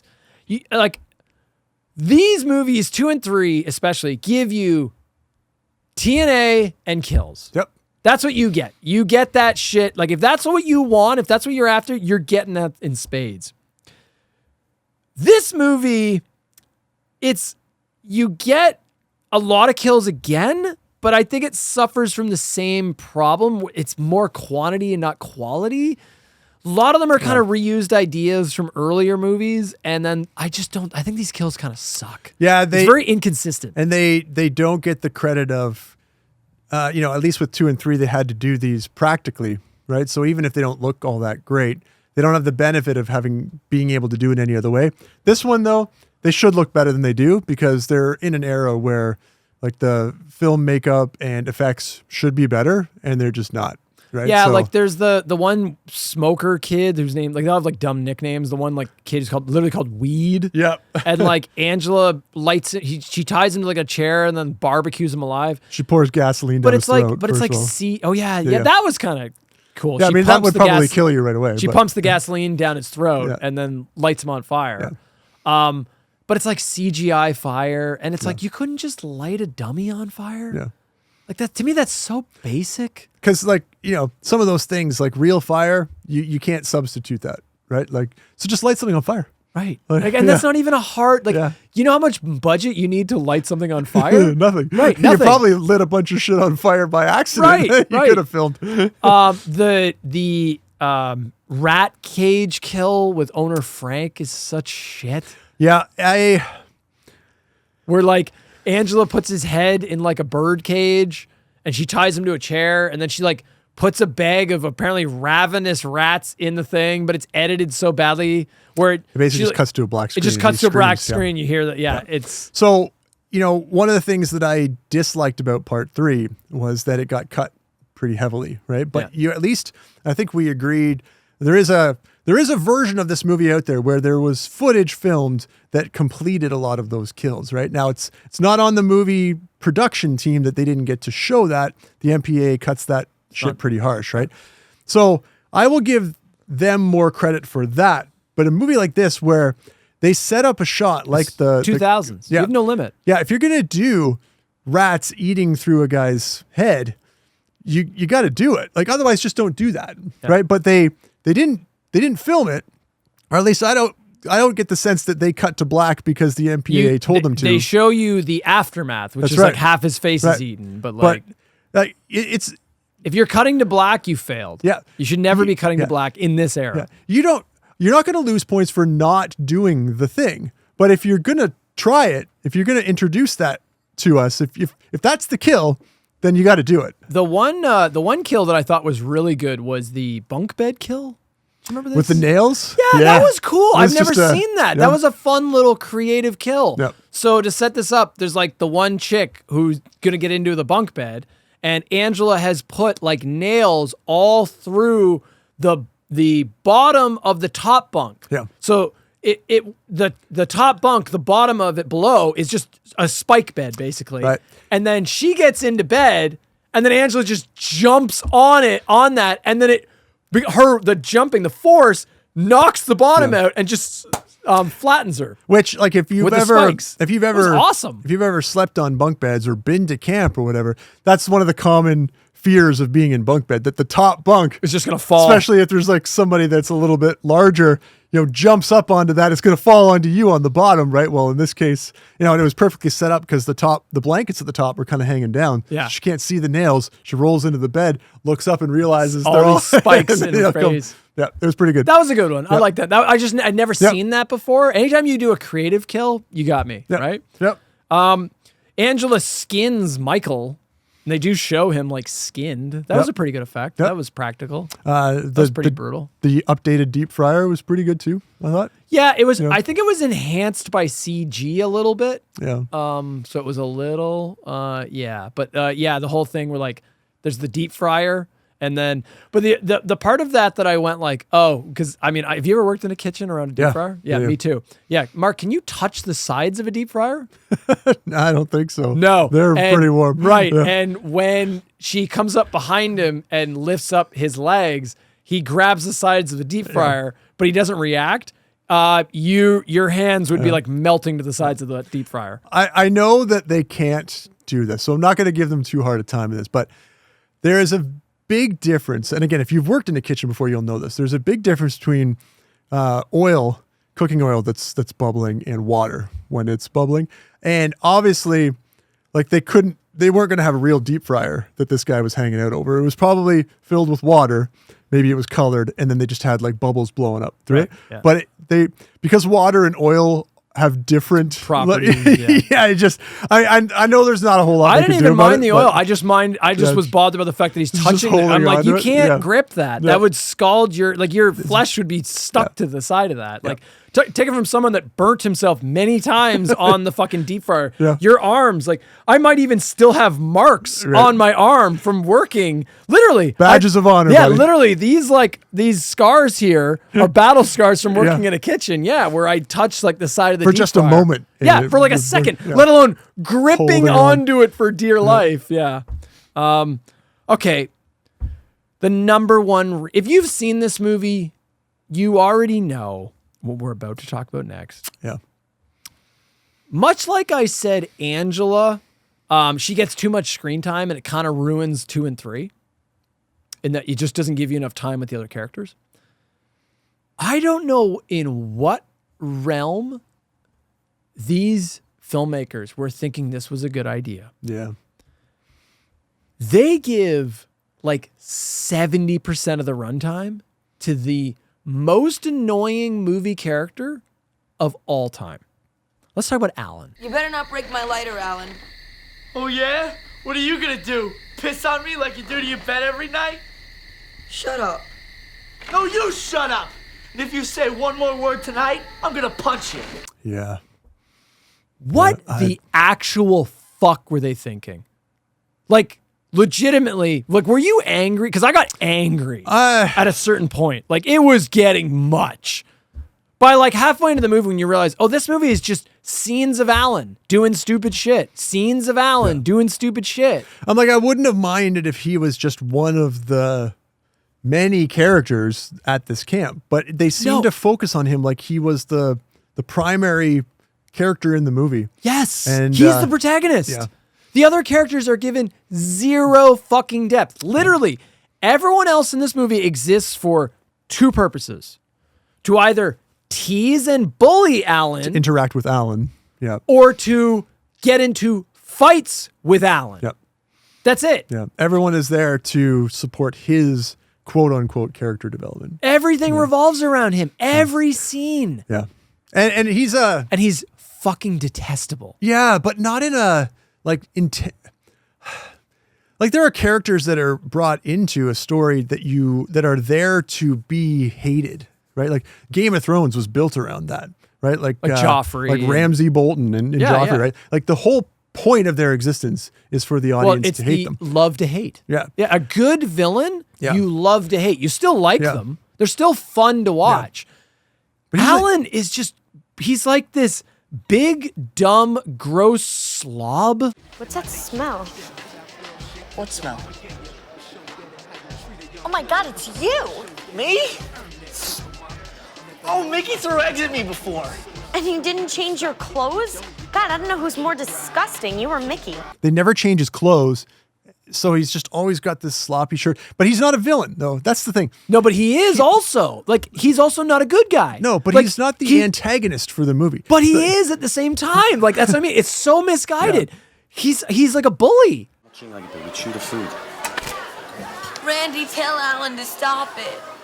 Knock it off, idiot. He started it. When I get ahead of you, Toby, I'm kind of in a hurry. No, Alan, wait your turn just like everyone else. Cut it out, Alan. Alan, behave yourself or I'll have to ask you to lead the line. Yes, ma'am. Yeah. And I think the only thing I can think of. Like, he bullies a lot. There's That's many right. of his scenes, he's like bullying someone. Yeah, and I was trying to think, like, are they trying to give us the impression like this kid has himself been bullied so much that the only way that he knows how to, he's just lashing out. I don't know. I was trying to give the movie give as him much something. credit as possible. The only thing I can think of is that they were trying to sort of bait and switch you into thinking that he was going to ultimately be the killer. Oh, they are trying. Yeah. The problem, though, so hard to do that, is that we've all watched enough movies to know that if they focus on anyone too much like that, you know right away it's not them. Right? Like, if that is the character you are feeding us as the antagonist for the movie, I'm going to know that's not because the that's one not that how, does because it. it's too obvious, Yeah. right? That's not how filmmaking works. Yeah. Were they trying to make us like? I think that we were supposed to feel sorry for I him. didn't. No, No. because like there's a lot of scenes with like him getting bullied himself. Yeah. Like the one counselor like forces him to like to eat the chicken off the ground, which is a weird interaction. I have a note about that. Randy, the counselor, hassles the weird kid Alan and actually starts like legitimately assaulting him. Yeah. Like they actually drop the hard R word and call Alan that as well. So they call him Regal. Yeah. And I'm like, oof, this is, I mean, as a camp counselor, can you do that? Can you get away with that? Yes. Like, yes, you know, Mark. Yes. That's 2008, just before smartphones. I mean, like, just before smartphones became ubiquitous. Like, could they even do that to you in prison? Yeah, no, that was but Alan brings it on himself.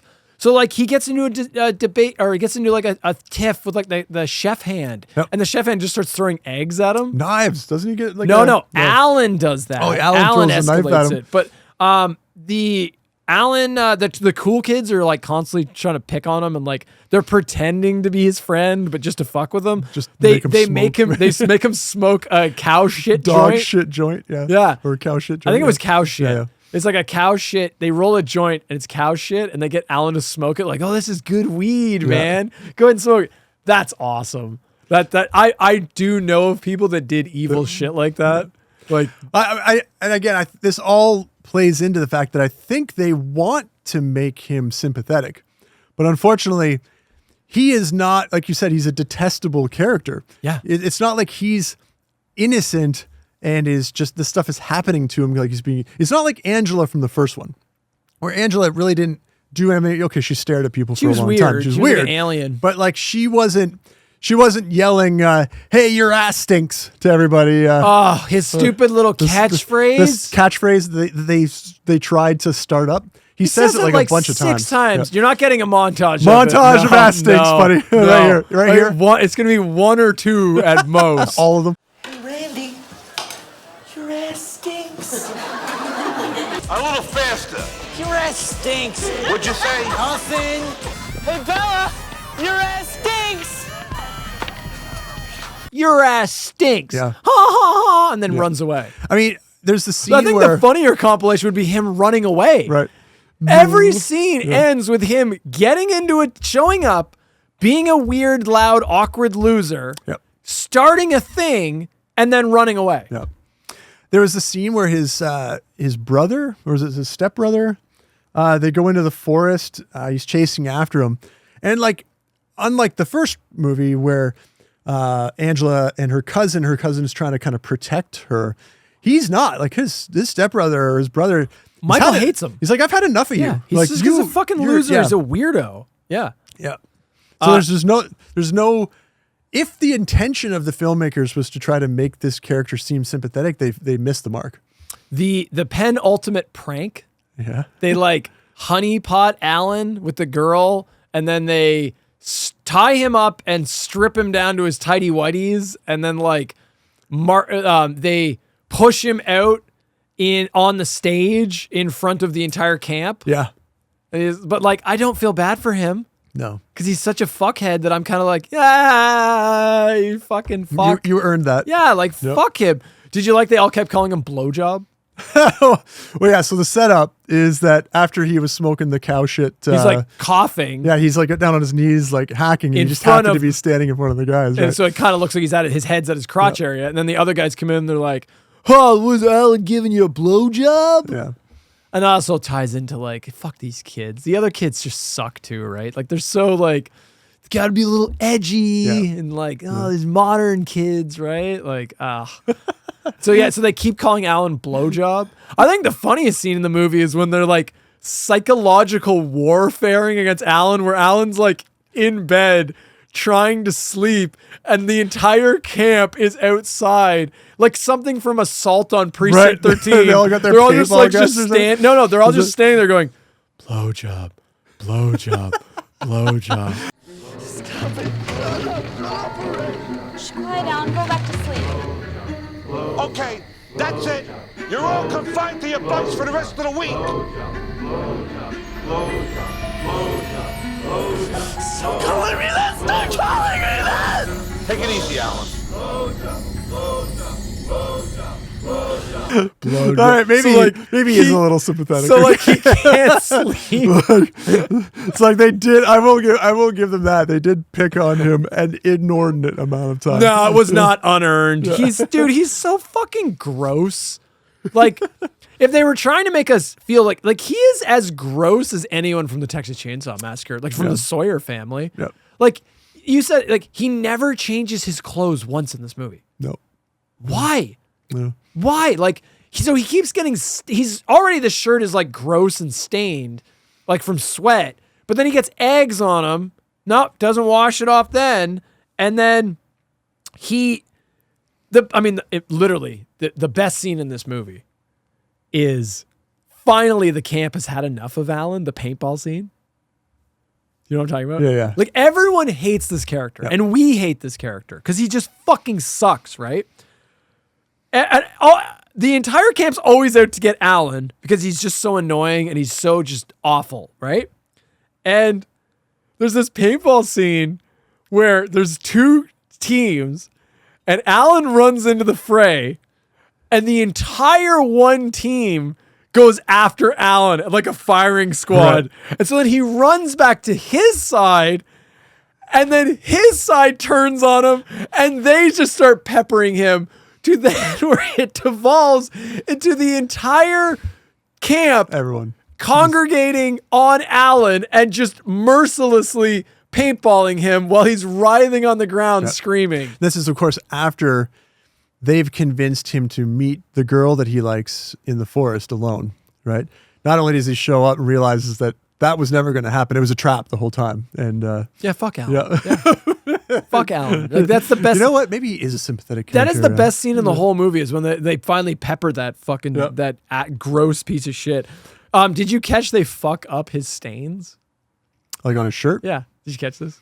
So after the paintball scene, he gets lit up, right? So now his stained shirt, which had like the egg and the sweat and the dirt and everything, which he never changes his clothes. Why? Why would you never change your clothes? And it's not like this whole movie takes place within like a 20-minute time span where he just wouldn't have changed his clothes. No, it's like 2 days. Numerous days. Yeah. Like, why? Change your fucking clothes, you gross piece of shit.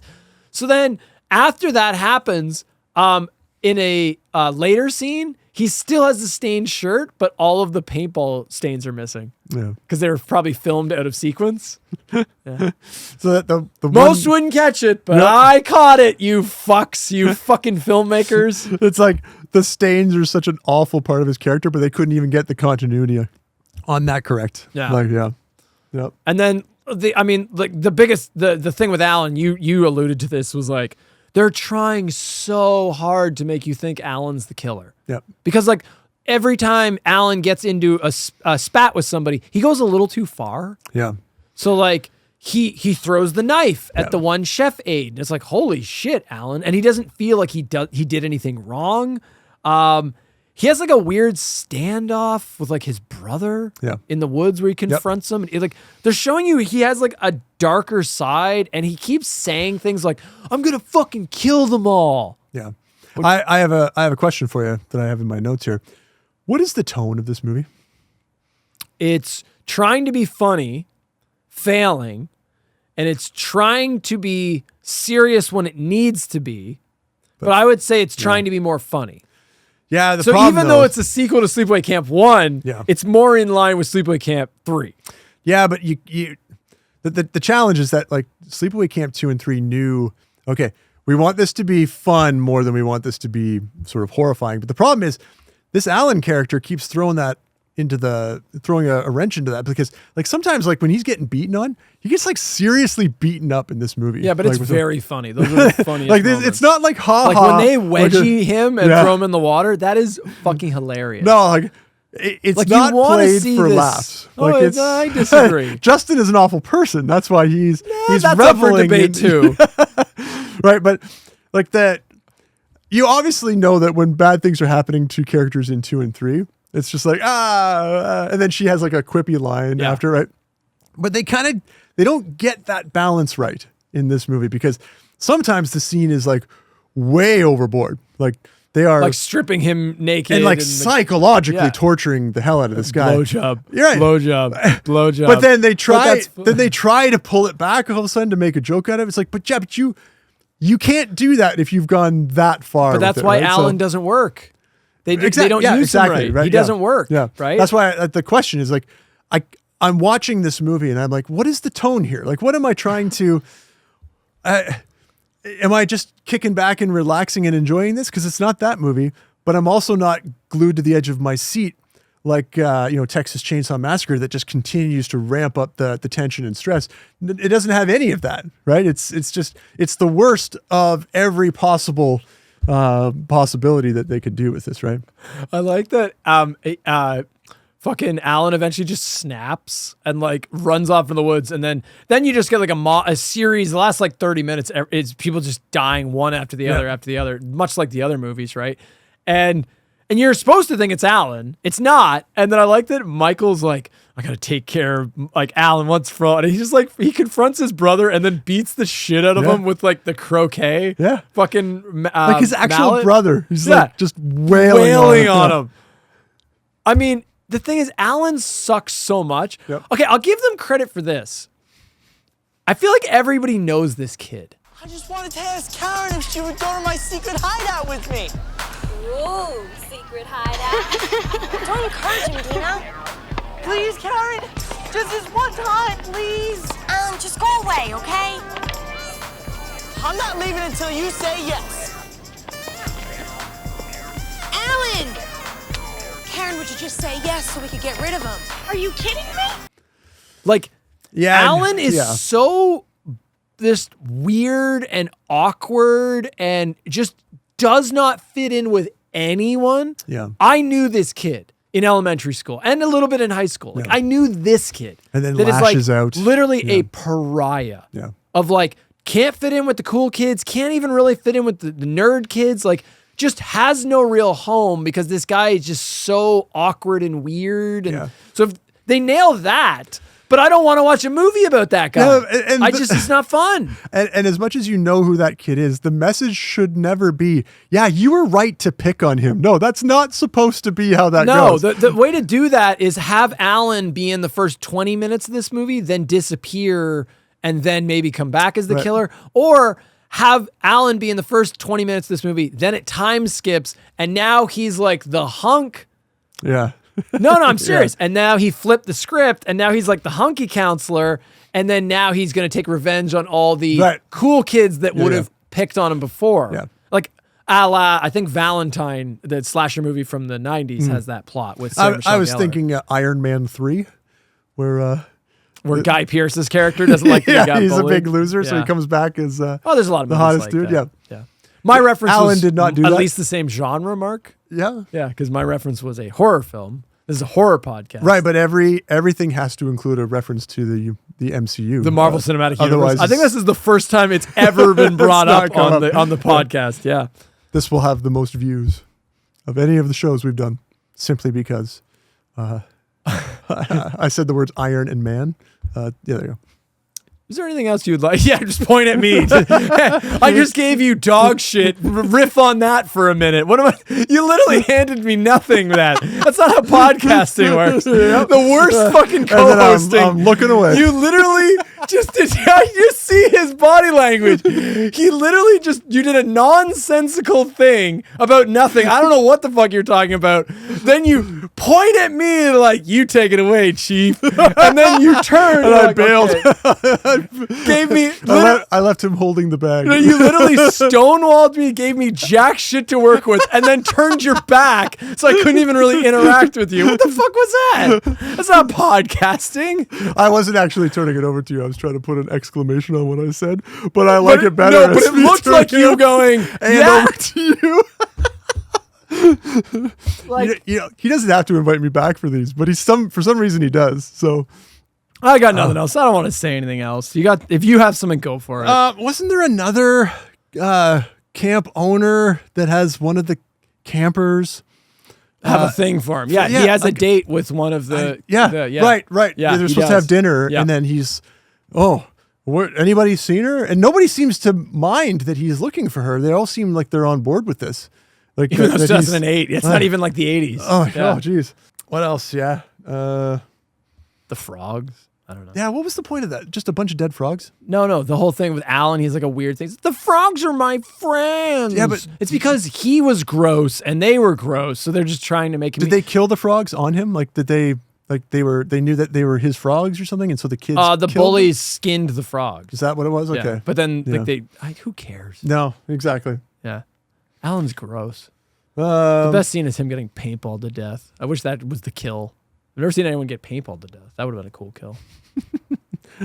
As I noted that those kids demonstrate very poor arcs of fire because they were definitely shooting with others stepping in the way of their. That's.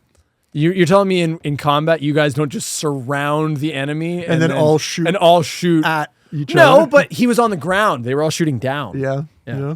So back off there, military chief, okay? They're walking in front of each other all the time. It's back not off there, Colonel, Admiral, Sergeant. Yeah. There's a few kind of interesting kills, but they don't really go through with it. Like the one guy that gets the fishing line on his penis. Yeah. It goes on so long. It was interesting. It's brutal. Yeah. To their credit, they do show a prosthetic dick getting ripped off at the end. Yeah. But yeah, it's this guy... Angela ties him to a tree and then puts fishing line on his dick, then ties the other end to a Jeep, then scares the girl to drive the Jeep away. But it's like a 6-minute scene when it should have been a 2-minute scene. So it goes on so long until finally you get that, boop, oh, there's the dick. But neither one of them die, though, because she gets the barbed wire wrapped around her face as well. I mean, debatably. I mean, she's still talking. No, but I mean, dude, your dick's gone. I mean, you don't want to live. You might as well. It's over. It's over, buddy. There's no coming that's back. Right. Yeah. Sorry to any of our micro penis listeners. It's bad. Yeah, it's bad. Don't watch it. Yeah. Literally, of this whole franchise, that's enough of 4. Or what I keep calling it 4. Fuck it. Fuck 4. Fuck Return. 1, 2, and 3. Yep, you're good with that. Worth watching. Yep. I'm even going to say 2 and 3. I would watch them again as a lark with other people to laugh at. Yeah. 1 is like not a bad slasher horror film. I think overall this is a pretty weak franchise though, because my question is, does it do enough to distinguish it from the thing it's ripping off? And my answer is no.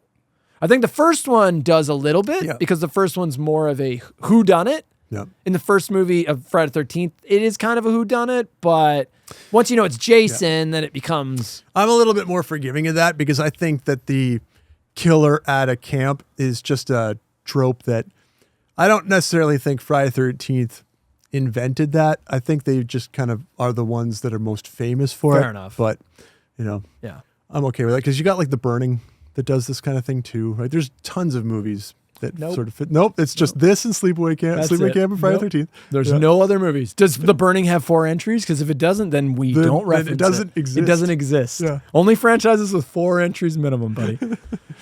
All right, let me do my ranking real quick, and then we'll do yours, Mark. So my ranking pretty straightforward.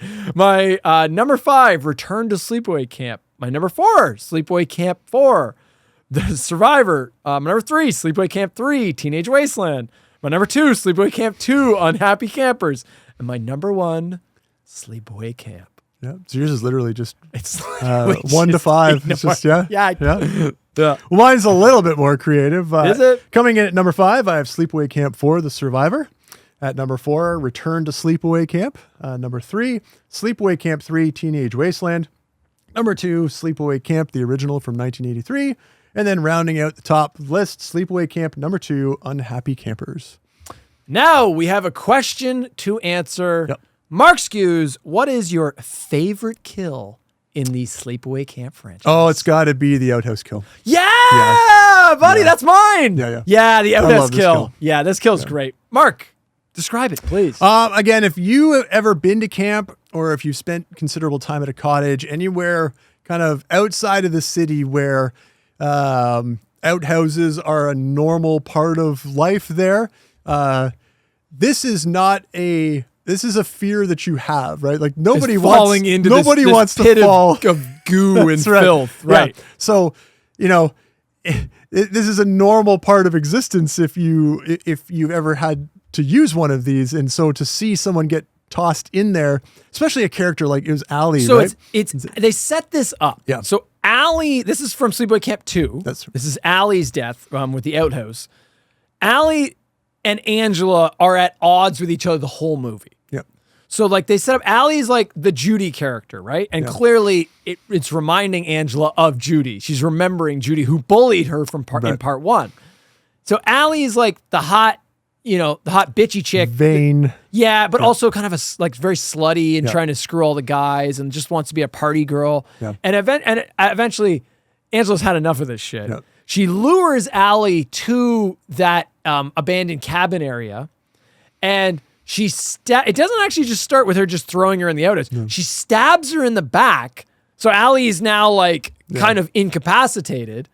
Then she drags Allie into the outhouse, puts her face into the fucking toilet, and makes her look at the sludge that's underneath, the piss and shit pool at the bottom of the outhouse, then proceeds to toss her into it. But I think the most brutal part of this is she grabs like a big log, like a stick, and pushes Allie into that disgusting pool. She's trying to claw herself back out. Yeah. But she just keeps knocking her back down. And she basically drowns her. Yeah. Like, to me, this is the one that had the most visceral reaction because the idea of drowning in a pool of piss and shit is fucking heinous. Yeah. Leeches, Allie, for a leech like you.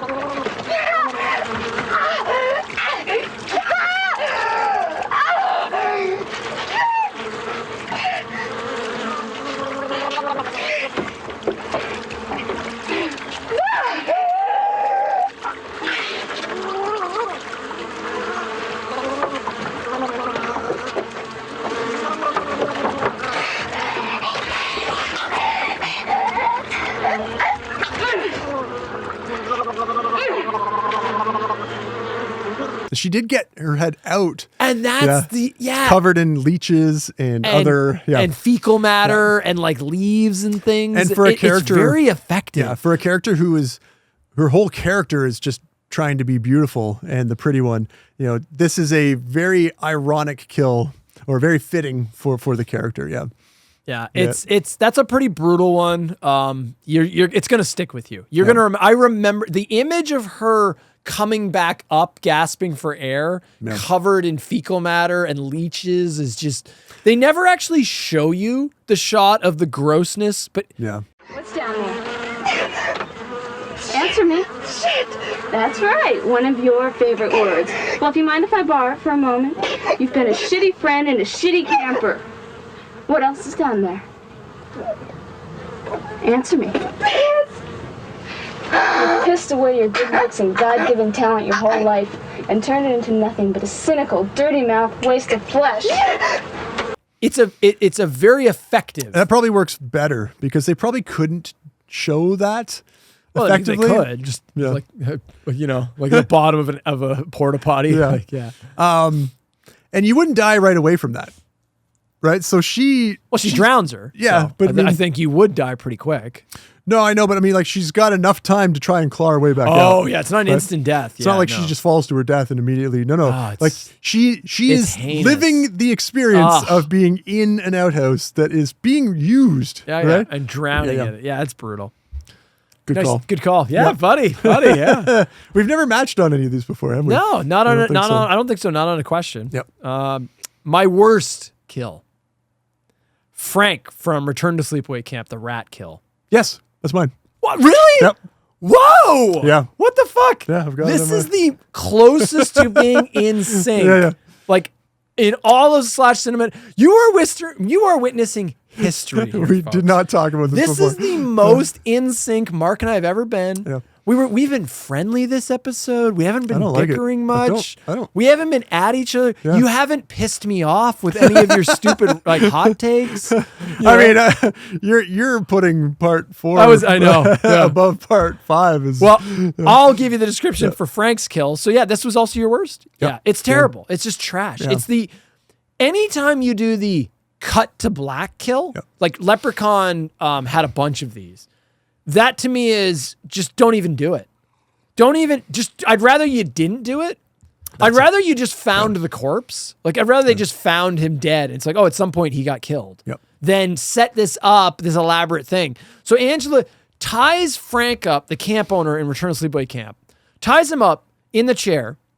He has a thing with like birds. So he has a bird. And I mean, that would have made a more fitting kill. Like the bird pecks his eyes out. But yeah. It doesn't. No. Yeah, no. And so she rigs his bird cage and then puts it on his head. Frank's tied to a chair. Yeah. And he's like screaming and freaking out. She then opens the door on the bird cage and she has a bag of rats, apparently. Yep.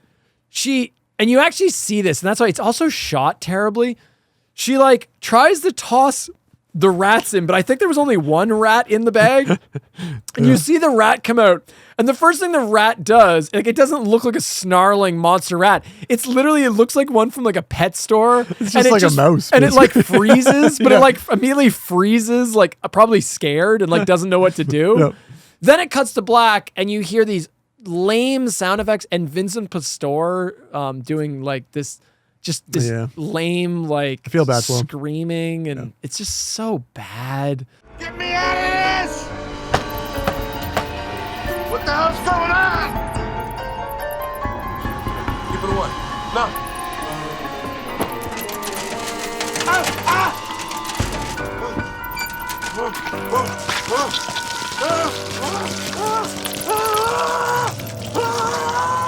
He's like, oh God, like that kind of shit.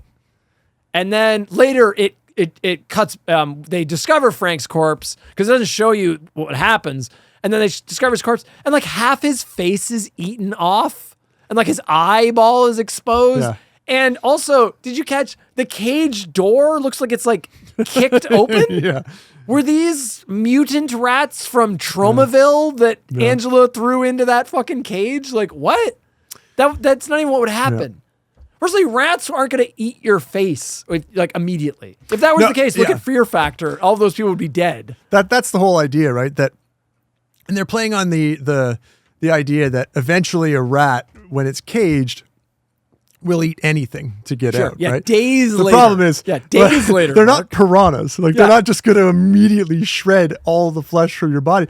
Like, first of all, I don't know if the wound that he suffered would be enough to kill him. Like he got his cheek bitten off, but I mean, it's not like he bit his whole head off his neck. Right. But the other thing too, I'd like to think he died of fear. That's it. Yeah, he died of a heart attack. He died of fear.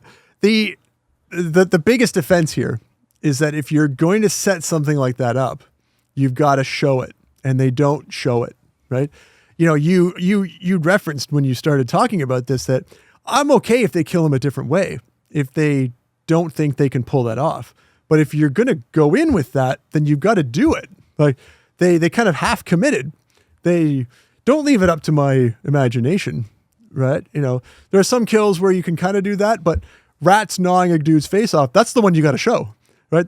You've set it up. You've got the cage, do something, right, with the hole in the bottom for his head to. And other movies have done this better. Like I've seen this done. Like I think 1984 has like an infamous scene with like the guy with the rat contraption that's like coming towards him and shit. I don't know. And I mean, like, what year was this? This was 2000. Even I think fucking one of the Fast and Furious movies has like a torture scene where they put like a rat on the guy's stomach and they like put the pot on his stomach and then they heat up the pot so that it has to like dig through his skin. Oh, what movie is that? I think it's one of the Fast and Furious movies. I could be wrong, but it's like a torture scene. Even that's more effective because even though you can't, obviously there's no rat in the pot, right? Yeah. But the idea gets to you, right? So instead of just cutting to black. Well, at least in that instance, the idea is that the rat needs to get out because there's so it's going to go through you. Yeah. No, they don't do that here. No, I'm saying other movies have done this better. Yep. Yeah. Disappointing. It's a disappointing end to this franchise. Like so many of the franchises we've covered, with the exception, I think literally with the exception of like only a couple. No, actually that's not true. We've had a couple now that they've redeemed themselves when they came back. Halloween, Child's Play. Yep. Debatably Friday, kind of. That remake's I'd not watch bad. that again. Texas Chainsaw, I really liked the 2022. Yeah. We also both liked the Hellraiser. So actually, I shouldn't say that. Most of them do a better job when they come back. I would say it's split. Yeah, I think it's half. Yeah. I think it's 50-50. Some of them horror franchises, they come back, they shit the bed. This is one of those. Yeah. This shits the bed. I don't think this is a strong franchise, but I don't hate 1, 2, or 3. 4, it's nothing. Yeah. And Return, I absolutely hate. Of all of the movies we've watched to date, I think this is my least favorite. Really? Return to Sleepaway Camp. No way. It is so that's fucking got to be a bad, hot man. take. Come on. The only thing that might be on the same level is Hellraiser Revelation. Wow. Like Hellraiser Revelation's that bad. Yeah. I mean, I'd rather watch Texas Chainsaw 4. I don't know. Really? That's an interesting ranking. Get the out. worst of the worst. Yeah. Like we take the worst entries of all of them, of all the franchises we've done, and then we stack them against each other. Which one? But then we have to explain why they're slightly less stinky. Like we're just huffing farts, buddy. And then we force the other one to watch. Again, the one that we pick. No. Forget it. No, that's too far. That's too far. Yeah. So there you have it. That is all 5 or 4.5 entries of the Sleepaway Camp franchise. Thank you for watching or listening or tuning in, however you consume this. As I always do, there will be time codes in the description. So do not be intimidated by the runtime, although this is going to be one of our shortest episodes to date. There'll be time codes so you can skip to each individual entry that whatever you want to see us talk about, so it's easy to get back and forth. I will clip some of these, but I will not give you clips for every single review. You have to watch the main one to get it all, right? Any other final parting words you'd like to mention about Sleepaway Camp? Nope, I had a great time going back through this, especially the first 3. It was a good fringe pick, Mark. It was a good fringe pick. But now it's back to my pick. Oh. There's no box this time, folks. Mark knows where he's going. Mark knows exactly where I'm sending us. We are going on another trip. This is going to be a good long trip for both of us. We're probably going to get lost along the way. I can see this being a little confusing from time to time. But I think eventually we're going to make it to our final destination.